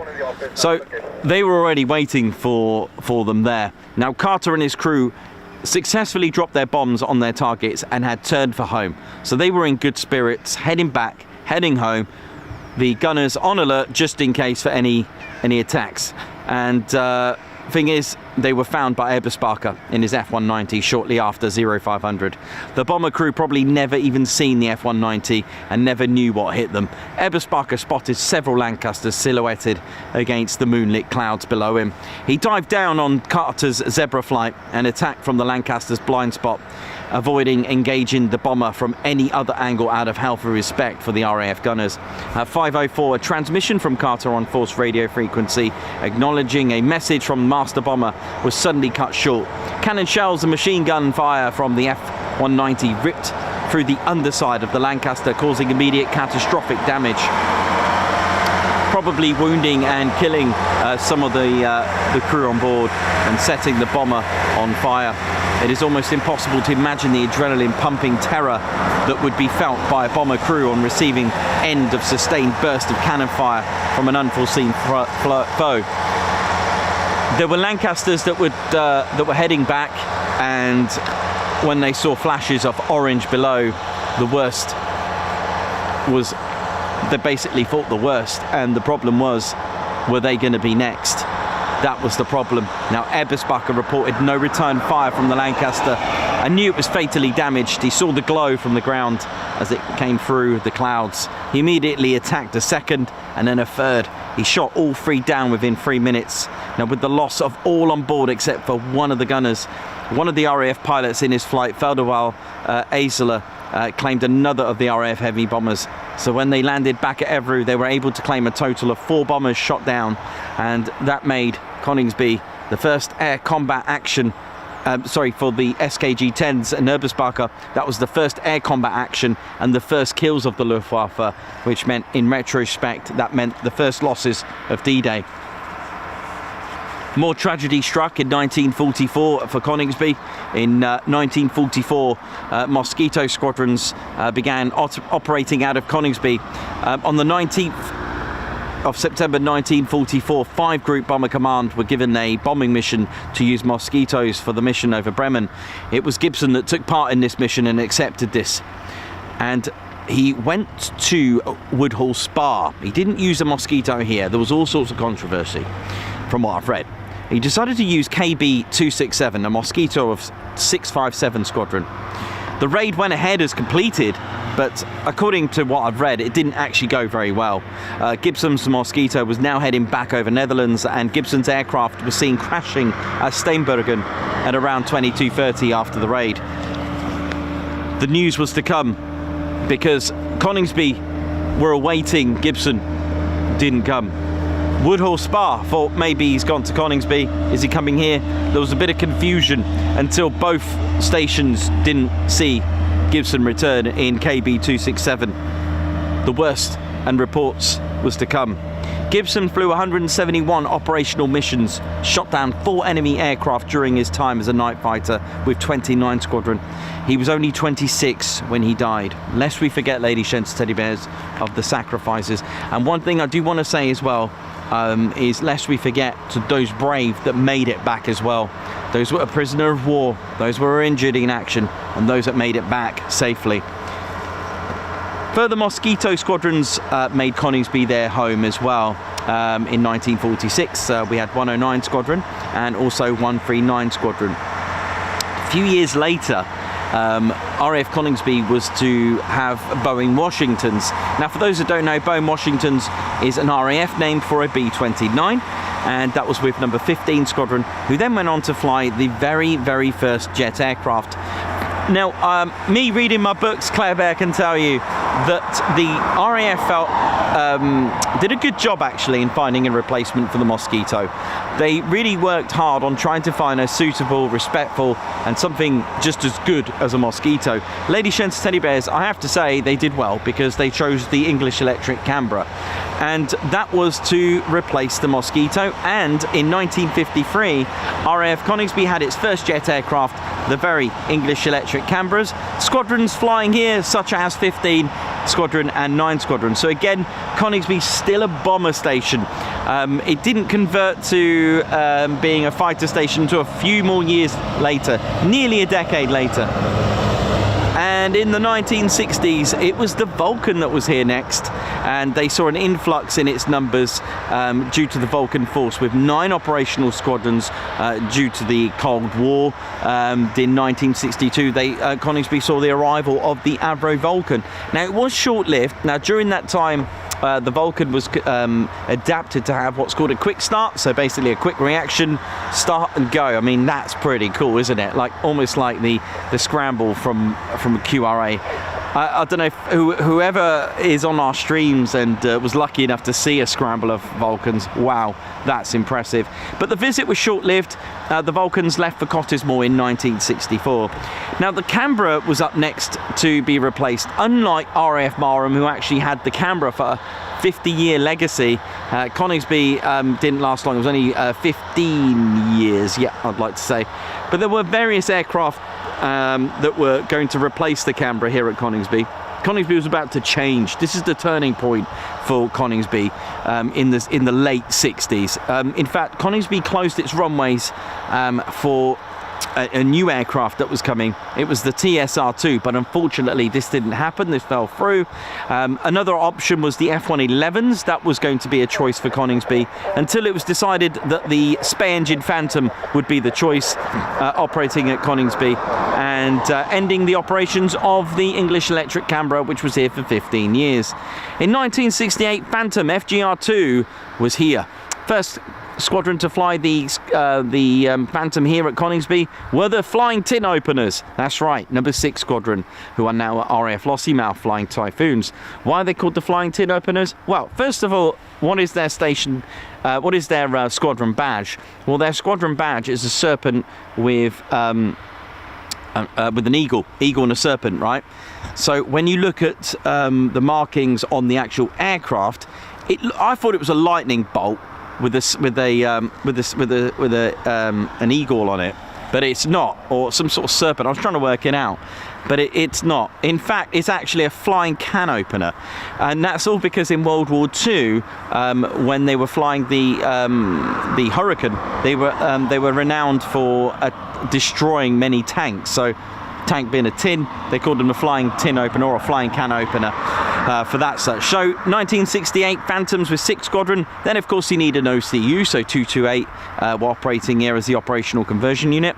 Further squadrons such as 41 Fighter Squadron, they were here till 1977, 72, 77. 29 Fighter Squadron, who eventually disbanded with the Phantom. 23 Fighter and 56 Fighter were also here. Many of those in the late 70s actually moved to a new QRA station, and that was at RAF Wattisham. So Phantoms in the late 70s were actually, and RAF Wattisham was the QRA station, so exactly what RAF Coningsby is. That is a very good point. Do you know what? I'm trying to think, because I remember reading about Quick Reaction Force at Leeming. Just trying to think, I've never actually found out when it was decided to have Coningsby as a quick reaction alert station. For those who don't know what I'm talking about, quick reaction alert station, we have two. There's one here, this is QRA station number 2, south. And we have QRA station 1, north, and that's at RAF Lossiemouth. Here in Lossiemouth, between the two bases, this is where they'll scramble to intercept civilian aircraft or military aircraft. Any threat to UK airspace, they'll scramble here, and of course at RAF Lossiemouth. There is a third QRA station, but that's all the way out in the Falkland Islands at Mount Pleasant, and that's the 1435 flight. There are 4 Typhoons, can I remember them? Charity, Faith, Hope and Desperation. Thank you, Dr. Soda, for the patch. In 1976 though, the BBMF arrived here, making Coningsby its home.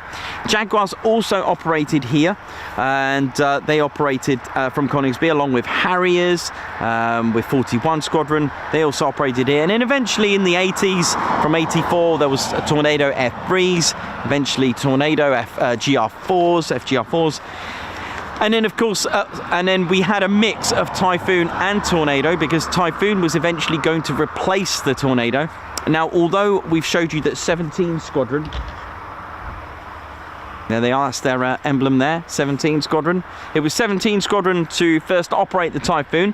Now, they and 29 Squadron reserves, they were at, hence the R at the time, they were actually at at Warton Aerodrome.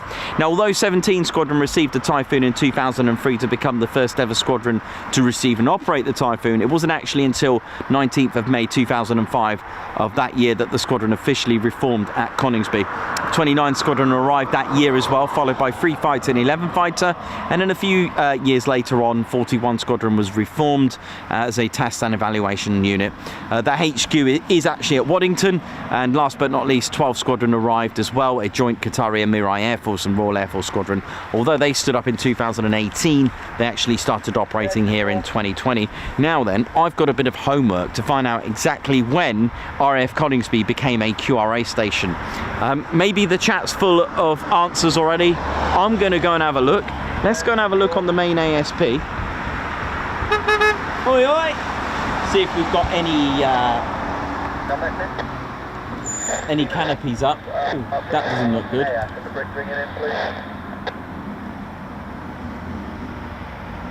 think the air's already been good, but I'm not sure about the brick. Okay.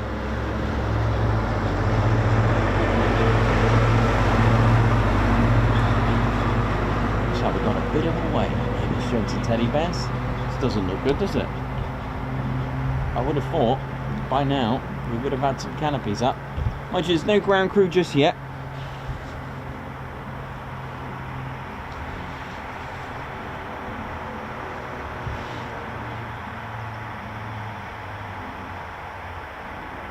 Tell you what, I'll check RAF Coningsby. That'd be a good one to add when Coningsby finally became a QRA station. I'm just going to check.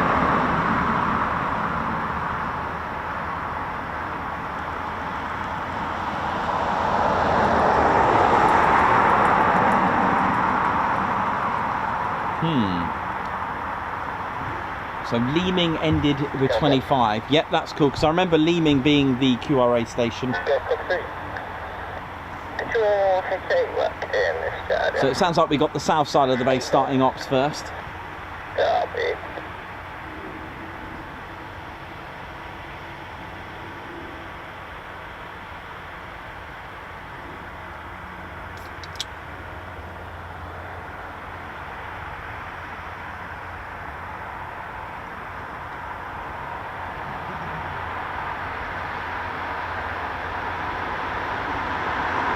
So we'll be going with 2007, 2008.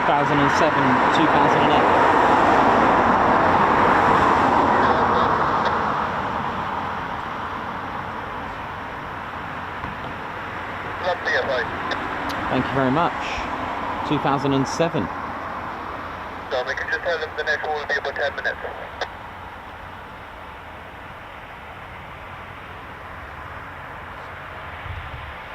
And thank you, 1,000 likes. Cool.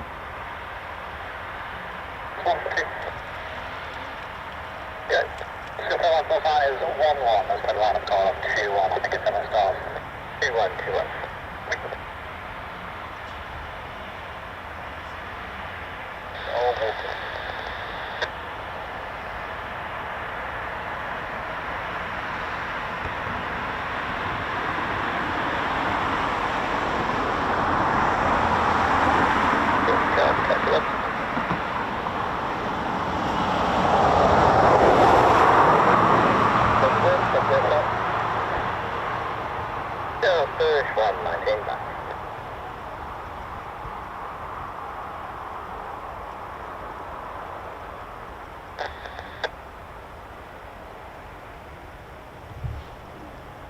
And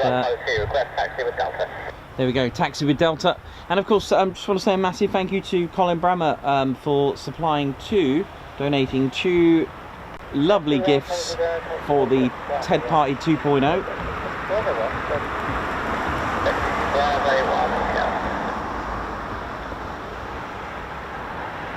And I've got lovely lots of guards marches coming up very shortly after these departures. If you're kind enough to donate a membership or super chat or super sticker, we'll give you a special Remembrance Week Guards March.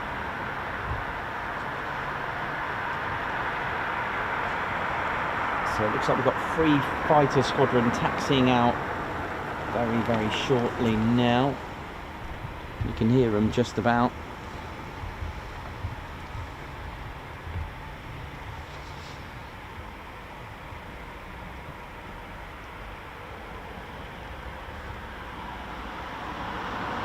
Thanks a lot for 1,000 likes as well. Thank you very much, everyone.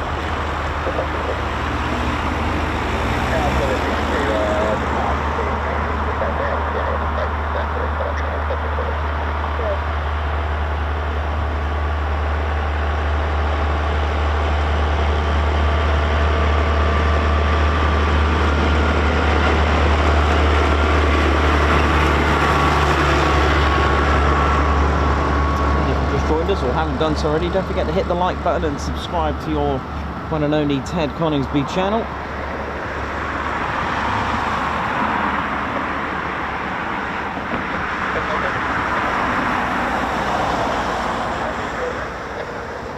Yes, please, mate. Is there anyone there for the depot?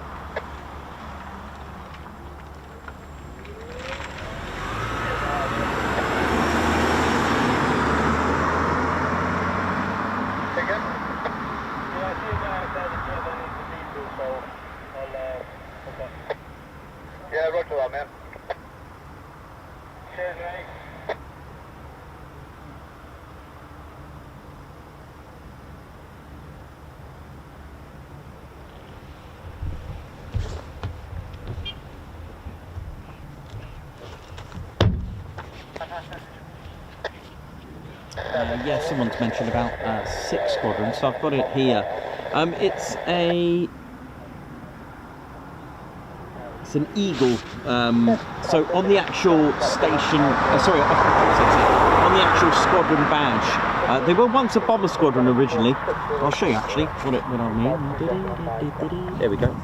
There we go. So it's an Eagle with a serpent. And but on the actual, if you have a look at 6 squadrons markings actually on the aircraft, it's got the Eagle's wings, right, with a can opener. It's uncanny. But yeah, that's all due to the fact that they were the flying tin openers for when they were armed with the Hawker Hurricane. They destroyed many tanks during World War II.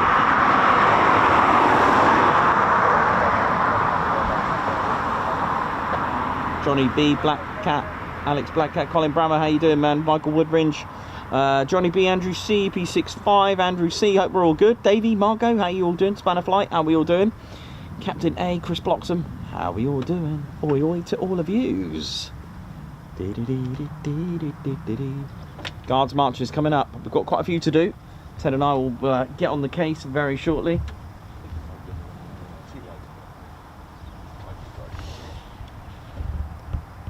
So looks like a flight of 2 at the moment, and it'll be free. I think this is free fighter squadron.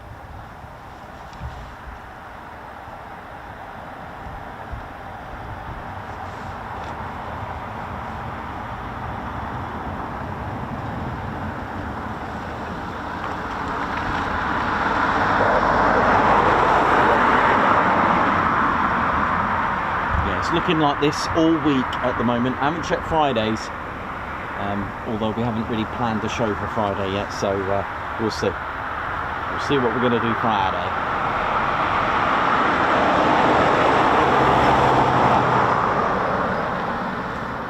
And of course, thanks Colin for my hot chocolate.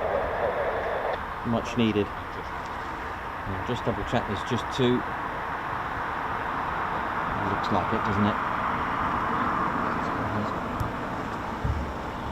So it should be the same sort of weather tomorrow, but I'll just double check because it does change every now and again. It's terrible, isn't it? Mildenhall tomorrow and Lakeney Friday. Sorry, Thursday. Correction, Thursday, and I'll see what we're going to do Friday.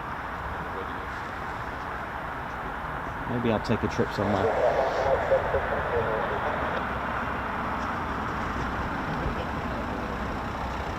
Okay, so if you just joined us, Typhoon's about to depart.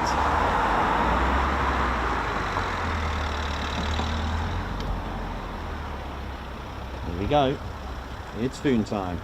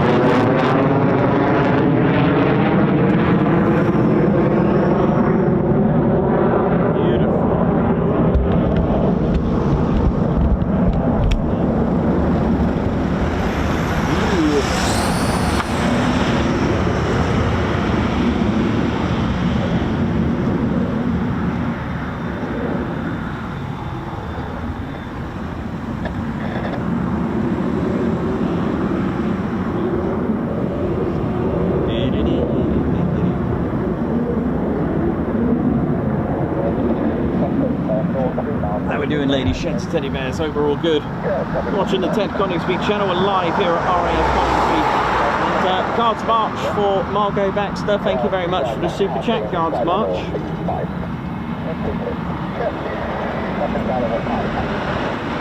And Civil Defence UK have a brew from the lads and ladettes. And the Blues and Royals. Guards March. Thank you very much.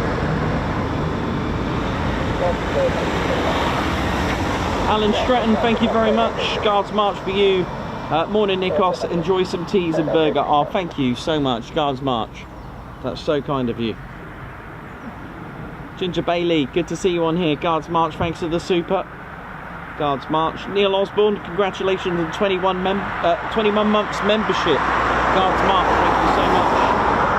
Who's put Ted and Nikos, thank you for what you do. And thank you for 21 months service. Thank you. Margot Baxter, thanks for the popcoin. That's the super chat. Beth, thank you very much for the pocket chair super chat. Guards March. And Hank Verhuel Phantom Fanatic, thank you very much for the super. Guards March. And Cox, thank you very much. Guards March to you. Thank you very much. Gucci Man, thank you very much. Who's gifted a Ted Coningsby membership. Guards March. Fabzar, thank you very much as well. Guards March to you. Thank you for gifting a Ted Coningsby membership. Mayhem Marshy, member for 21 months. Oi oi everyone, thank you very much. 21 months membership, thank you. Thanks for your span of flight service. Ginger Bailey, member for 18 months. 18 months, fantastic. Fantastic. 18 fantastic months. Here's to another 18. Thanks TCS, Nikos and Spanners. Guards March, and thank you very much. Ginger Bailey, thank you very much for the super sticker. Thank you. And Triple Nick, and member for 20 months. What an incredible honour that is being a posh officer. Thank you to Nikos for the inspiration of my new name on my social platforms, legendary channel. Thank you very much, Guards March. That was a funny day, that was a good day. Thank you. And Martin Skeet, member for 14 months.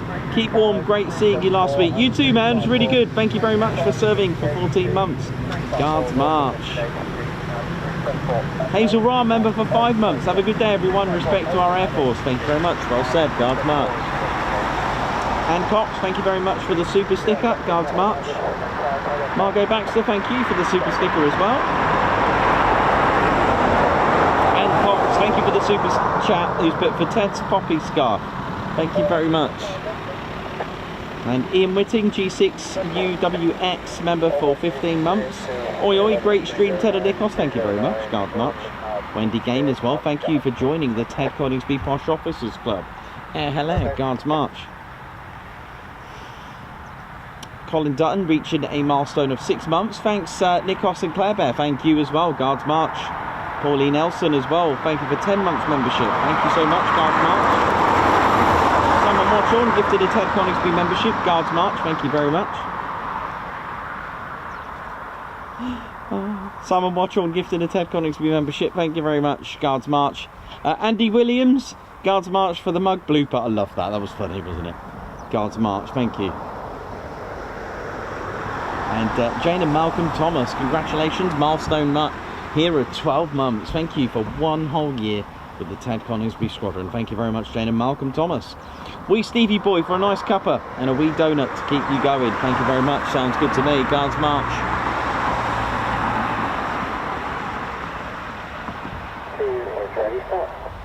Got more startups. And that's 11 Fighter Squadron.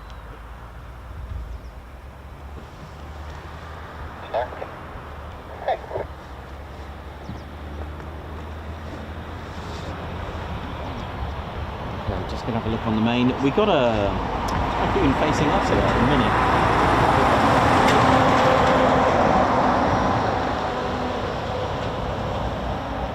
And a pilot. Sounds good to me. Looks good to me. Look at this. Nice shot, isn't it? Nice. Foon time.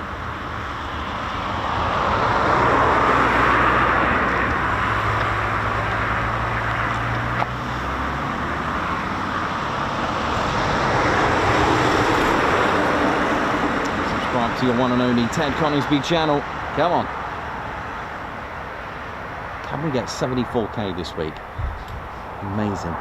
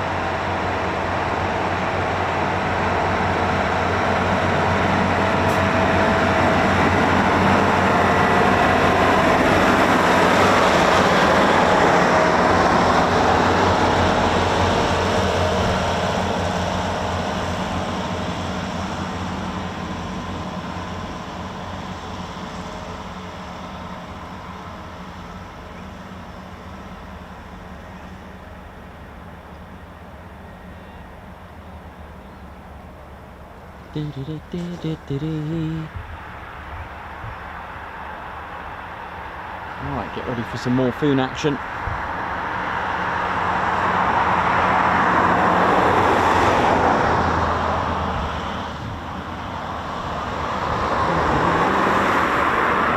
Watching the Ted Coningsby channel, we're live here at RAF Coningsby.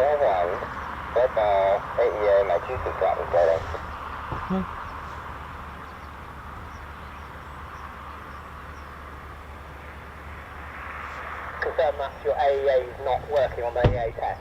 Okay, fine. It says AEA no-go test failed.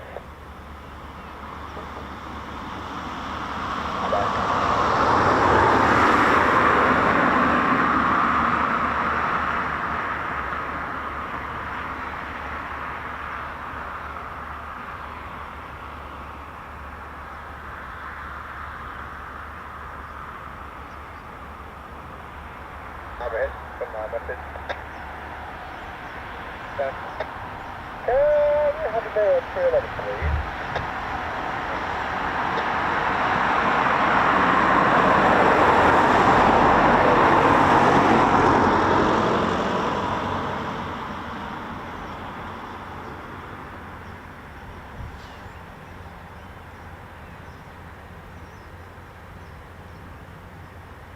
Started to unfold on my first test attempt and then abruptly stopped. And now I have the AEA no-go test failed displayed.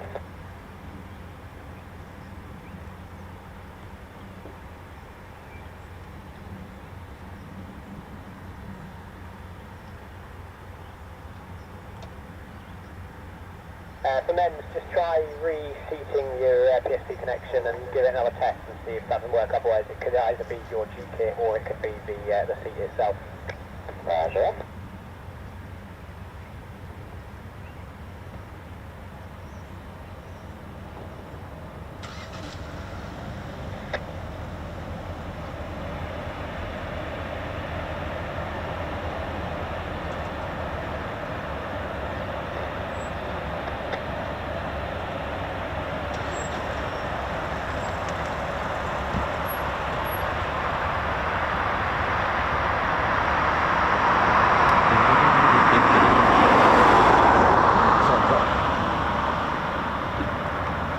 going on over here. It's quite nice to see it dead on there now.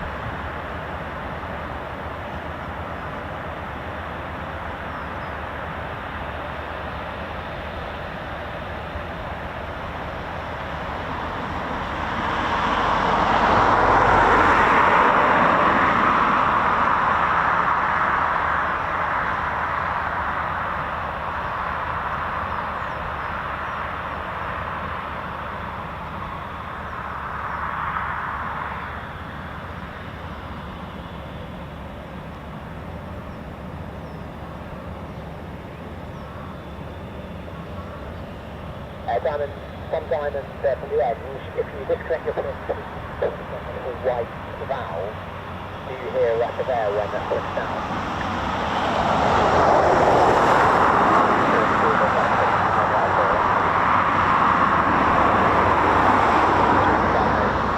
You're clear on the deck.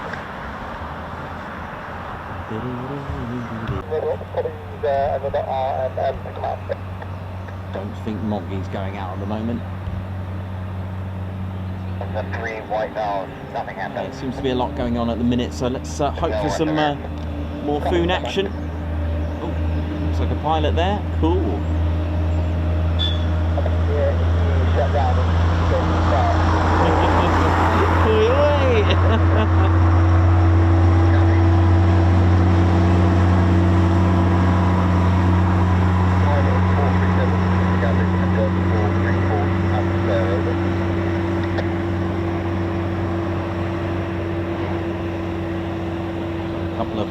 Three pilots are getting in, so we should have some more movement very shortly.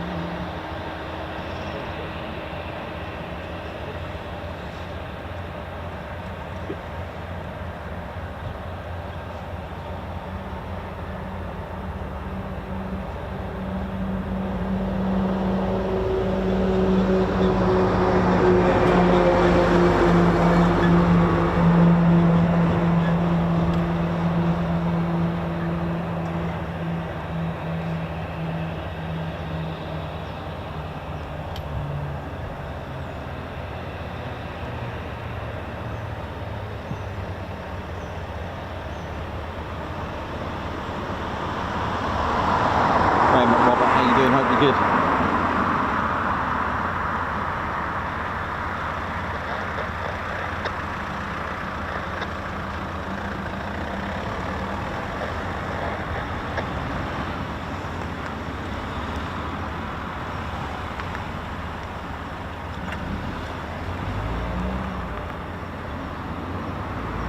How are we doing, ladies and steady boys? Hope we're all good. And very shortly we're going to get some more Typhoons. There are 2 already up.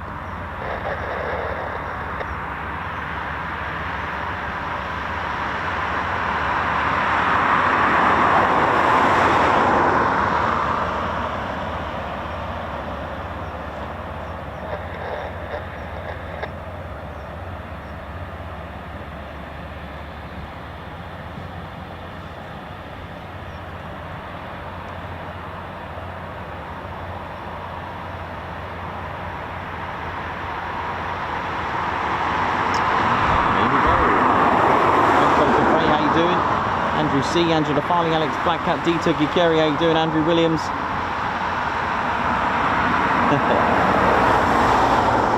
Eagle 74, hope you're good. Lots of different milestones here on the Ted Coningsby channel, lots of different serving members. They do change colour, there is a loyalty badge that comes next to your name depending on the length of service. Alex Raven, how's it going? Blocks.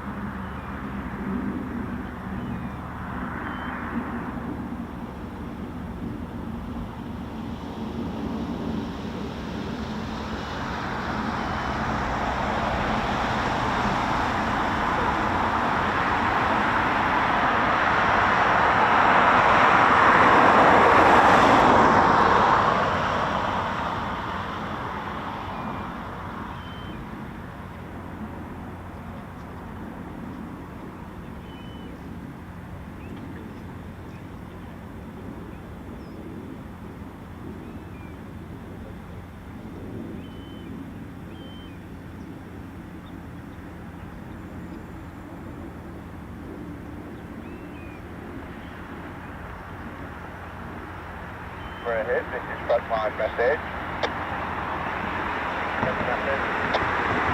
Video the testing on 311 please. Roger that.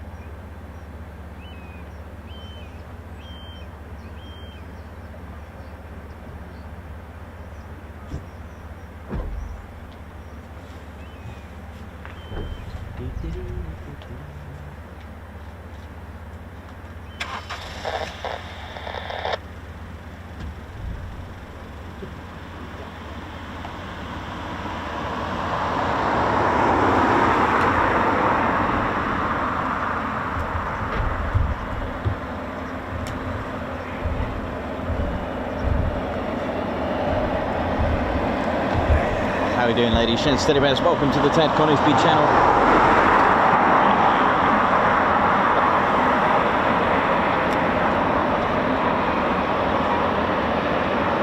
Here we go. Just enjoy the noise.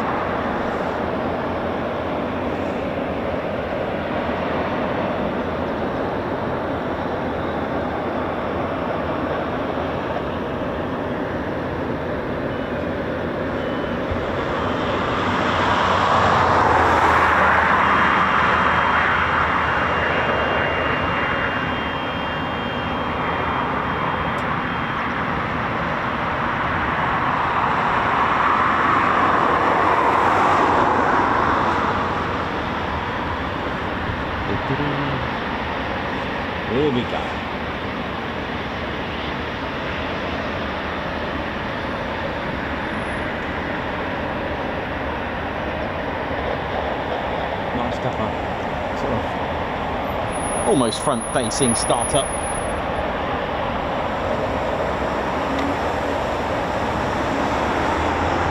Powered by the Rolls-Royce EJ200 engines, producing 20,000 pounds of thrust each, ladies, gents, and teddy bears. Oh yeah.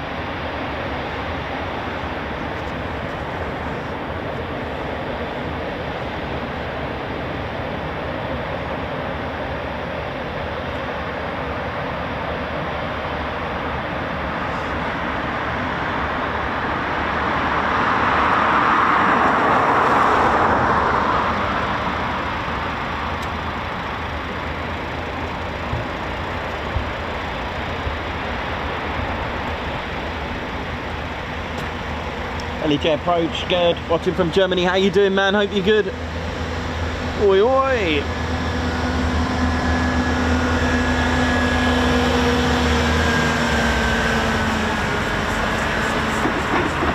Couple of fields. RSVP, how you doing? Edward Coates. Mayhem Marshy, how you doing? Hope you're all good. Nick B. Oi, oi. Who's that? Just had a blue skies badge next to their name. Lovely. Lime Tree, how you doing? Oi, oi. Richard Warner, oi, oi. What's going on? Okay, they're all going off now. Here we go.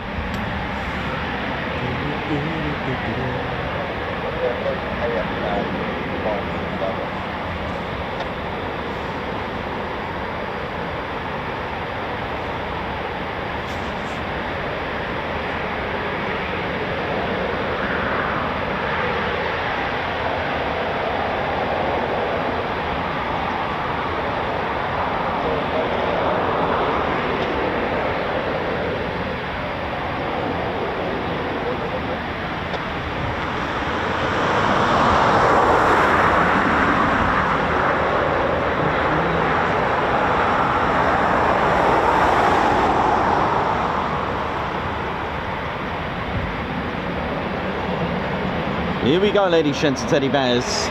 The Eurofighter Typhoon. Here we go. A little bit of stuff. That's right. 82% carbon composite.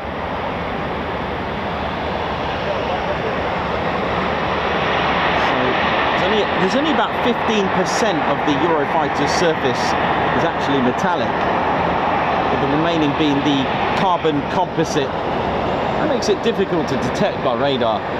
Again, it's not a stealth jet, of course. The Typhoon can reach the speed of sound in 30 seconds and climb to 9,000 meters in 1 minute.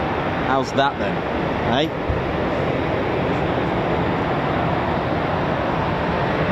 That's impressive.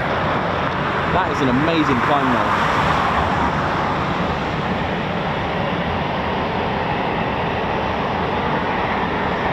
That's 29,500 feet in just 30 seconds. I hope you like that one. Sorry, in 1 minute, not 30 seconds. Sorry about that correction. That's just to confirm, that's 30 seconds speed of sound in 30 seconds, and then climb to 9,000 meters. That's 29,500 feet in just 1 minute. Thrust to weight ratio, again, as we spoke about, powerful engines, a low gross weight, giving it extraordinary thrust to weight ratio.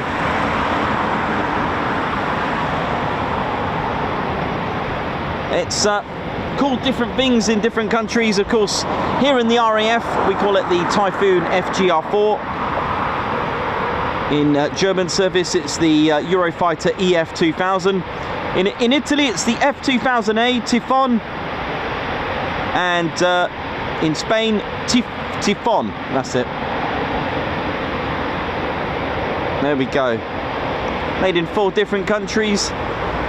Left wing Italy, right wing Spain, main fuselage Germany, and then of course other components from Britain, such as the Rolls-Royce engines, BAE systems, software and parts.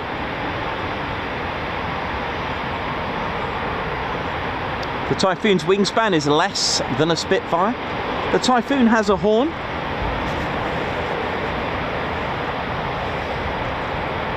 With reheats, Typhoon can only stay inverted with full reheats for no longer than 10 seconds, otherwise it will risk emptying one of the fuel tanks.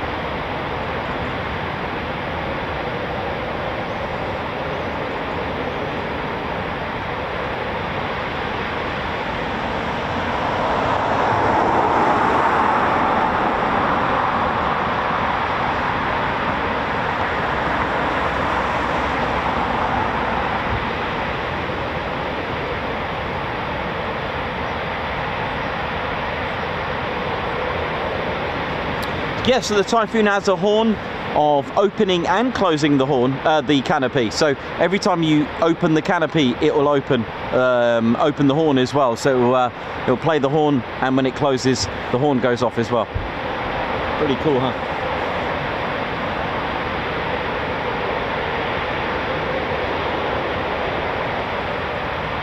Yep, Eagle 7-4, we got a video of it demonstrating by our good old classic legend, the godfather of the channel, Flight Lieutenant James Sainty. So the Typhoon has a canopy horn. You can press the button and it will play a horn, and that's when the canopy opens and closes, it will play a horn by a push of a button. And that's the, again, health and safety. You don't want to trap your fingers in a canopy.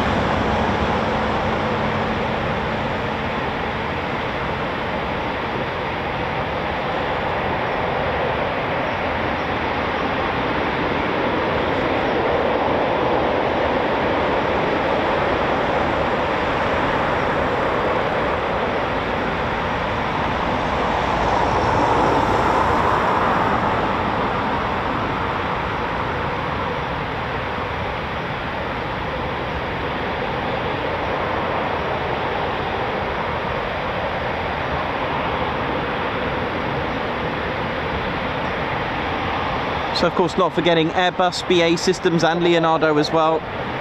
It is a swing roll combat aircraft and we're loving it. It's got a beautiful performance and sound, very easy to over accelerate, very easy to go supersonic in the Typhoon. It can shift between air to air and air to surface rolls just like that. Carries out several rolls, by the way, ladies and teddy bears. Can go supersonic in just 30 seconds and get to 29,500 feet in just a minute. From brakes to just 8 seconds, it can rotate into 50, 60 degree and then into a vertical climb, once getting around 180 miles per hour in just that short speed.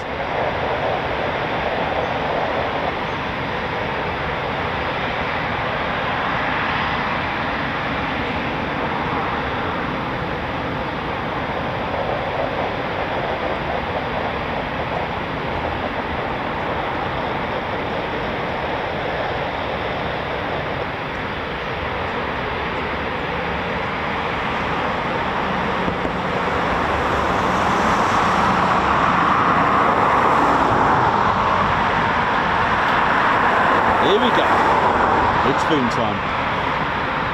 It's a little sneaky. Look at it. Where think we all going? And it said K379. Our most frequent performance takeoff aircraft. However, it will be very short-lived if it does one today, which I doubt in this weather.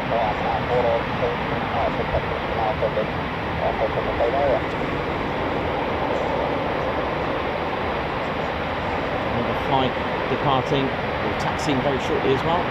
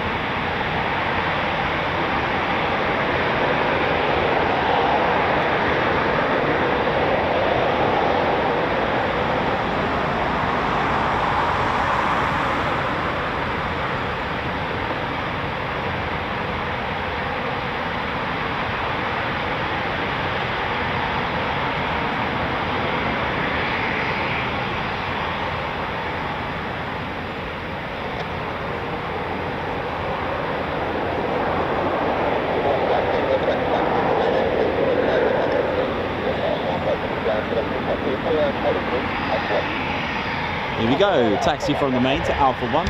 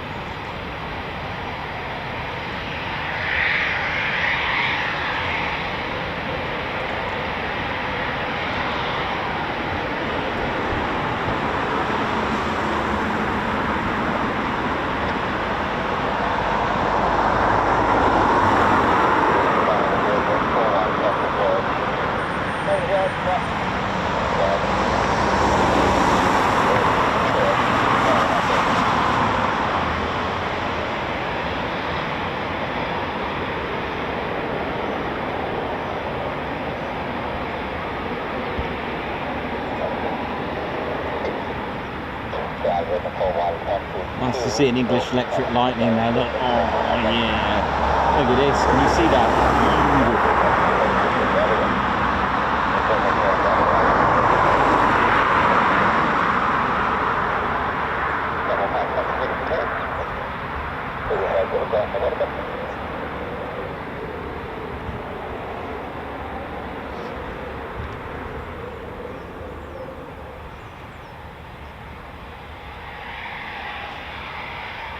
There's two English electric lightnings here at Coningsby. One over by 11 Fighter Squadron, and that one just there at 29. Ted loves that one at 29.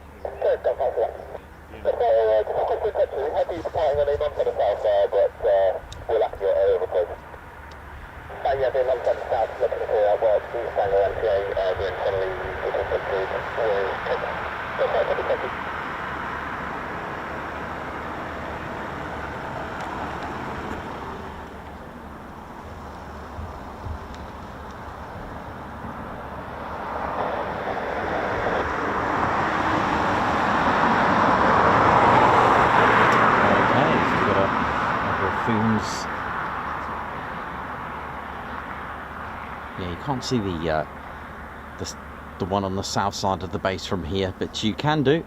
Ground, Richard, 4-1, full southwest. I believe I have a 9 standard south, request to change that to 9 standard north. Okay.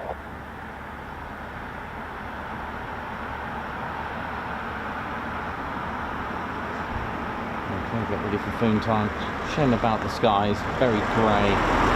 No blue skies for PTOs.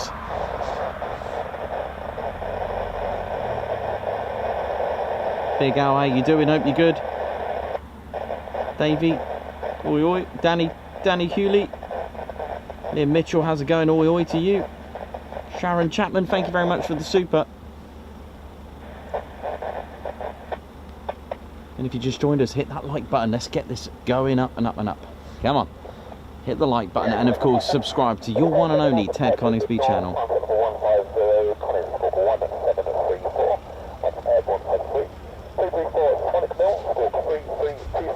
And for those that missed it, there is English Electric Lightning there.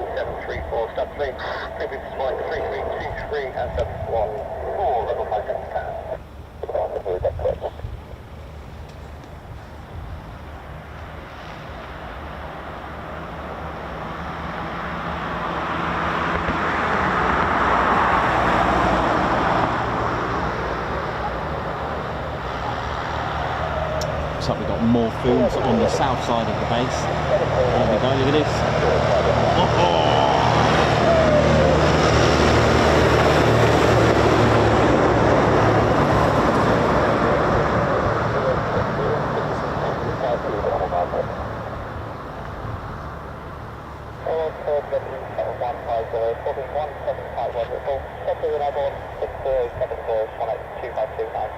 So we've got 2, 4, I think we've got 6 going out right now.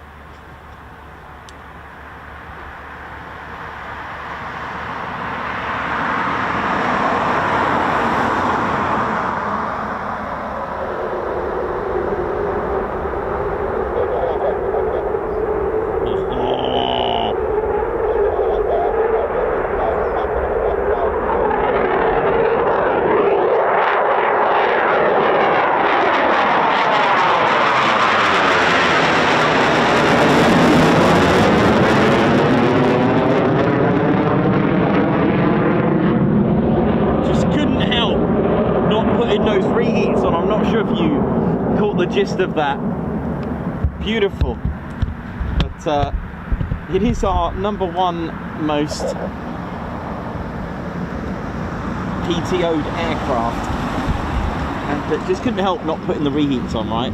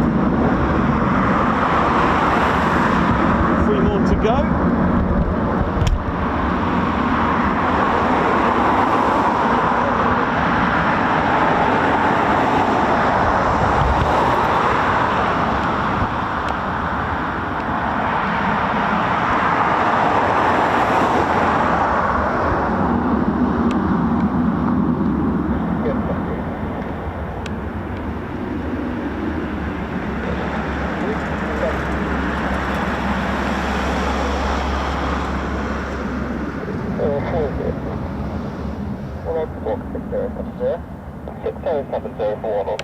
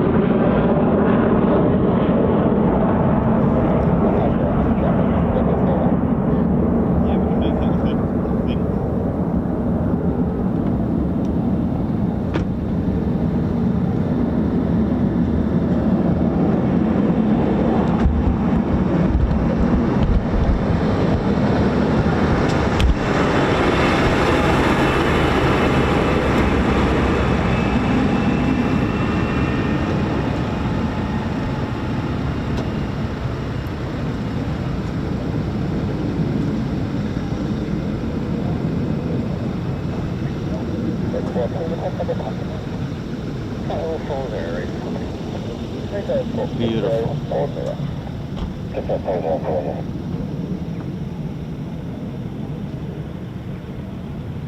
we go, got one more down there.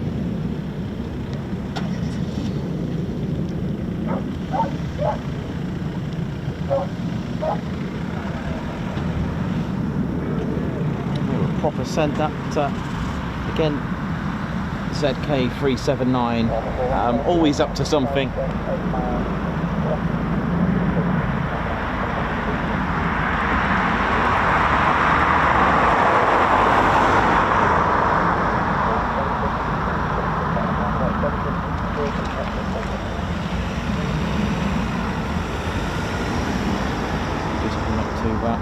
Just coming up to 2:45 here in the afternoon, here in the UK.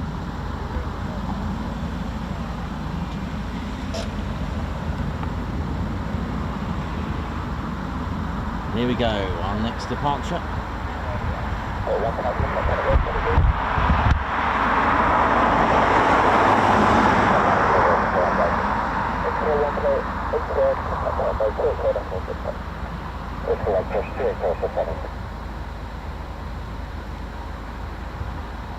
Here we go.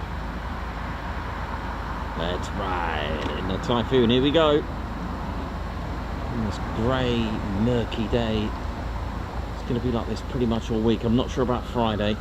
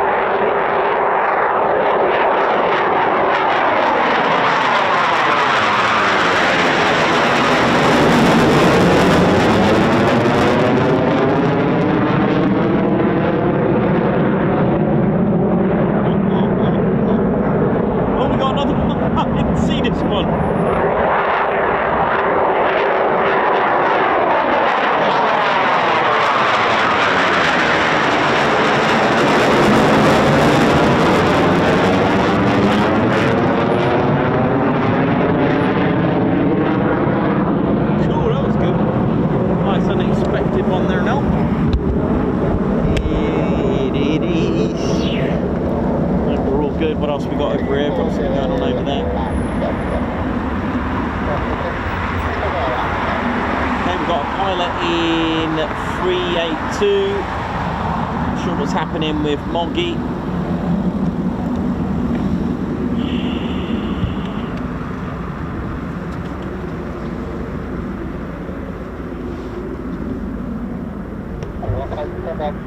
Turn out 50,000 feet, limited set.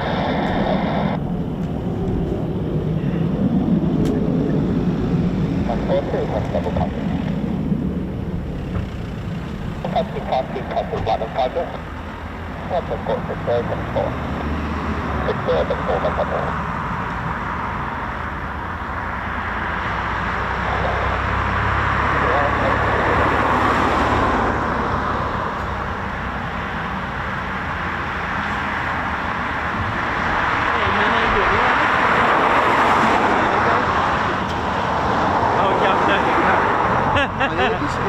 And I was like, oh dear. I know. Oh dear. Yeah, I know. I didn't know it was going to say that. I had no idea. Just. Oh well. I just heard you that. Yeah. Rewind it. Oi, you alright? Yeah, that is. It's hilarious, isn't it? Oh, I didn't. Oh my god. Oh, it actually has something on the back. Right, hang on. Right, Lady Sheds Teddy Bears. I'll be right back. The famous mug blooper has actually got something written on the back as well. I'll go and take a photo of it for safety purposes. Hang on. Did you see what happened on the stream about this mug? I was just like, oh look, there's a mug there, and I focused in on it, and it had something really not suitable. So, and it's got something written on the back as well. Okay.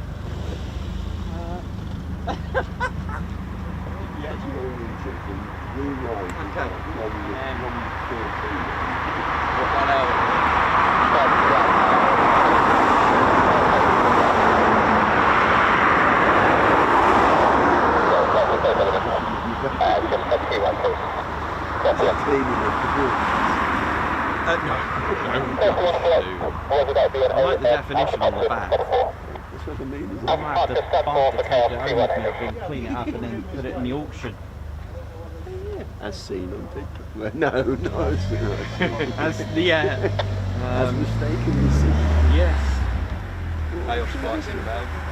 Oh, is it? Okay, mate. On our tech department.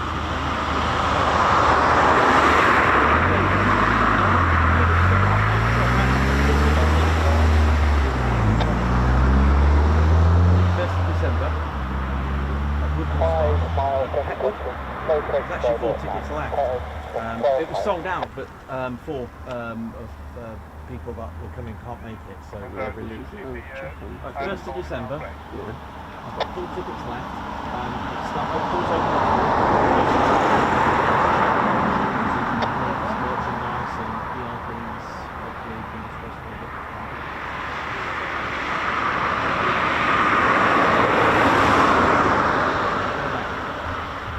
Petwood House at Woodhall Spa? I don't, but It's 5 miles from here, 5 minutes. yeah. Yeah, it's at the home of 617 Squadron in this hotel. And if you want to stay the night, they're doing cheap hotels for people coming to party. It's amazing.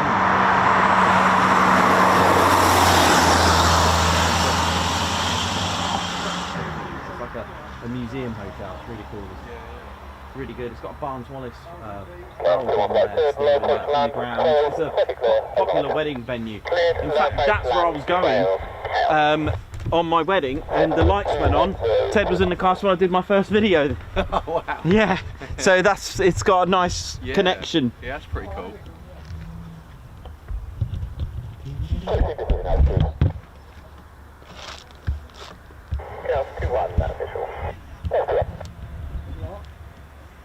Yeah, there's two. It's got an orange box around it. I don't know if there's anything that can be done to sort that. We'll go have a look. Cheers. Oh, look at the control.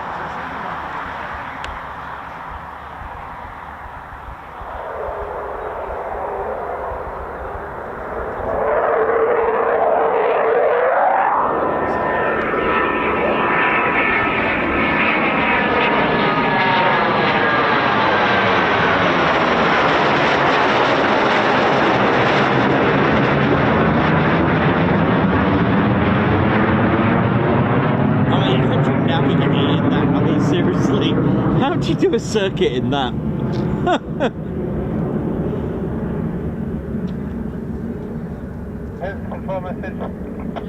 And our first two from wave 2.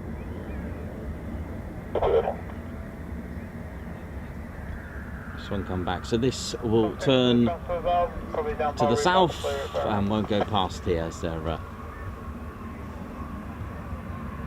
of the fighter squadrons.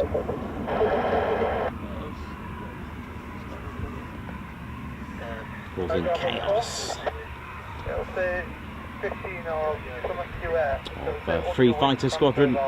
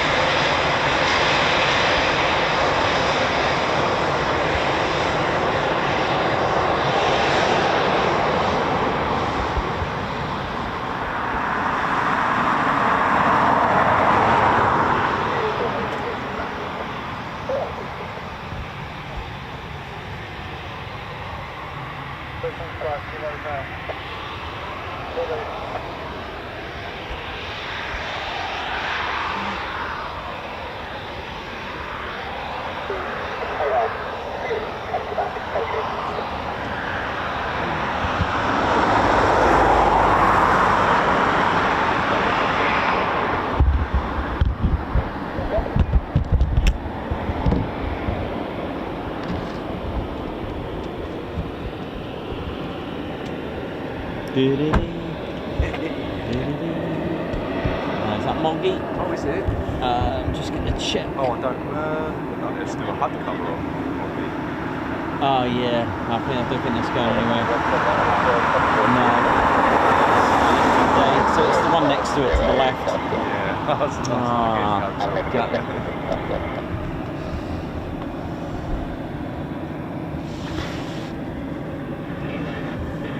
So what's that? Bunk been disowned? It's been left there, isn't it? I think so. Yeah, it's yeah. If you ever look at it, it's quite. And then on the other side, it's got the actual meaning. Sorry, you're looking at the meaning, and then that was the word that I focused on. Didn't know what was on it. I was like, ooh dear.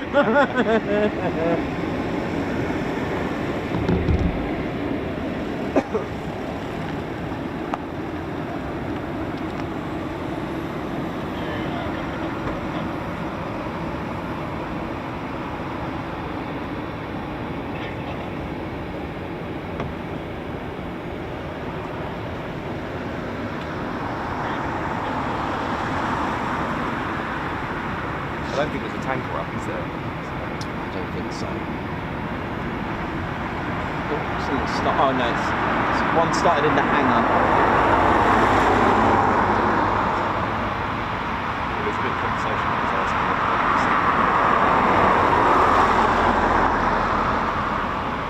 No, I can't see it.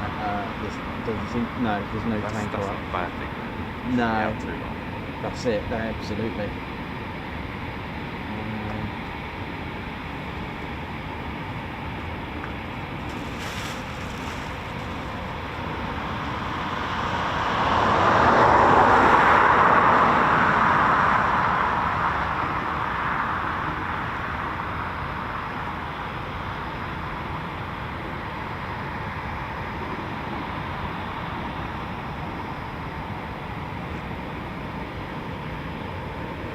Right at 1630 degrees.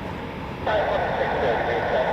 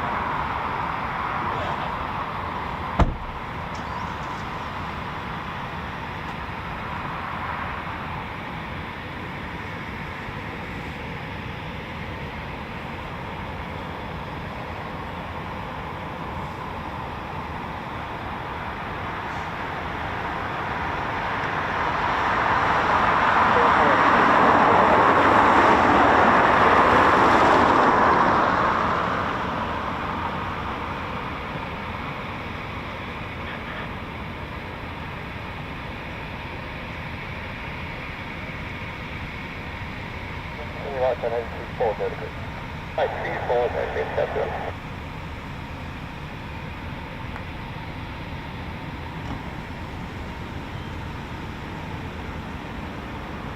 One more zero, contact with the zero, 6 today.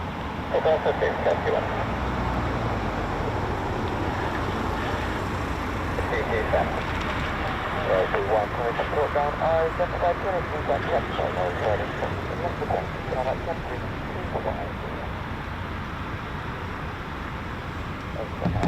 It's been an American voice as well, hasn't it? Yeah, so they have a couple on exchange. Yeah, there's a couple that are here that actually swap over. It's pretty cool. That's well good. There's a couple at Marham. I think there's one or two at Marham as well. From I think from Laken in fact they swap. Just the exchanging and the RAF swap and go. Pretty cool. Yeah, it's really good. Yeah, it's really interesting. That F-22. Yeah, imagine that. It's pretty good.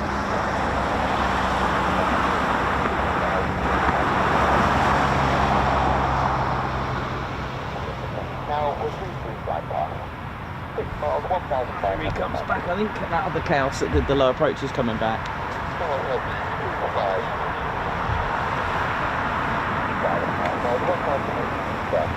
How we doing, ladies and gents, teddy bears? Hope we're all good.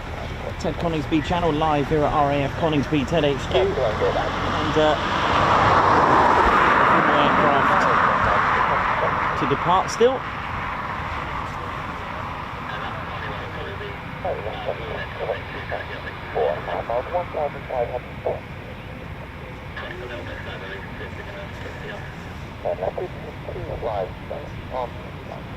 Oi, oi. 4 miles, 1,300.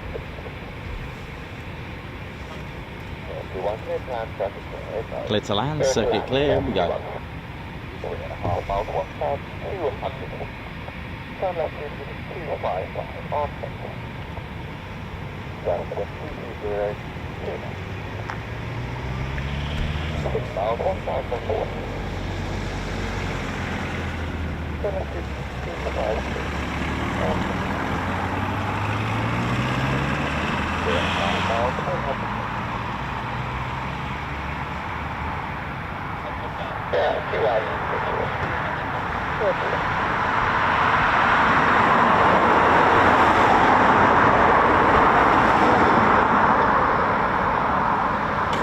Look at the state of this weather.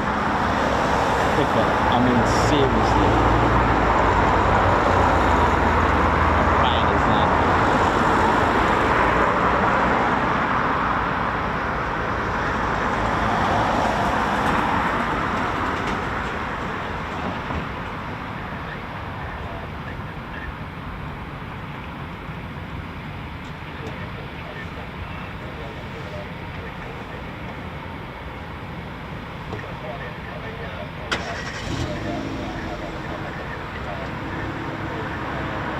Are you going? Alright, let me know. See ya.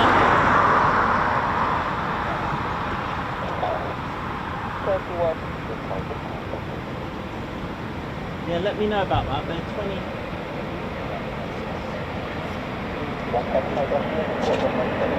Okay. Oh.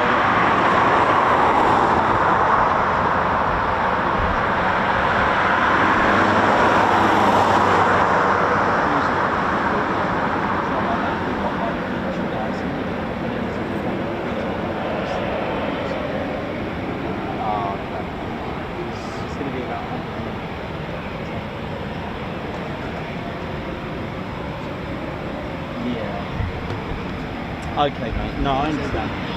No, no worries. Oh, all right.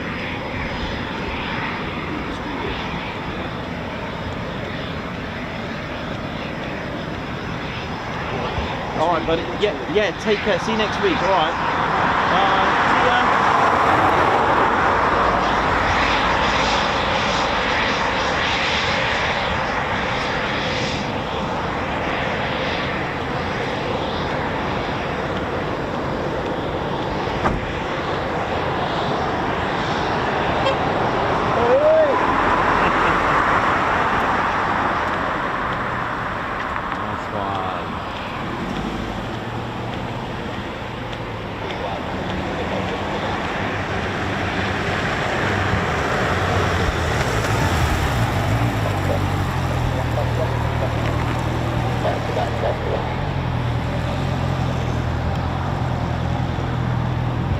down, 1, taxi back, waiting.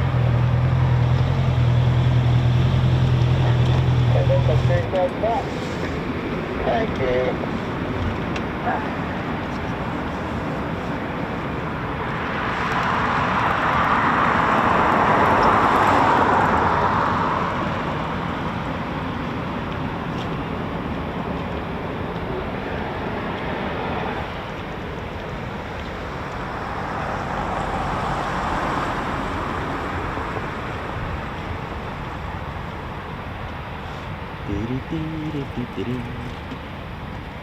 How we doing, ladies, gents, teddy bears? Hope we're all good and enjoying the show.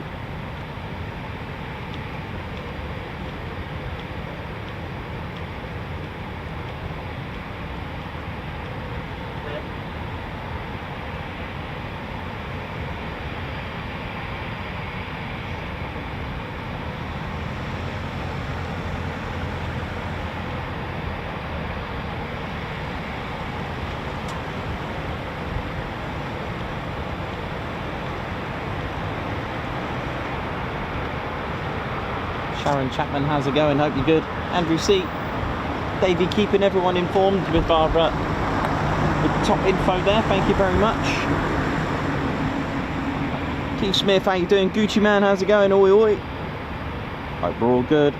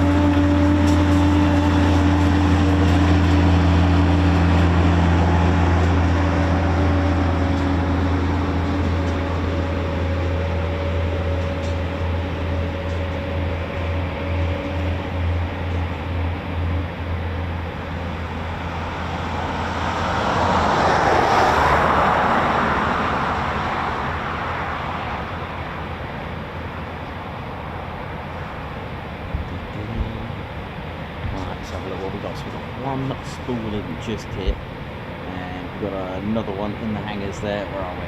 Just here. And again, for those that missed it, there's some Bush Electric lightning just through that.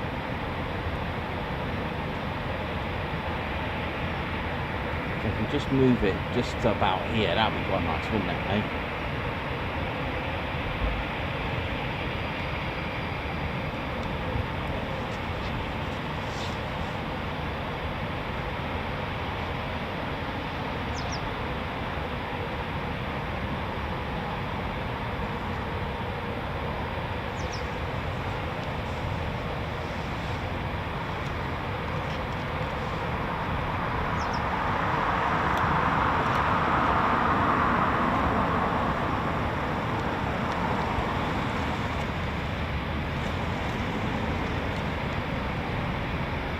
Nice one, Brent Ted.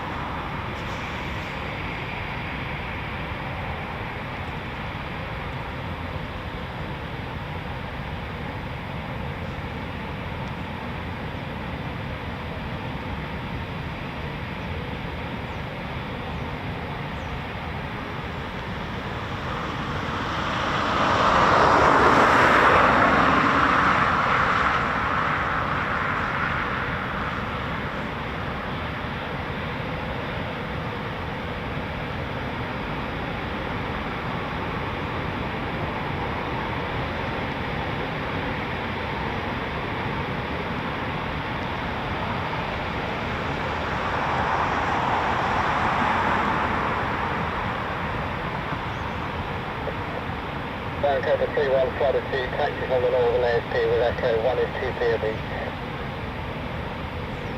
Yeah, the 3-1 flight Coningsby, grounded afternoon, taxi on foot level 1 now, taxi H1 delivery. Here we go. Taxi Alpha 2 POB on this one. 1, taxi 1 point Alpha 1, H1 Alpha 1023, Cobra.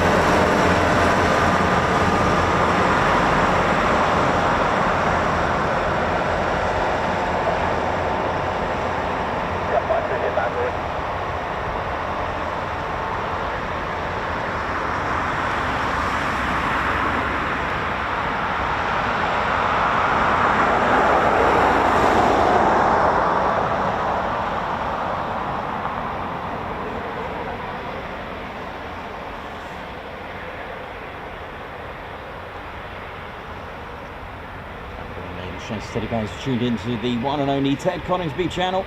We're live here at Ted's home, Ted HQ.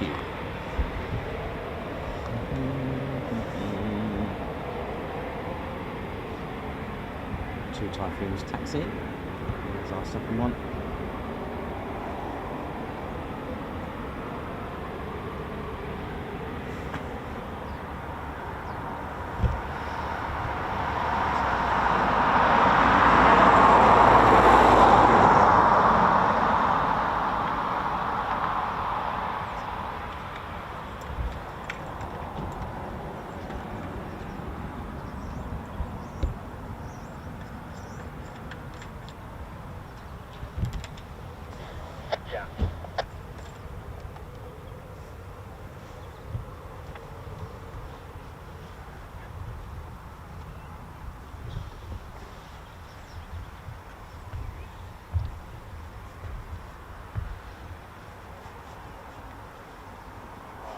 Oh, Simon Mottral, thank you for gifting a Ted Coningsby membership.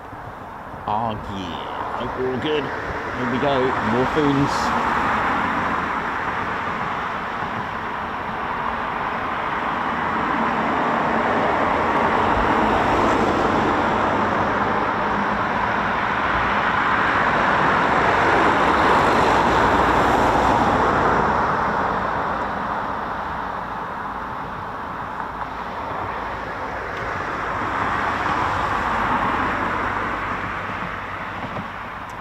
EZ, good to see you as well, man.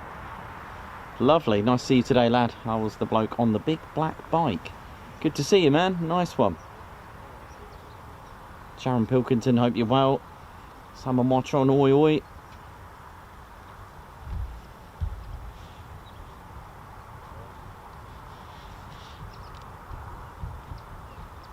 Andy Williams, hope you're good. Keith Smith, oi oi.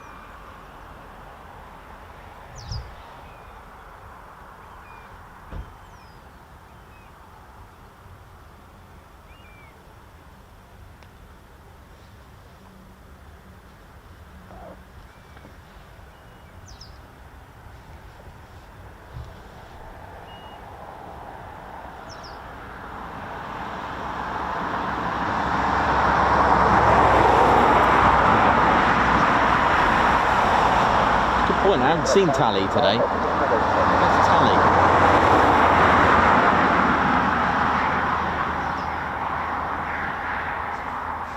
I haven't seen Tally today. Near like a kestrel or a red kite or something.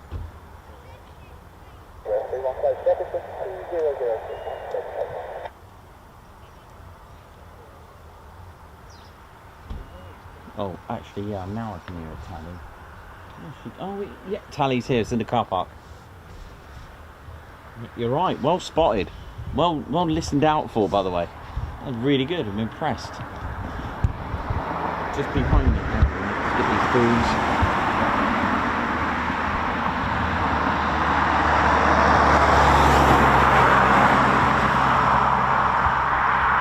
Just about to see them, you know. Look at this.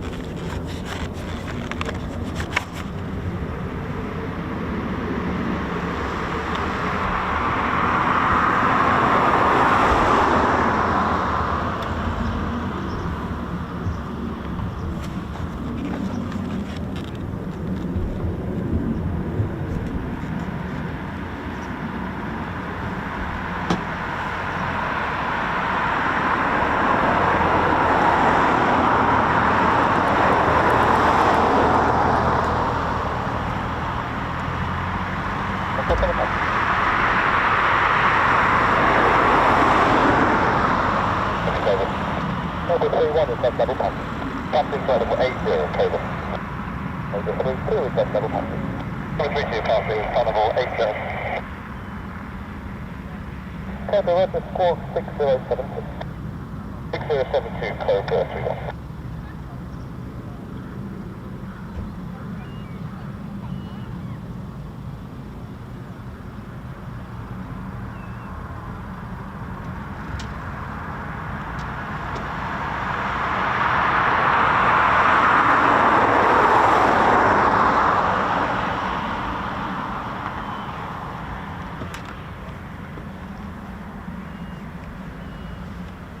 Complex 1 available in green. Thanks.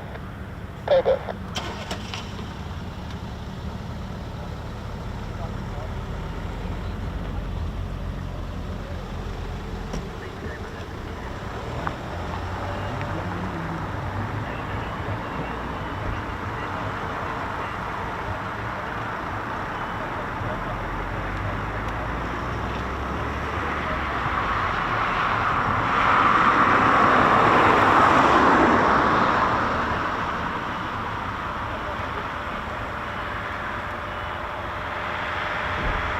Is it two groups?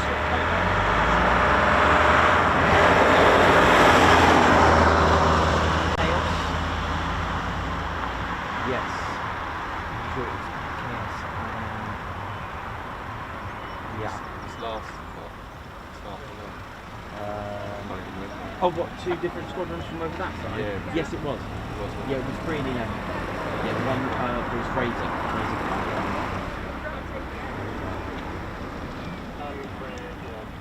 Have you seen the? I don't know. You've noticed there's an English electric light in there. Have you seen it through that? Oh right, you should be able to see it with your camera. Yeah. It's sort of in between 4 and 5 fifth hanger through the gap. So I should be able to see the electric light. How long was that?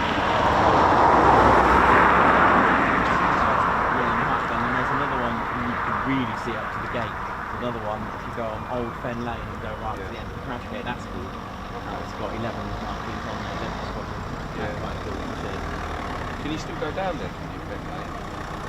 I don't know how far you can go today because of the road closure.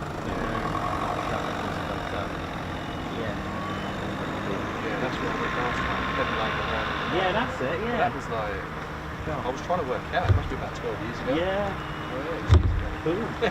Yeah, it's yeah. I didn't realise you could see it through the hangers. Never ever noticed you could. And I was like,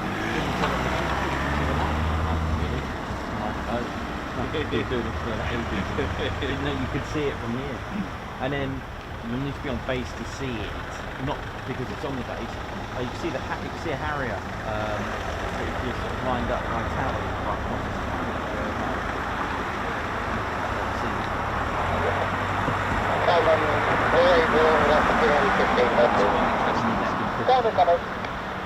11 Squadron are back in 15. Okay. Which is pretty cool. But 11's that side, yeah? Yeah, 11 and 3 over this side. Yeah, 11 and 3 that side, then, and then of course, like regardless if they're from here, they'll still go over there. Yeah, did you see that earlier? We lost them. Oh yeah. And they disappeared, exit, and it's on the way, There's a few going. So.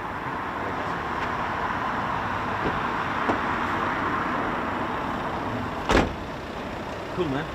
Yeah,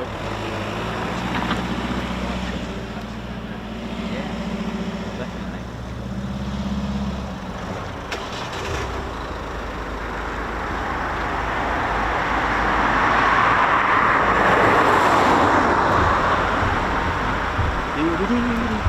How we doing, ladies, gents, teddy bears? Hope we're all good. Ted Coningsby channel live here at Ted's home, and we will be, of course, finishing a little bit earlier than our usual streams due to the light and the weather. But it's been a good day, been a busier one than yesterday, and it is good.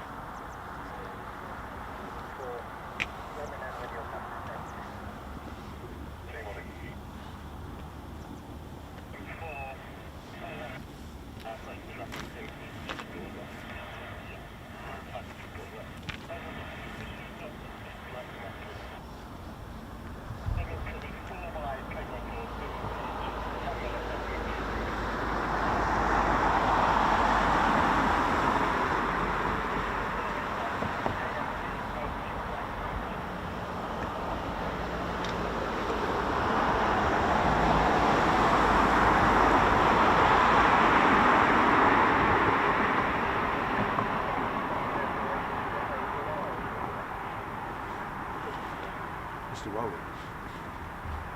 You want, mate? Mr. Rowling. Yeah. Yeah, just checking a few bits and pieces. You good? Is it frowned upon to walk down to the striker fence? It's not head on.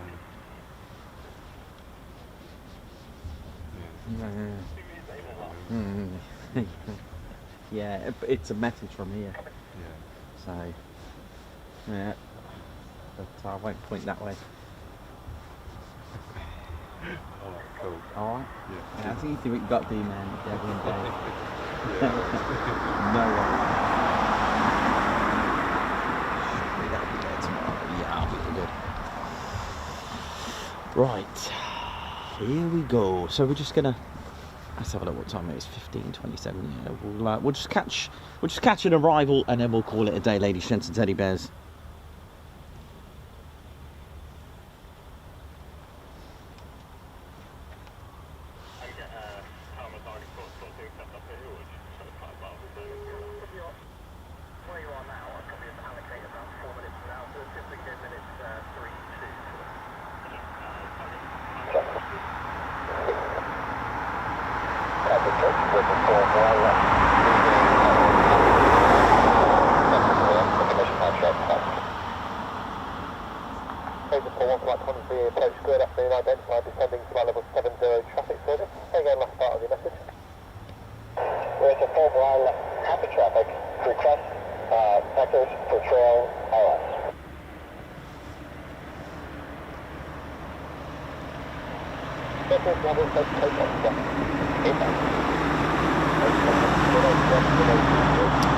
Yeah, no problem at all. Hope you've all enjoyed it. It's been a good day, and I'll be at Building Hall tomorrow. Expect the unexpected tomorrow. Who knows what happens? Yeah, I think today deserves a Leonardo DiCaprio. Feels like I haven't done that in ages, man. Feels like I haven't done that in a while. Since I had the eye incident with the mug, smashed my eye. That was quite a funny one, wasn't it? But yeah, what we'll do, we'll just catch one departure at minimum or one flight back, and then we'll call it a day, ready to pack up and get ready. As it starts to get darker and darker, and it ain't no fun driving back at night, but especially in real sharp, icy conditions as well. Hope we're all good, ladies, gents, and teddy bears. The free touch. Nice.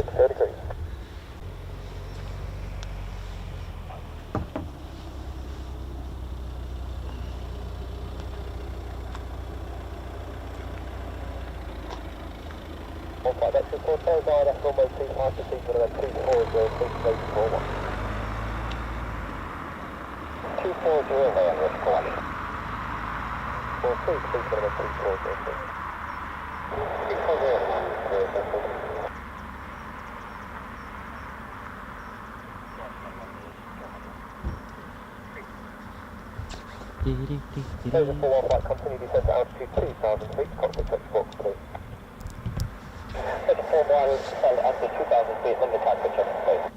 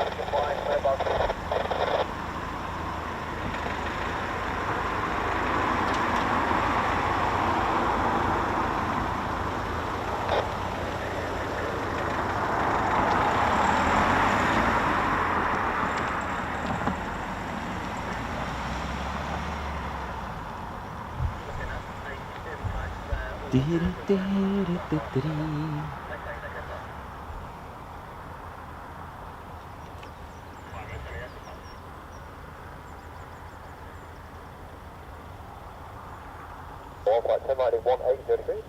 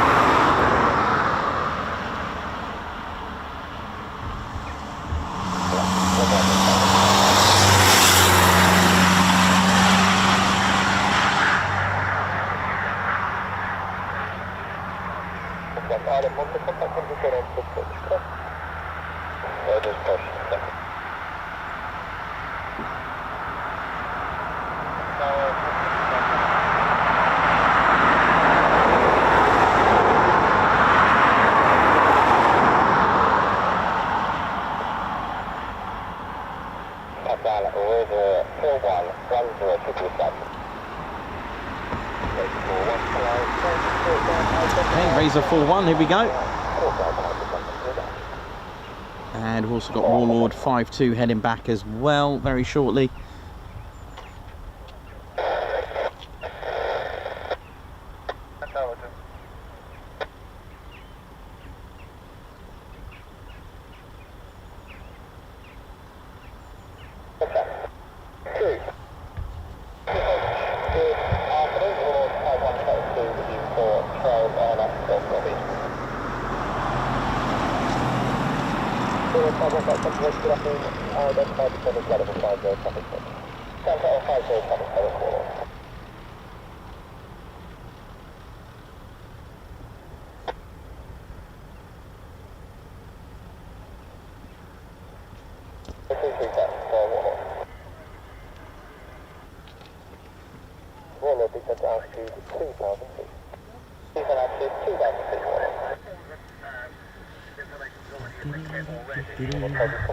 Here we go.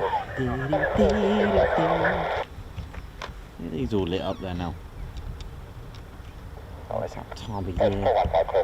Oh, clear the land, here we go. Here we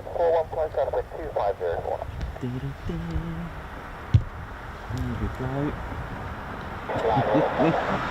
The price is right, Jim. Nice. Oh yeah, welcome to RAF Coningsby. A very foggy, it's starting to look like south of Mordor right now here at Coningsby. It's a little bit very foggy on the south side of Mordor for those that have visited. It seems to be getting a bit worse actually, but do you know what? It's dry. That'll do. We'll take that. We'll take dry over wet and emotional. Nope, it's coming through the fog. Here we go.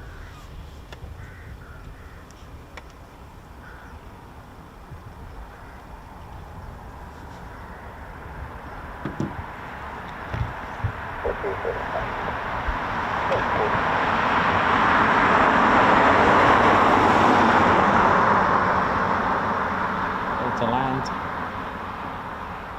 It's not fun to do any circuits in this.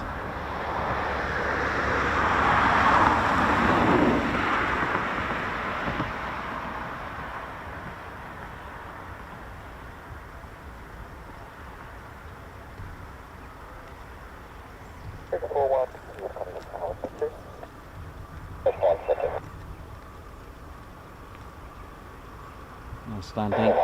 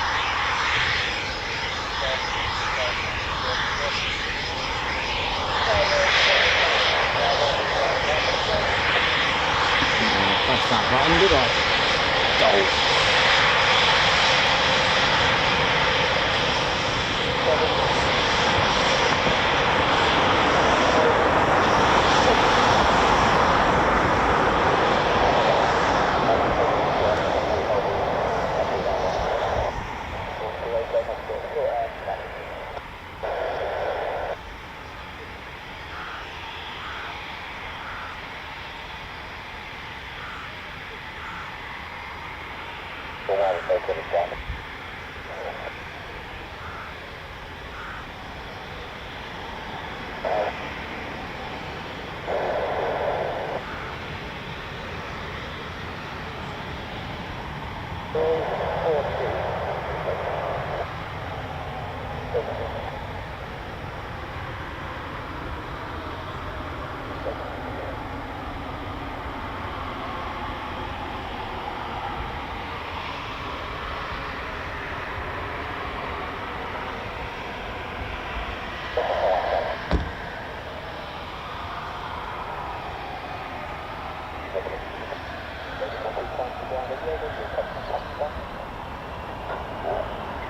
Give me a minute. I'm going to walk through the car.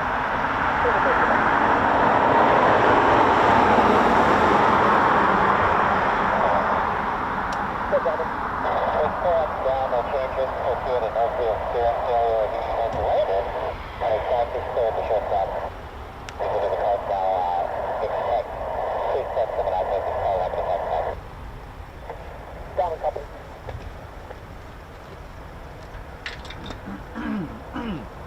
That's correct. What port guy comes from? Do that. Hold on, port guy.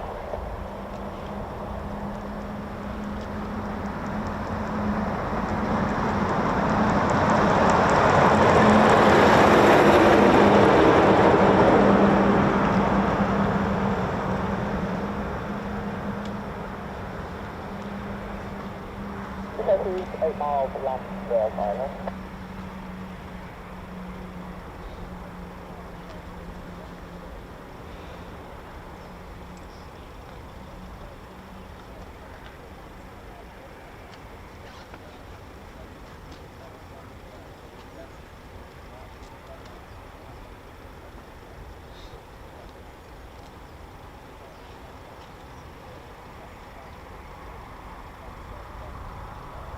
Ladies and gentlemen.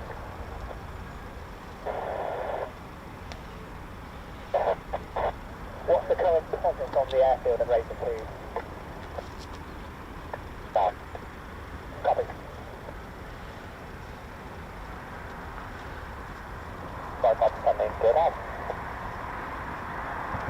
4 by 2, good up. 4 by 2, good up. Perfect.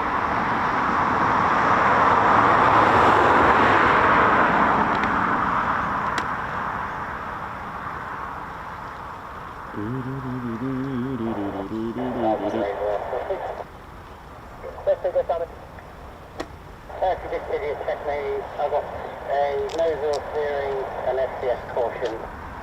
I've got nothing available on the rest of the spectrum. This doesn't look good.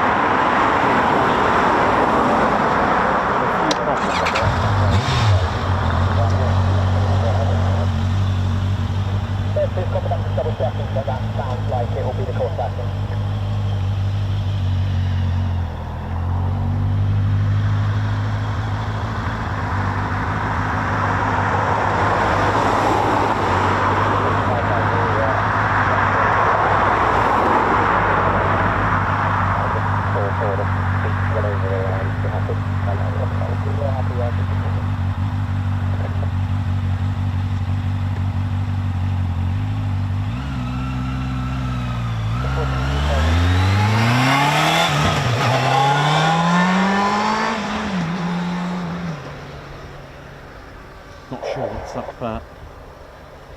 Not sure what's up with this Typhoon. I don't think it's able to taxi back, I think, by the sound of it. As long as it's off the runway, that's the good thing. And our last few Typhoons just coming back now.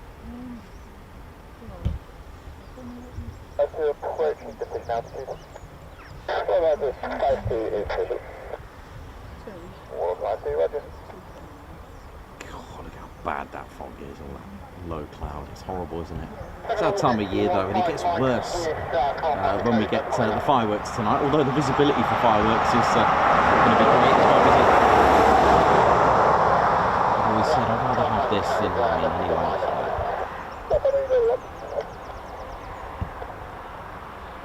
Just see this one down and see what's going on with that Typhoon.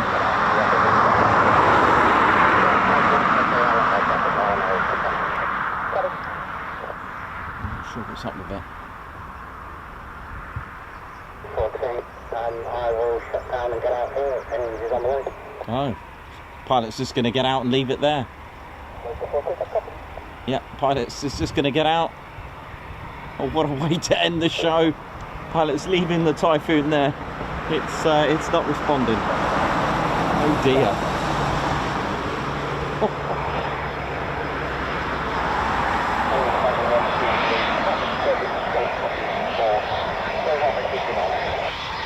As long as it's safe to do so.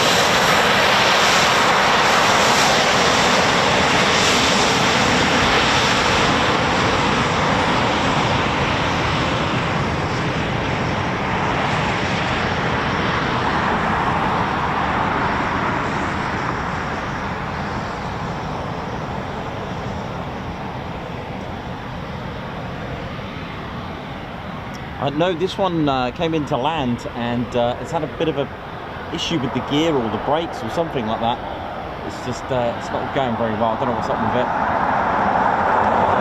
It's just a bit out here. Shut it down, and so Alex just requested to shut the engines down. There should be a recovery team to come and pick up the pilot, I would imagine.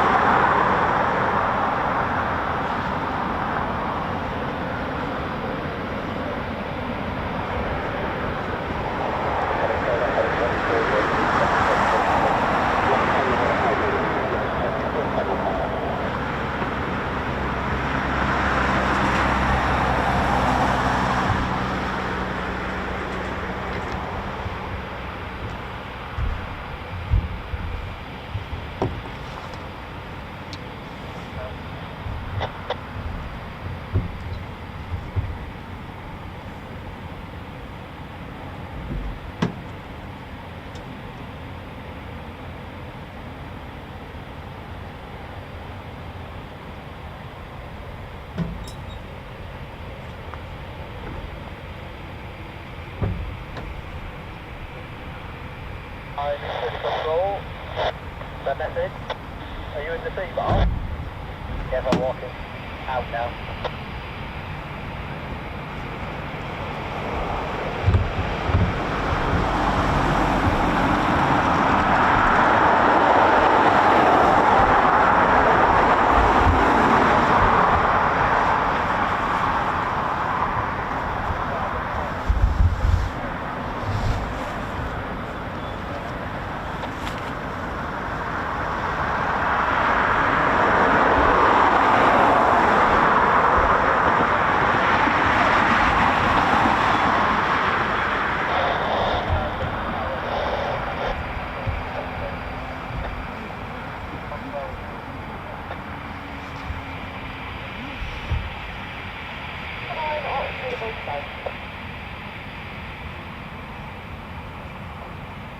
actually used across the Engo and armour. Alright, ladies and teddy bears, hope we're all good.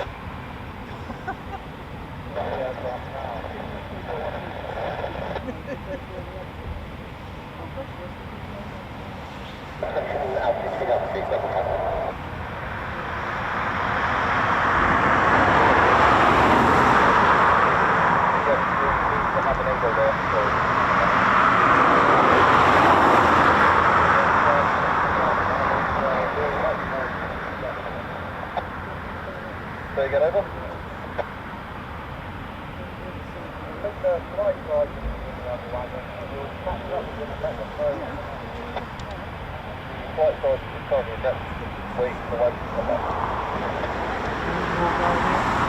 I don't think so, but there's still a few out to come back. Yeah.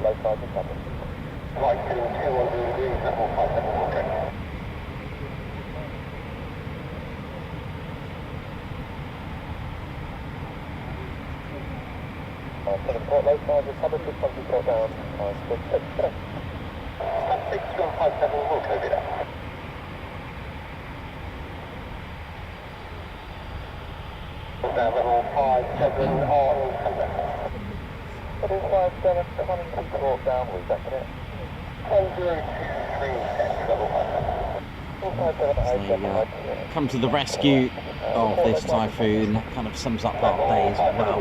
Grey, but good. Got there in the end. Things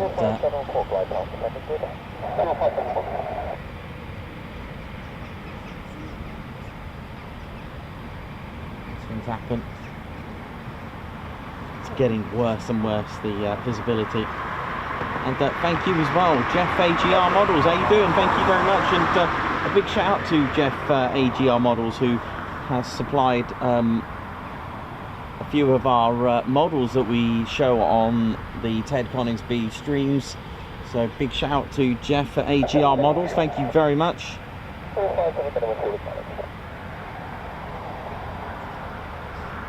And Andrew C, thank you for all the movements there. Thank you very much.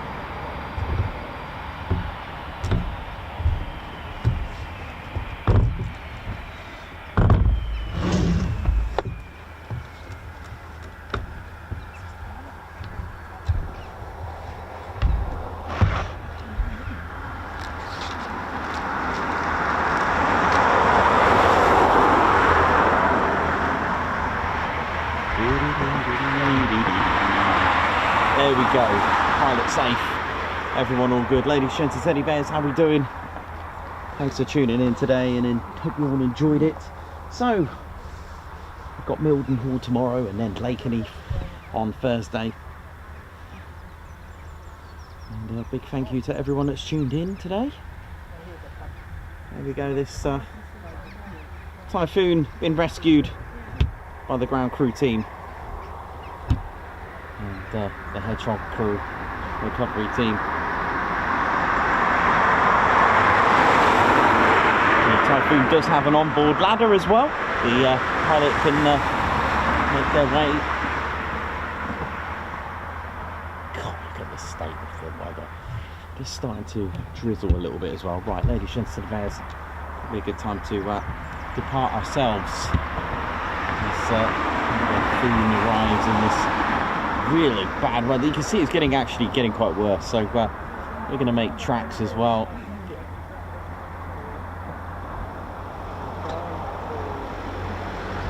You know, the ultimate thing, ladies and gentlemen, is the pilot is safe on guard. So a great end to that. Could have been steering issues. I'm not actually too sure. I think the brakes worked. Unless the brakes completely seized. And like I said, not 100% sure on that.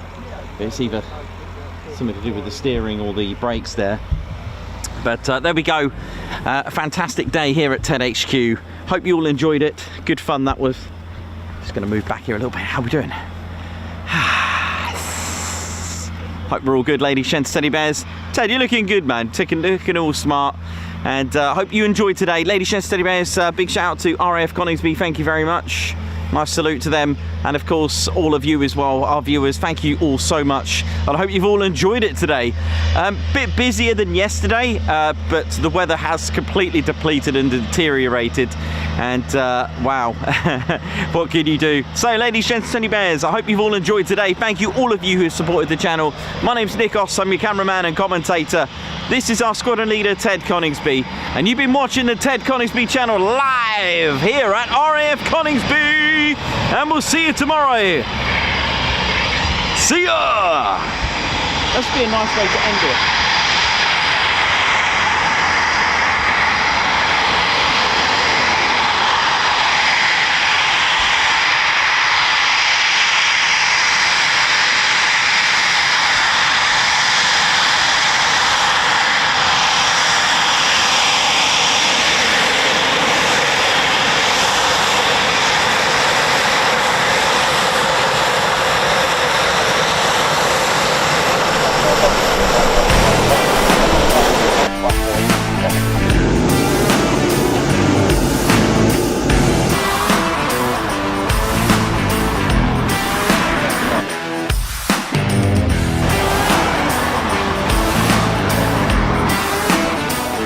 Go, go, go.